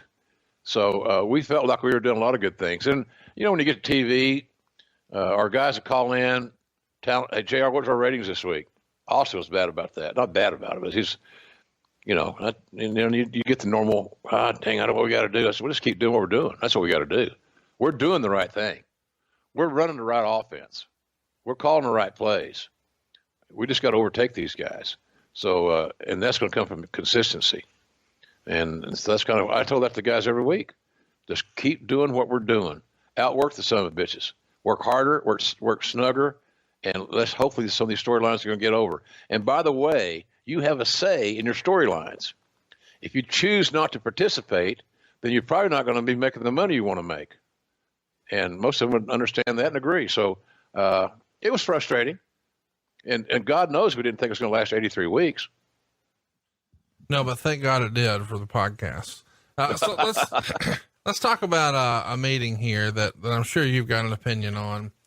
Meltzer would report that Heyman had a meeting on July 31st at Titan Towers with Vince McMahon, Bruce Pritchard, and Jim Ross to open up the lines of communication.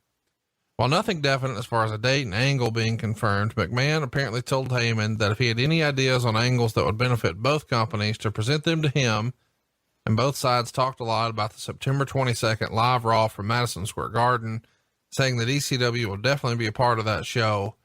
At this point, it seems to be premature, but it is definitely a possibility. Sources in the WWF claim that Heyman had been on the payroll for quite a while before the relationship cooled off, when, according to the WWF side, Heyman no-showed the June 30th show in Des Moines, Iowa, where he was scheduled to start as a color commentator on Shotgun Saturday Night. The WWF had claimed that Heyman told them to keep that news quiet because he didn't want his wrestlers to find out before he told them himself. He never told them and never showed up and never did the voiceovers, and he still insists that he never agreed to do it. So chat me up. Obviously this is a sore subject, but you were there. What really happened? Well, I think pretty much what Paul said. Paul sometimes can be, well, heck, he's a brilliant guy, as we all know, but I wouldn't want him doing my taxes. Sometimes his organizational skills, like others that we know, need work. So, and I also think that he may have thought that broadcasting on Shotgun Saturday Night, which is we had no idea if it's going to be around for another week or another month, another year, whatever. It certainly was not Monday Night Raw. It was not the A show.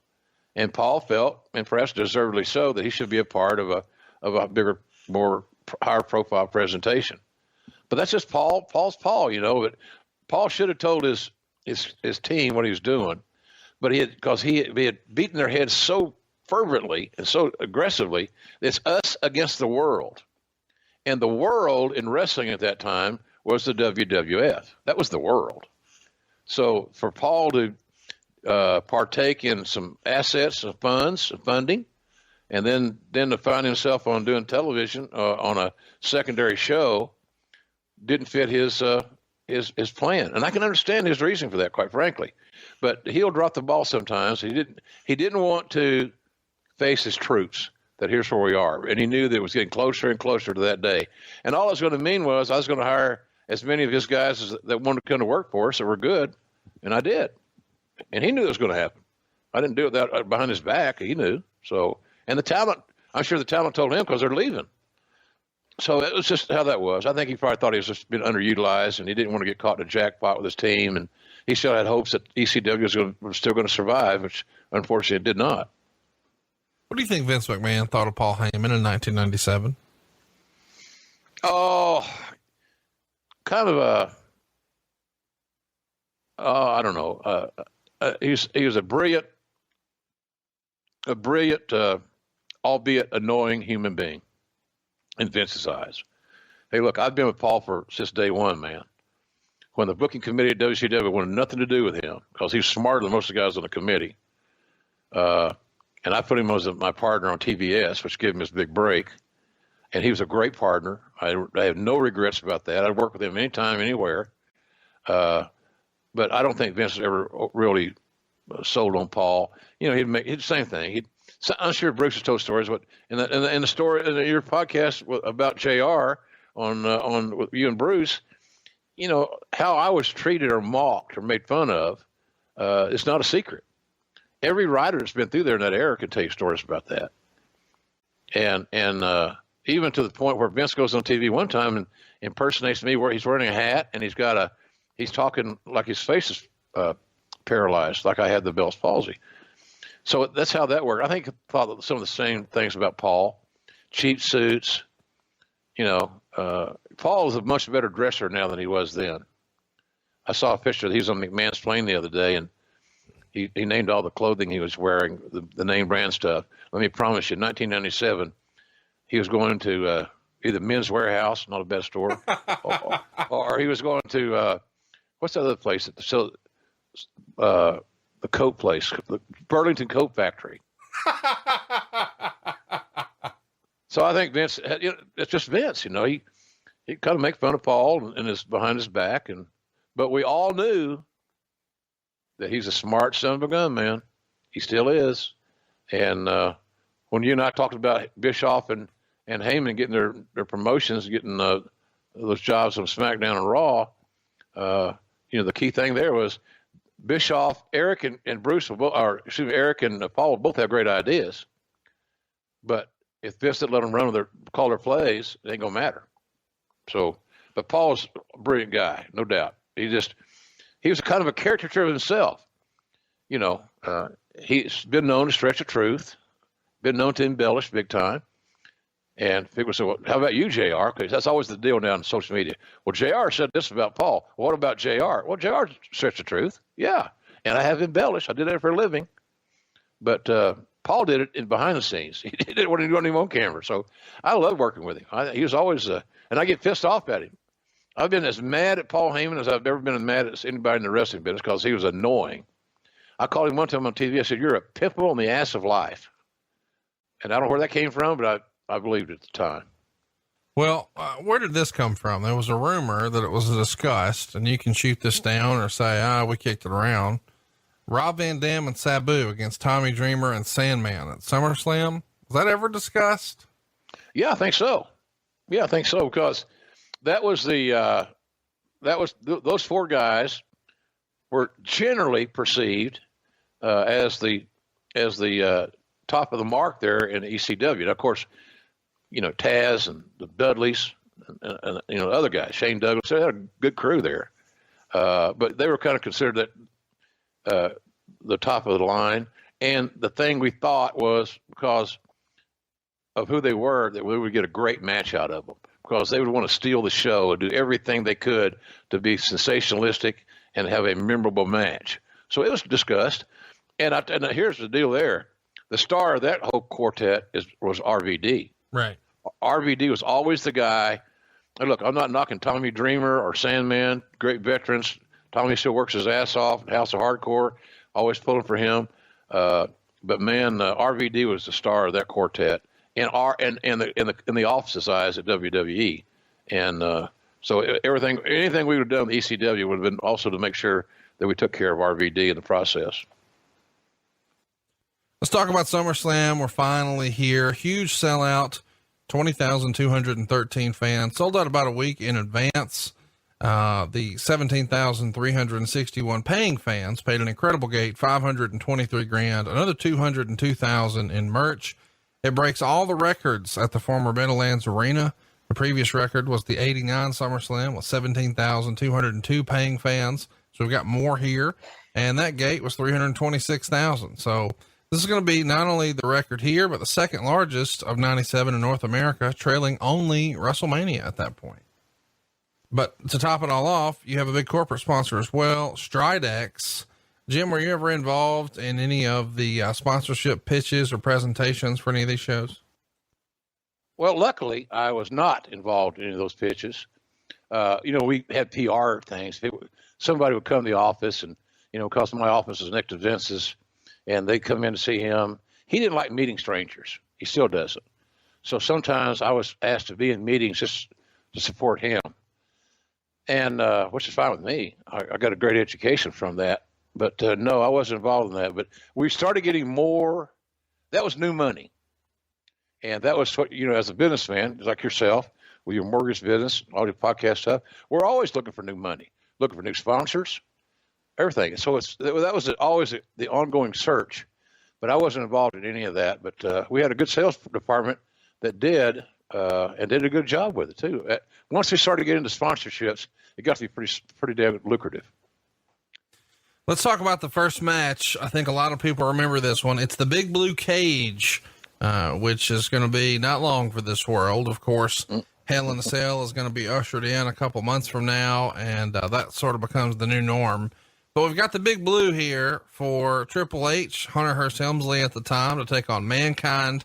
They're going to get a long time here, 16 minutes and 25 seconds. A pretty spectacular spot in the match here. Helmsley gives Mankind a superplex off the very top of this 8-foot cage, the same bump that we saw Hulk Hogan and Big Boss Man do back in 1989. Eventually, Helmsley has an opportunity to win and escape the cage, but he changes his mind just to slam Mankind's head in the cage door, which is just brutal. And then we've got another fun spot where Mankind's climbing to the top of the cage, and it looks like he's ready to climb down, but instead he opens his shirt and reveals that he's got a little heart drawn on his chest, like, dude, love, takes the big spot.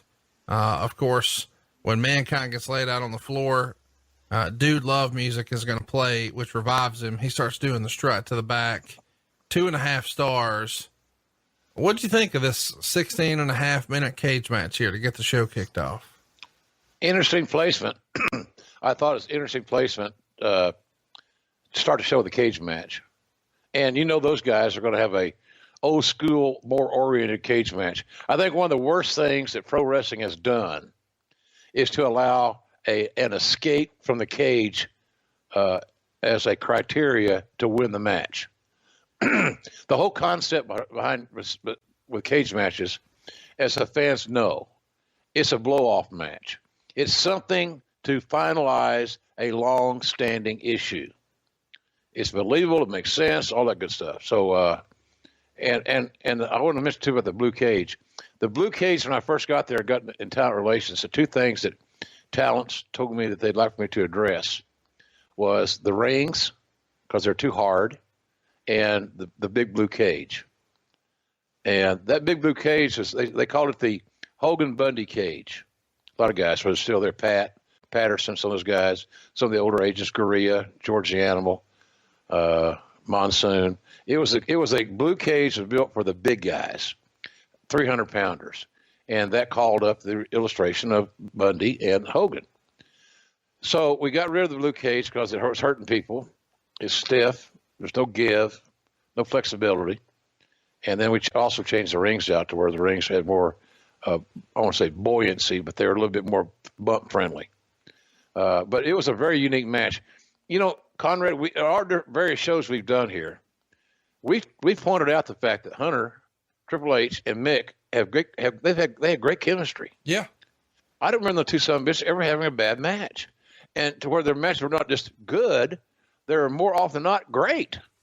So I was really glad that we put that match on first, because I knew that they were going to set a standard for that night that was going to be hard to top, because they both had strong egos. They're both students of the game. They're both lifelong WWF fans. So I thought, boy, this is a great idea. So that's kind of where we went with that. I remember us talking about it, but it didn't, quite frankly, it didn't seem to fit anywhere else. Right. It wasn't going to close the show, right? Which ideally, as a booker, you'd want your big cage match between two of your top stars to close the show under normal circumstances. That wasn't the case. So I liked it. And I always liked those guys' work. I think that Mankind helped two guys immensely: Shawn Michaels and Triple H. Triple H comes, he's from Greenwich. He's a snob, and he doesn't come off as the guy you're dodge in the alley. He evolved to that, but when he first started getting rolling, he was just rich guy snob from Greenwich, basically Vince playing off Vince, and then he made me believe that Triple H is a whole hell of a lot tougher than the perception of him had been. Big boost for Triple H. The same thing, if you go back and think about the match, another match that worked that way was Shawn, and Shawn had matches with Mick.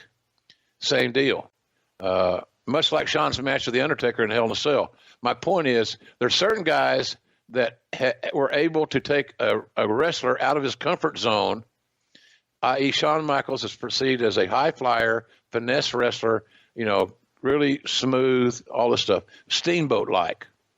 And so we in that match, hopefully through our commentary helped some, that we made Shawn a tough little bastard, and that built as we went forward. Same thing with Hunter. My point is that you find guys that have great chemistry, and you want to challenge them. That we got to have, Mick knew that we were going to go with Hunter, and Mick was still in that Vince McMahon borrowed time thing for whatever reason.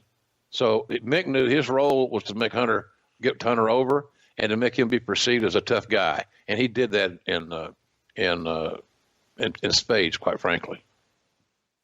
All right, let's keep it moving here. Let's talk a little bit about the next match where we've got Goldust and Brian Pillman. They're going to go 7 minutes and 15 seconds.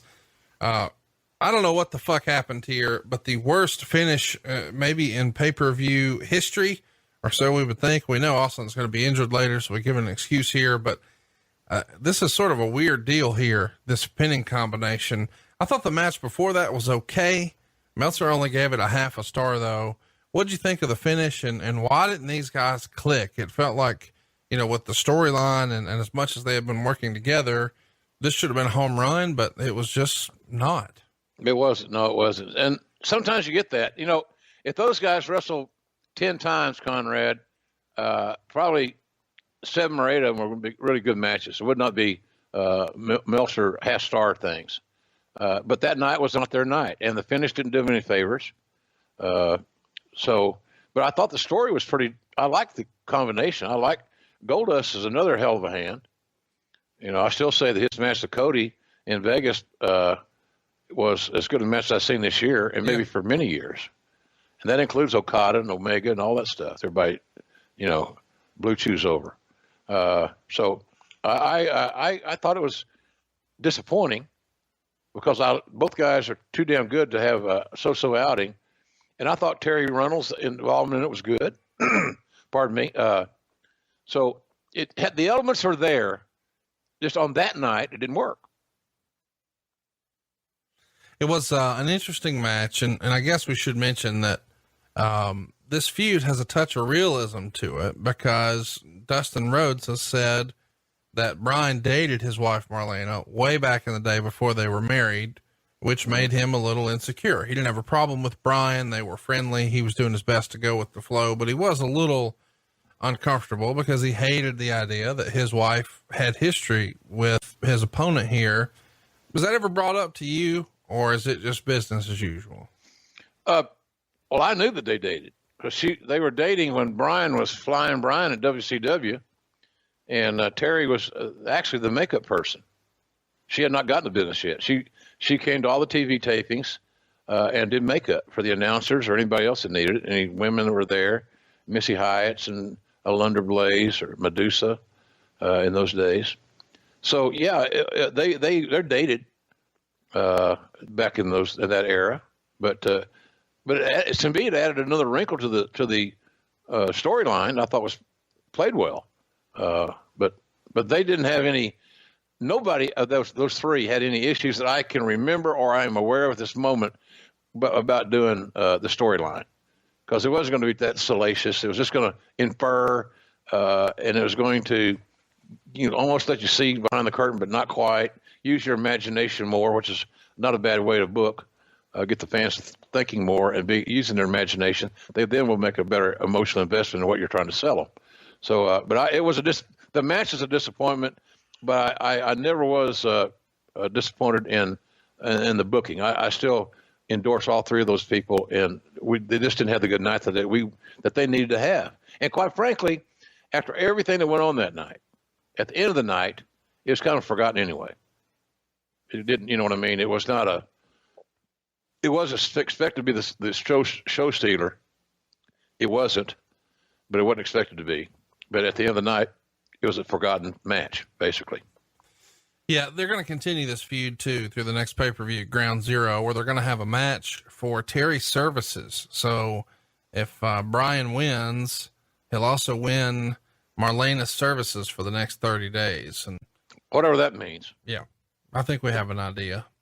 So Goldust actually gets the win here. So Brian Pillman's going to have to show up in a dress on Raw. So that's sort of what's next. We've also got the Legion of Doom here taking on the Godwins, 9 minutes and 51 seconds. Not a great match. It gets half a star. You know, Meltzer would call it a pretty bad match. He would say that Animal has dropped a bunch of weight and looks like he's in the best shape of his entire career, but there's tons of botched spots here. Lou Albano is sitting front row. There's no pop for the hot tag, according to Dave Meltzer. It sort of is what it is. LOD get a win, and they use a stuffed pile driver on Henry O. Godwin, and Hawk pins him. So that's our finish. What'd you think of the match? Is that stuffed pile driver now called the Meltzer driver? Well, I think it is if you do like a plancha flippity do. Like you got to go from the outside in. Yeah. And then it's a tombstone. No, so it's way different. It is a modified stuffed pile driver, but with flips and springboards and a tombstone position. Yeah. Whistles and bells. That's good. Okay. I again, go back. Those two teams did not have the chemistry on that night that I'd seen them have. The Godwins are a very underrated team. Mark and Dennis, they're good guys, and they just are so reliable, durable, tough guys. Do anything you needed. Always came to work on time. Good people. The LOD, you never knew exactly after that NWA run where Dusty was booking for Crockett. After that, you never knew exactly what LOD you're going to get. Now, none of the versions were horrible, but some of the versions were just more on. When the Road Warriors were allowed to have matches that were 10 minutes, something like that, like this match here was 9:51. That's about the max. And so I think that I wasn't overly shocked that the match wasn't great, but I was expecting more of it. And I've seen both teams have better matches than they had on that night in New Jersey. Let's talk about the next match here. But before we do, it's the $1 million segment. So the concept is we're going to give away $1 million, and we've got all these keys to choose from. And they've got to call two people on the telephone. The first number is disconnected. The second number doesn't answer. The third number is at home, but he's not watching the TV show. But you know what? I was okay with this segment going long because Sonny here was as Roll Tide gets. Was she not? Sable. Well, either way, you know who I'm talking about. Oh, I do. You want to clean that up? Make yourself sound better. Well, listen, I'm not that concerned about it. I enjoyed the segment.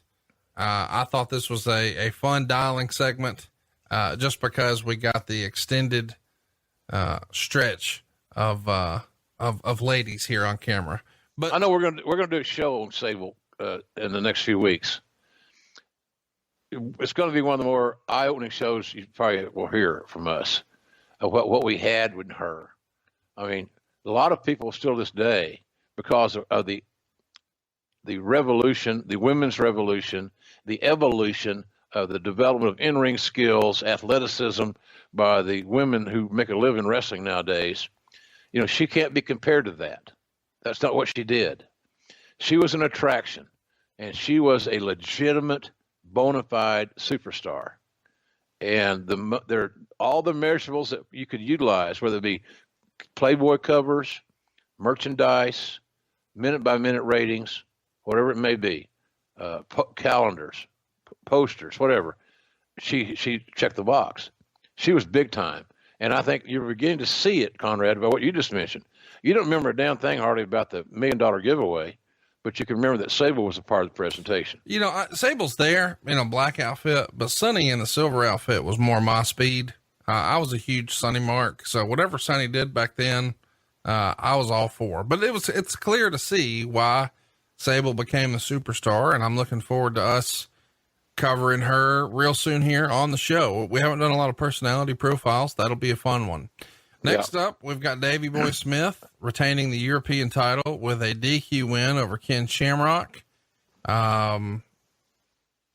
This is sort of the formula we're doing here, where Shamrock goes berserk and he chokes out Davey Boy Smith. All the officials are trying to break it up. Finally, he breaks the hold, but he gives Patterson, Briscoe, and two refs belly-to-belly suplexes and a huge pop from the crowd. Really a fun moment on the show here, and it doesn't hurt Davey Boy. He doesn't have to pay off the silly stipulation, but you're showing Shamrock, who's already got a bloody mouth, that, he's Billy Badass, and he's ready for the big time. Yeah, he's great in anger. That's what we were talking about earlier. The passionate Ken Shamrock, the emotional Ken Shamrock, is a sight to behold. And that's what so that's what a lot of bookers look at this way, and I'm not disagreeing with them at all. That last memory of that match of Patterson, Briscoe, and two referees getting belly-to-belly suplexed is what we're going to remember. And it obviously worked because there was a huge pop that they didn't hardly care about during the match, but they cared about the post-match aftermath. It's much like we talked about the other day, Great American Bash with Flair and Funk having that 5-minute post-match aftermath. That's what people remember. The match was great, but they remember the post-match. The last thing they saw, they retained more prominently, and that's what you got with this deal. So, I thought it was a nice presentation. I know Meltzer didn't like it. I think what do you get? 3/4 star, something like that. Yeah, he was not kind to it. He gave it a star and 3/4. Yeah, well, I think everybody's their opinion. So it's his opinion. I don't disagree with that. Everybody's right to their opinion. I thought it was a little bit better than that, quite frankly. But I love the ending. I love the exit was classic. Let's keep it rolling. Talk about the next match here. This one is just sort of there for me. It's 9 minutes and 7 seconds. Los Barricos get a win over the Disciples of Apocalypse, the DOA. So we're big on gang warfare here. We get a brawl, but it's not very pretty. It gets half a star. Sort of is what it is. What'd you think? Too long. It went 9 minutes. And the previous match with Davey Boy and Shamrock, two guys that actually, had a story. It's more straight line. There's more symmetry in the booking. Got 7.5 minutes. So that to me was a tip off right there that there's mismanagement there on our part of laying the match out. It's funny to me where guys believe automatically, Conrad, that if they have more time, they will automatically tell a better story. Right. And that's just not true. I remember back in the 70s, this old guy helped me learn to referee, Leo Voss. What a great guy he was. Worked for Leroy McGurk. And he said to somebody said, well, what are we doing? He said, well, you're going to do a 10-minute Broadway. First match of the night was going to be a 10-minute Broadway, believe it or not, 10 minutes. And the first match I refereed, 10-minute Broadway in Tulsa. And I didn't know what Broadway meant till I got to the ring, so I wasn't overly smart. I wasn't reading the Deserve back then, apparently. I don't know if he was even around then. The 70 wasn't. I'm getting a wise ass. But that's just bad management on that situation. But I'd have had Bulldog and Shamrock go a little longer. And DQ is okay as long as you give me that exit. But the Los Barricos and the DOA, they were there largely to get a payday. And they deserved it because they worked all the house shows. They put in their time, did all the stuff. And then the big pop there was the whole gang stuff was when the Nation of Domination came through the crowd. It seems like coming through the crowd is almost an automatic layup pop. Why is that, do you think? Fans get close to guys before, either immediately before or immediately after, or both a combat. They're close. They can touch. They can see. They can smell. So I just think that interaction, that closeness that you get when you come to a pro wrestling event, and because the talents they got to be fan friendly. The smart ones realize you're an entrepreneur, pal. And if you ain't fan friendly, all you're doing is shitting on your customers. And what business in the world can manifest itself to any level of profitability by taking advantage of your customers and taking them for granted? You can't. It'll never happen. Let's get to our main event, or the co-main event. It's really why we're here. The match everybody remembers most. It's not necessarily Undertaker and Brett. It's Steve Austin and Owen Hart.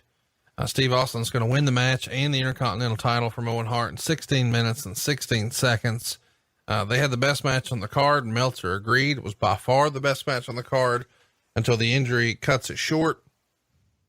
There's a spot here where they're trading sleeper holds. Austin uses a jawbreaker, and then he reverses an Austin move and drops him into a tombstone pile driver. And instead of going to his knees, he drops to his ass. And immediately you can tell something's up. Steve would write, I was going to win the Intercontinental title back from Owen on that night. And my stipulation for my challenge was that if I couldn't beat him and win, I was going to have to kiss his ass. And we'd really built that up on TV as a major deal. And it was another simple, easy to understand storyline. So the day came, and I'm talking to Owen in the back, and we're throwing a few things together for the finish of the title match. And I said to him, what if you do that thing where I come in for the elbow and you rotate your back and you pick me up and give me the tombstone pile driver, then you cover me and I'll kicked out before the 3 count. And he adds, "Oh, and I don't trust just anybody to do a pile driver on me. You can do it right." And Owen said, "Yeah." And he clarifies, "You're going to your knees, right?" And he said, "No, I'm going to drop to my ass." And Austin says, "Well, you need to go to your knees, right?" And Owen says, "No, I dropped to my ass." And he writes, "That's 2 times I said that." And I was thinking, I'm dealing with Owen Hart, the brother of Brett and the son of Stu. I guess he knows what he's doing. He's ribbing me about dropping to his ass instead of his knees. Owen is a hell of a technician. When he assured me I'd be okay, I took his word that I'd be okay, and I didn't think twice about it. I had mentioned my concerns to him twice, but in an inverted tombstone pile driver done the way the Undertaker does it, it's always the knees, not the ass. So I figured Owen's got it. He knows my concern. I asked him about it twice, and that's the big spot in the match. Eventually he sets the spot up. I spun Owen around. He lands on his feet and he picks me upside down, and wham, he drops straight to his ass. There's no room for me to protect my head. If you watch the videotape, my head's 6 to 8 inches below his ass. I weigh 250. He weighed 225 or thereabouts at the time. And with the jump up and impact down, man, I got spiked head first onto the mat hard as hell. And that's one of the things that's going to turn you into a quadriplegic quicker than anything, like what happened to Christopher Reeves, rather. It's called an axle load. It's not a whiplash thing, but a major impact blow to the spinal cord. And I remember when it happened, I was going to kick out at 2.5 or 2 3/4. And I was going to sell the pile driver, but kick out at the last second. But when I hit the mat, it was as if a big gong went off in my body. When that stuff happens, usually you go unconscious or get all groggy, but I stayed razor sharp. It was like I had super hearing. My legs straightened up and my arms bent up and my hands were frozen. And I remember kind of picking my head up from the mat and telling Earl, "Tell him don't fucking touch me. I can't move." So he goes over to Owen and says, "Don't touch him. He can't move." And I tell him to buy me some time. And Earl gets the word to Owen, and Owen starts chanting to the crowd, "Now he's going to have to kiss my ass." And he's buying time, and you can see all of this going by. When did you, ringside, watching this, realize Austin's fucked? Right after he hit, because it was awkward. It was out of sync. Again, the knees is what you're looking for there on that move. And Owen was just a great river. And I'm sure Steve thought when Owen said, "No, I'm going to fall to my ass." Well, no, I'm going to fall to my ass. He probably thought Owen might have been ribbing, because, like Steve said, it was a key part of the match. But right after it happened, the body English told you everything you unfortunately needed to know. It says 1.5 minutes go by and he could start to get the feeling back in his limbs. His shoulders and anterior delts felt like they were on fire. He said it took everything he had to bend his legs and try to get into a crawl position. But he couldn't crawl on his hands because he couldn't use his hands yet, but he had to get to the finish and he had to win. So he's crawling around on his elbows and he tells the referee, "Roll up for the win." And, he told Owen what he had called. And the next thing that happened is what he called the worst looking roll up in wrestling history, because he can't use his limbs. All right. But Owen, gets on his back, he gets the 3 count, and he kicks out right after 3. And Austin would say, why? To make himself look strong, like he was barely beat. That kick out hurt like hell too, and could have easily injured my neck further. I had wanted to get the match over with right away, and the only reason I called for the roll up rather than just laying there and let him beat me is because of the kiss my ass stipulation. By finishing the match the way it was supposed to go, I was doing everything in my power to be Stone Cold Steve Austin. What do you remember about this moment, the finish, the reaction backstage, the relationship? What can you tell us about this? Very tense, very tense, Conrad. A lot of concern, and it's going to sound bad if I don't say this the right way. But you got to be first and foremost concerned about a man's health. But at the same time, you're looking at the guy that you see is going to be, unless he gets injuries, bite him in the ass, is going to be the biggest we ever had. And now that may be over. Just as he got started, it took him 7 years to get to WWE, territories, missed booking, underutilized in WCW. We all remember all those stories. But you know, he just thought, well, this poor son of a bitch is not going to live his dream. And and we're all learning new things about neck injuries and different kind of surgeries and all these things. So he had a great surgeon, luckily in San Antonio, a fellow by the name of Lloyd Youngblood. Good dude. I met him. I was down there several times. He's a hell of a doctor, big guy. And he took care of Steve and got Steve believing he could be healthy again. And he did. But boy, we didn't know. And then during that Steve's time off, I was in and out of San Antonio a few times. I'd see Owen at TV, and he'd always pull me off the side. Didn't fail. And to ask about Steve, because he knew I would be talking to him, not just because of my job, but also because of our friendship. And so I tell him what how Steve was doing, but he never said to me, if you think about it, tell him I said hello or tell him whatever. He never got there because that's kind of awkward. I know that Owen had kind of been reluctant about contacting Steve on the injury, and I don't think it was anything mean-spirited. I think it was strictly a matter that he was embarrassed. He was a Hart, and to many people, wrestling equals the Hart family, and Owen, unlike Brett would tell you he never hurt anybody in his life in a match he had. That's a great thing to say, and he meant it, and he's true. Owen could never say that now, because he not only hurt somebody, he may have ended the career of the biggest star we looked like we were ever going to have. So it was tense moments there because Owen had his friends and Steve had his friends, but the old veterans knew that if Austin got hot and could stay healthy, they're going to make a lot of money off the houses he drew, and that came to fruition. But boy, it was touch and go there for a while, and I know Steve was very, very angry that night.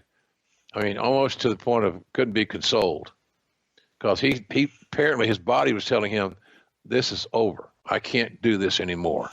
And luckily, he got over the shock and the trauma of that, got his surgery, and got great care from Dr. Youngblood, and came back and was able to squeeze a few more years out of it.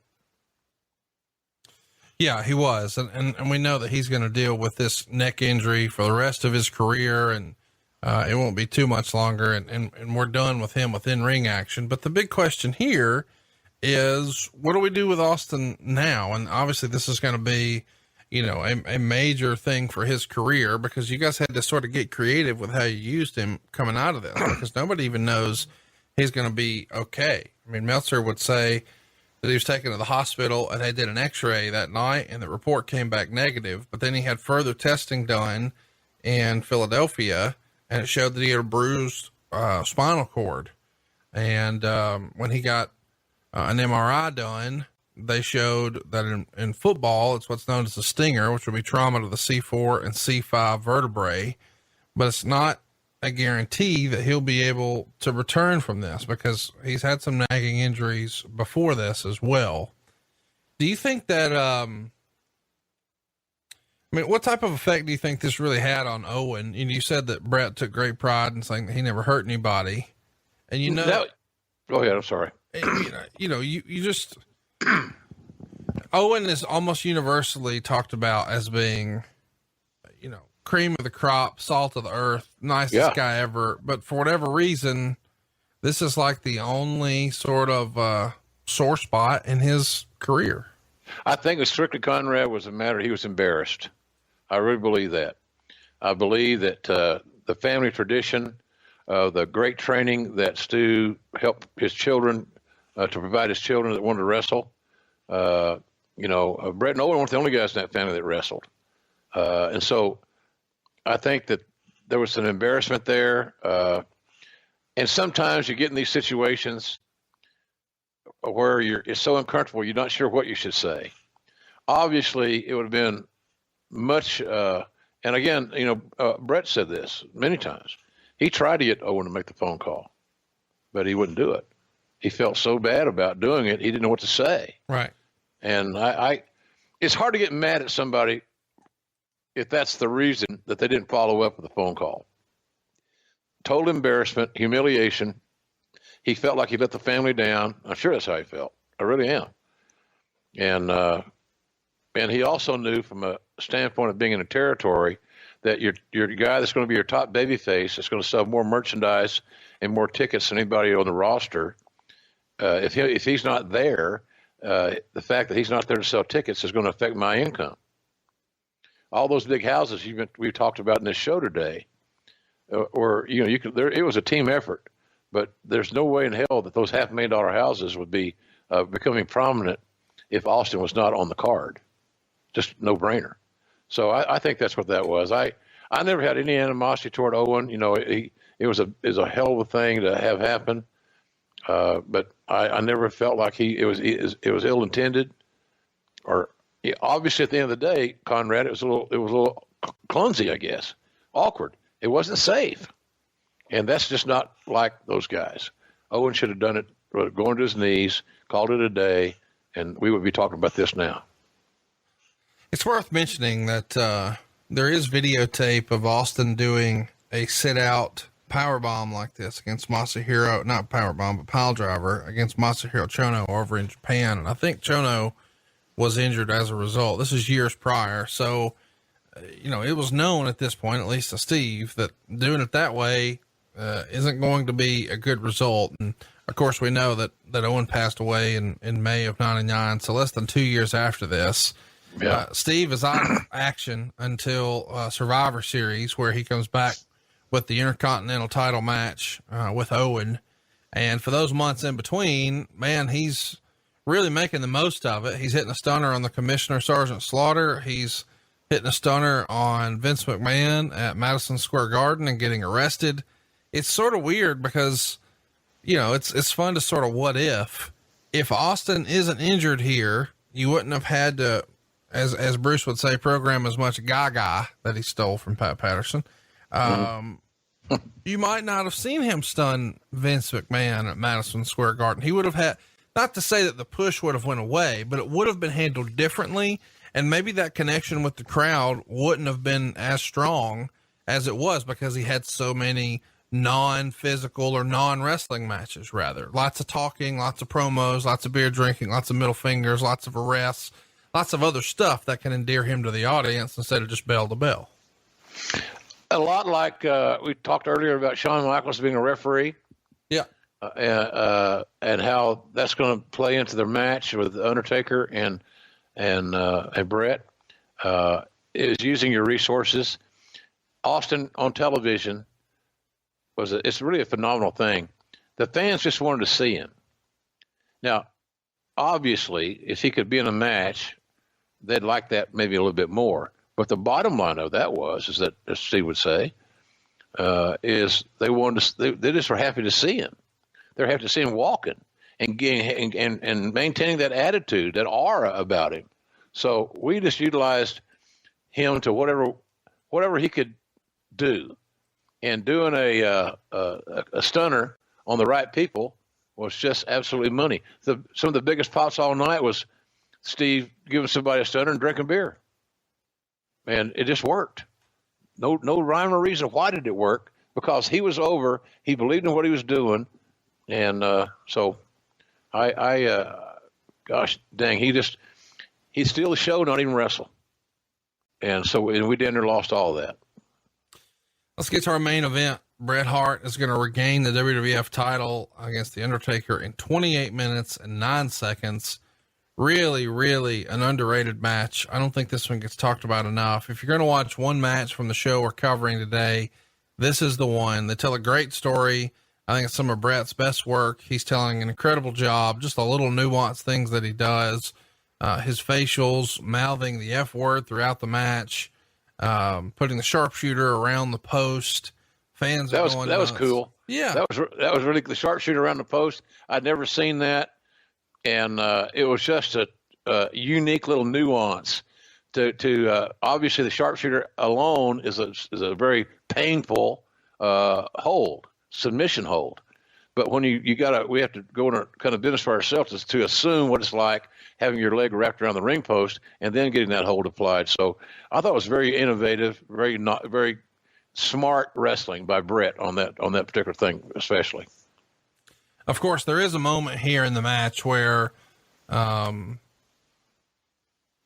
going to take a chair and hit the Undertaker with it, and he's going to motion for Shawn to make the count. Undertaker kicks out.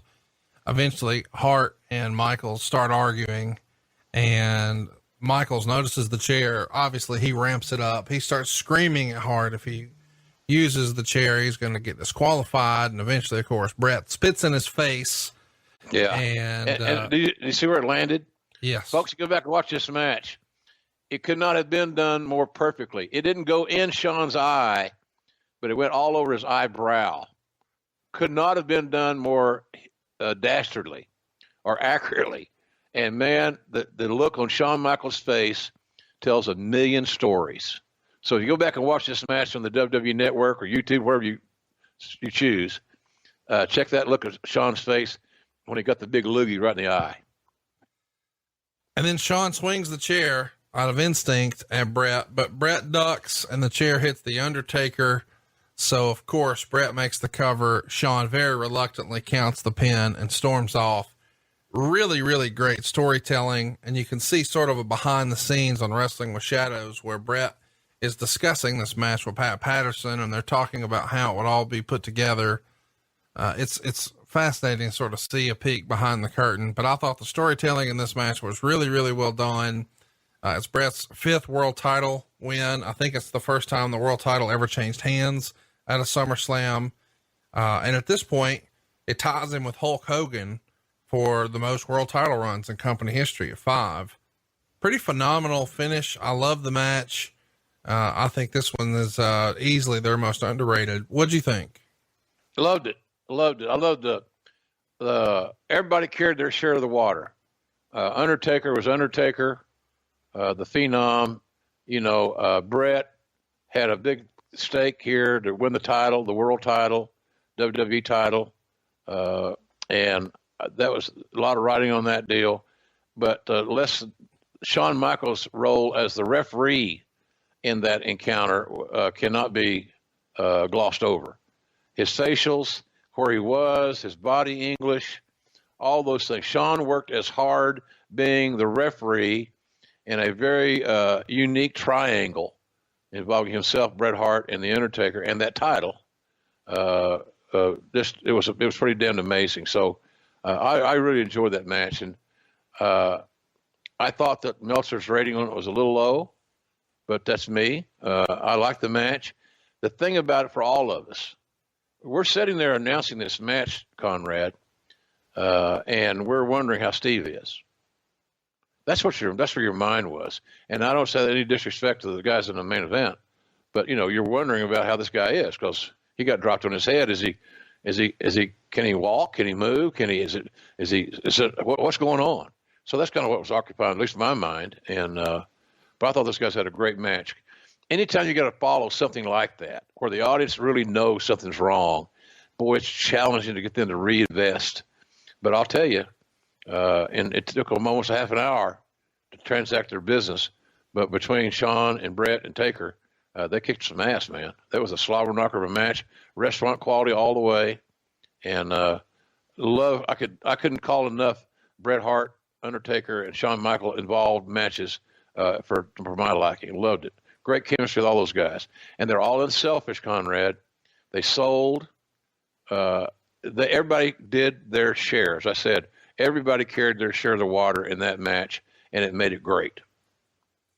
Well, the next night, of course, we're going to get Shawn Michaels, or we're going to get Bret Hart, rather, to come out and strut that ass about winning the world title. And it's going to be announced that he's going to be facing the Patriot next.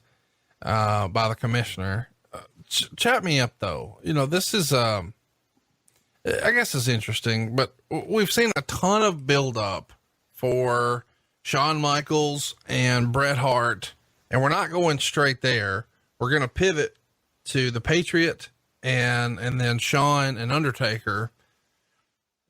Was that because Survivor Series was always the plan with Shawn and Bret?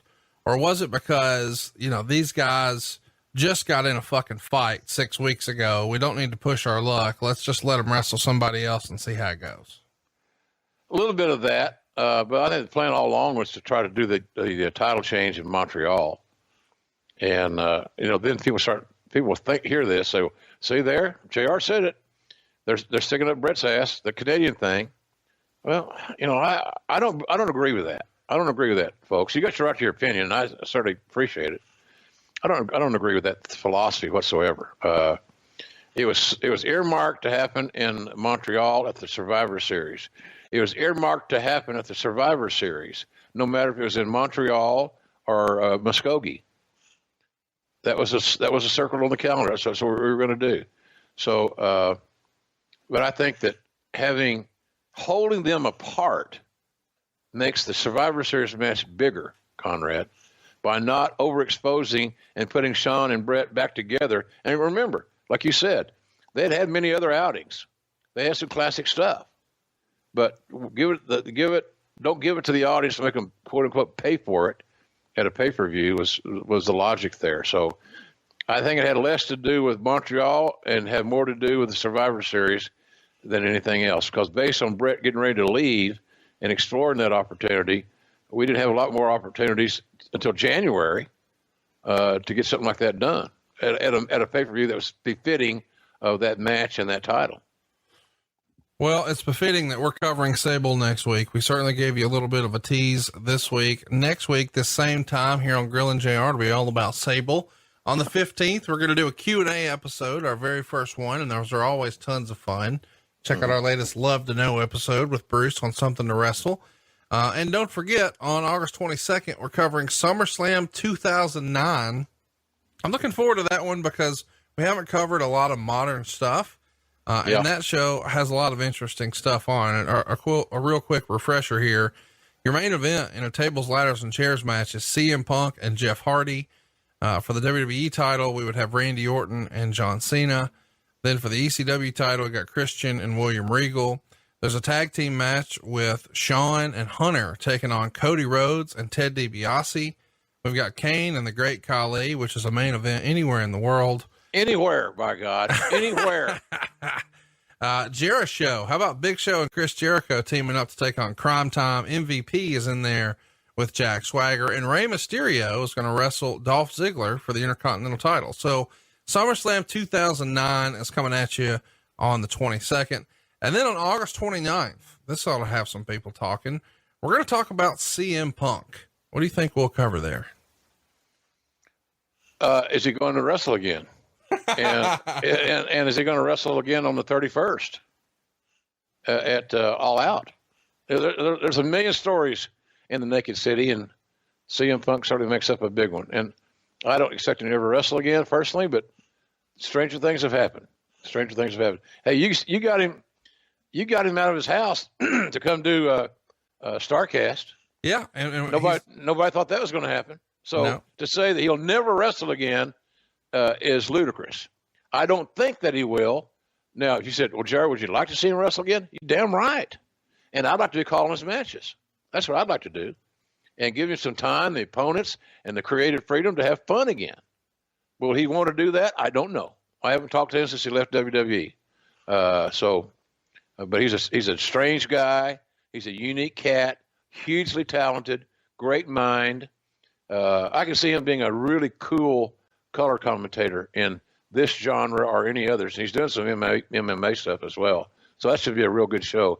Hey, Conrad, before we go today, I want to mention, just for folks, it was a year ago when Jerry Lawler's son, Brian Christopher, died under mysterious circumstances in a jail cell there near Memphis. And Jerry filed a $3 million lawsuit against the authorities for wrongful death. And if you got a chance to hear our show and you think about it on Twitter or something, at Jerry Lawler, just reach out and say, hey, King, we're thinking about you, or, pulling for you, whatever. I'm sure Conrad would agree with that. He's a friend of the show.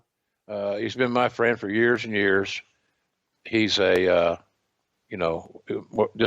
hell of a guy. Great guy. Gave you the shirt off his back. Couldn't ask for a nicer guy in real life or on TV, and just consummate professional. And that story, listen, it's fucked up and you can read all about it. But what's most important is that, a friend of our wrestling family knows that we got their back. So by all means, send some well wishes to at Jerry Lawler on social media, he'd love to hear from you right now. Absolutely. Absolutely. And I can tell you folks, when my Jan got killed, the social media world reached out to me and gave me a big hug. And I cannot tell you, I don't have the vocabulary to tell you how much that meant to me, and still does. So, I just hope that you'll consider that. And Conrad, very well put, at Jerry Lawler on Twitter. Just say, King, we're pulling for you, and he'll appreciate that. He's old school like me and Conrad. We're Southern guys. We appreciate a thank you and a thinking about you. Appreciate you. We all still appreciate that stuff. And maybe the country should do more of that too. Maybe, who knows? Well, and in the meantime, tell your friends, check out Grillin' JR. Follow us on social media at JR Grilling. Make plans to join us in Charlotte. It's jrandconrad.com on August 17th. And then, of course, September 29th, we're coming to see you, Rochester. And it's jimfnross.com is where you can snag your tickets.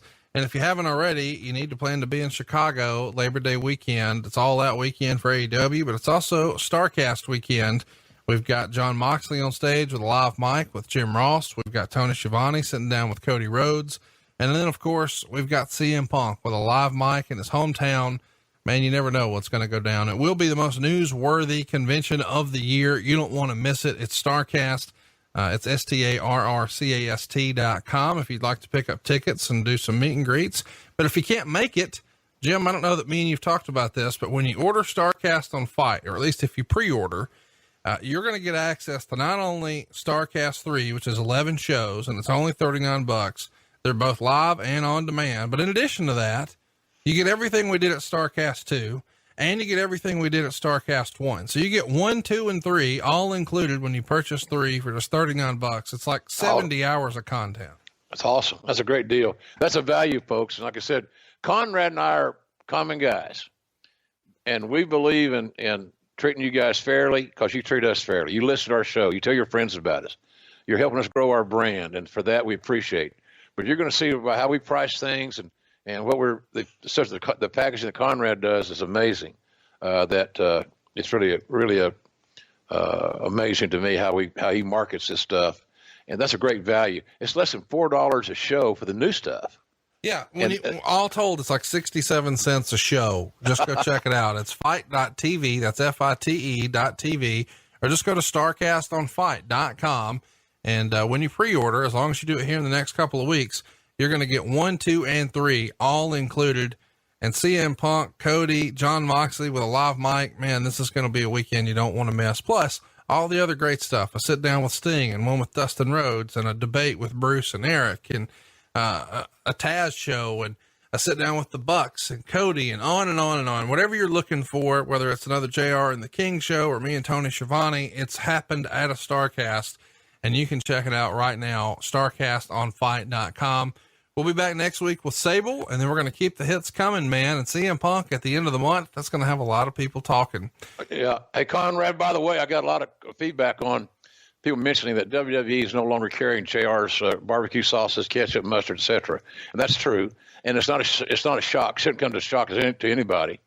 I don't work for them anymore, so they don't have to. They didn't have to then. My point is that don't take it personally. Don't be mad at them because they're not carrying my product. I work for another company that's trying to compete for a slice of that wrestling audience. But the good news is that our friend Ryan Barkin in Chicago at Pro Wrestling Tees he and I have been talking this week.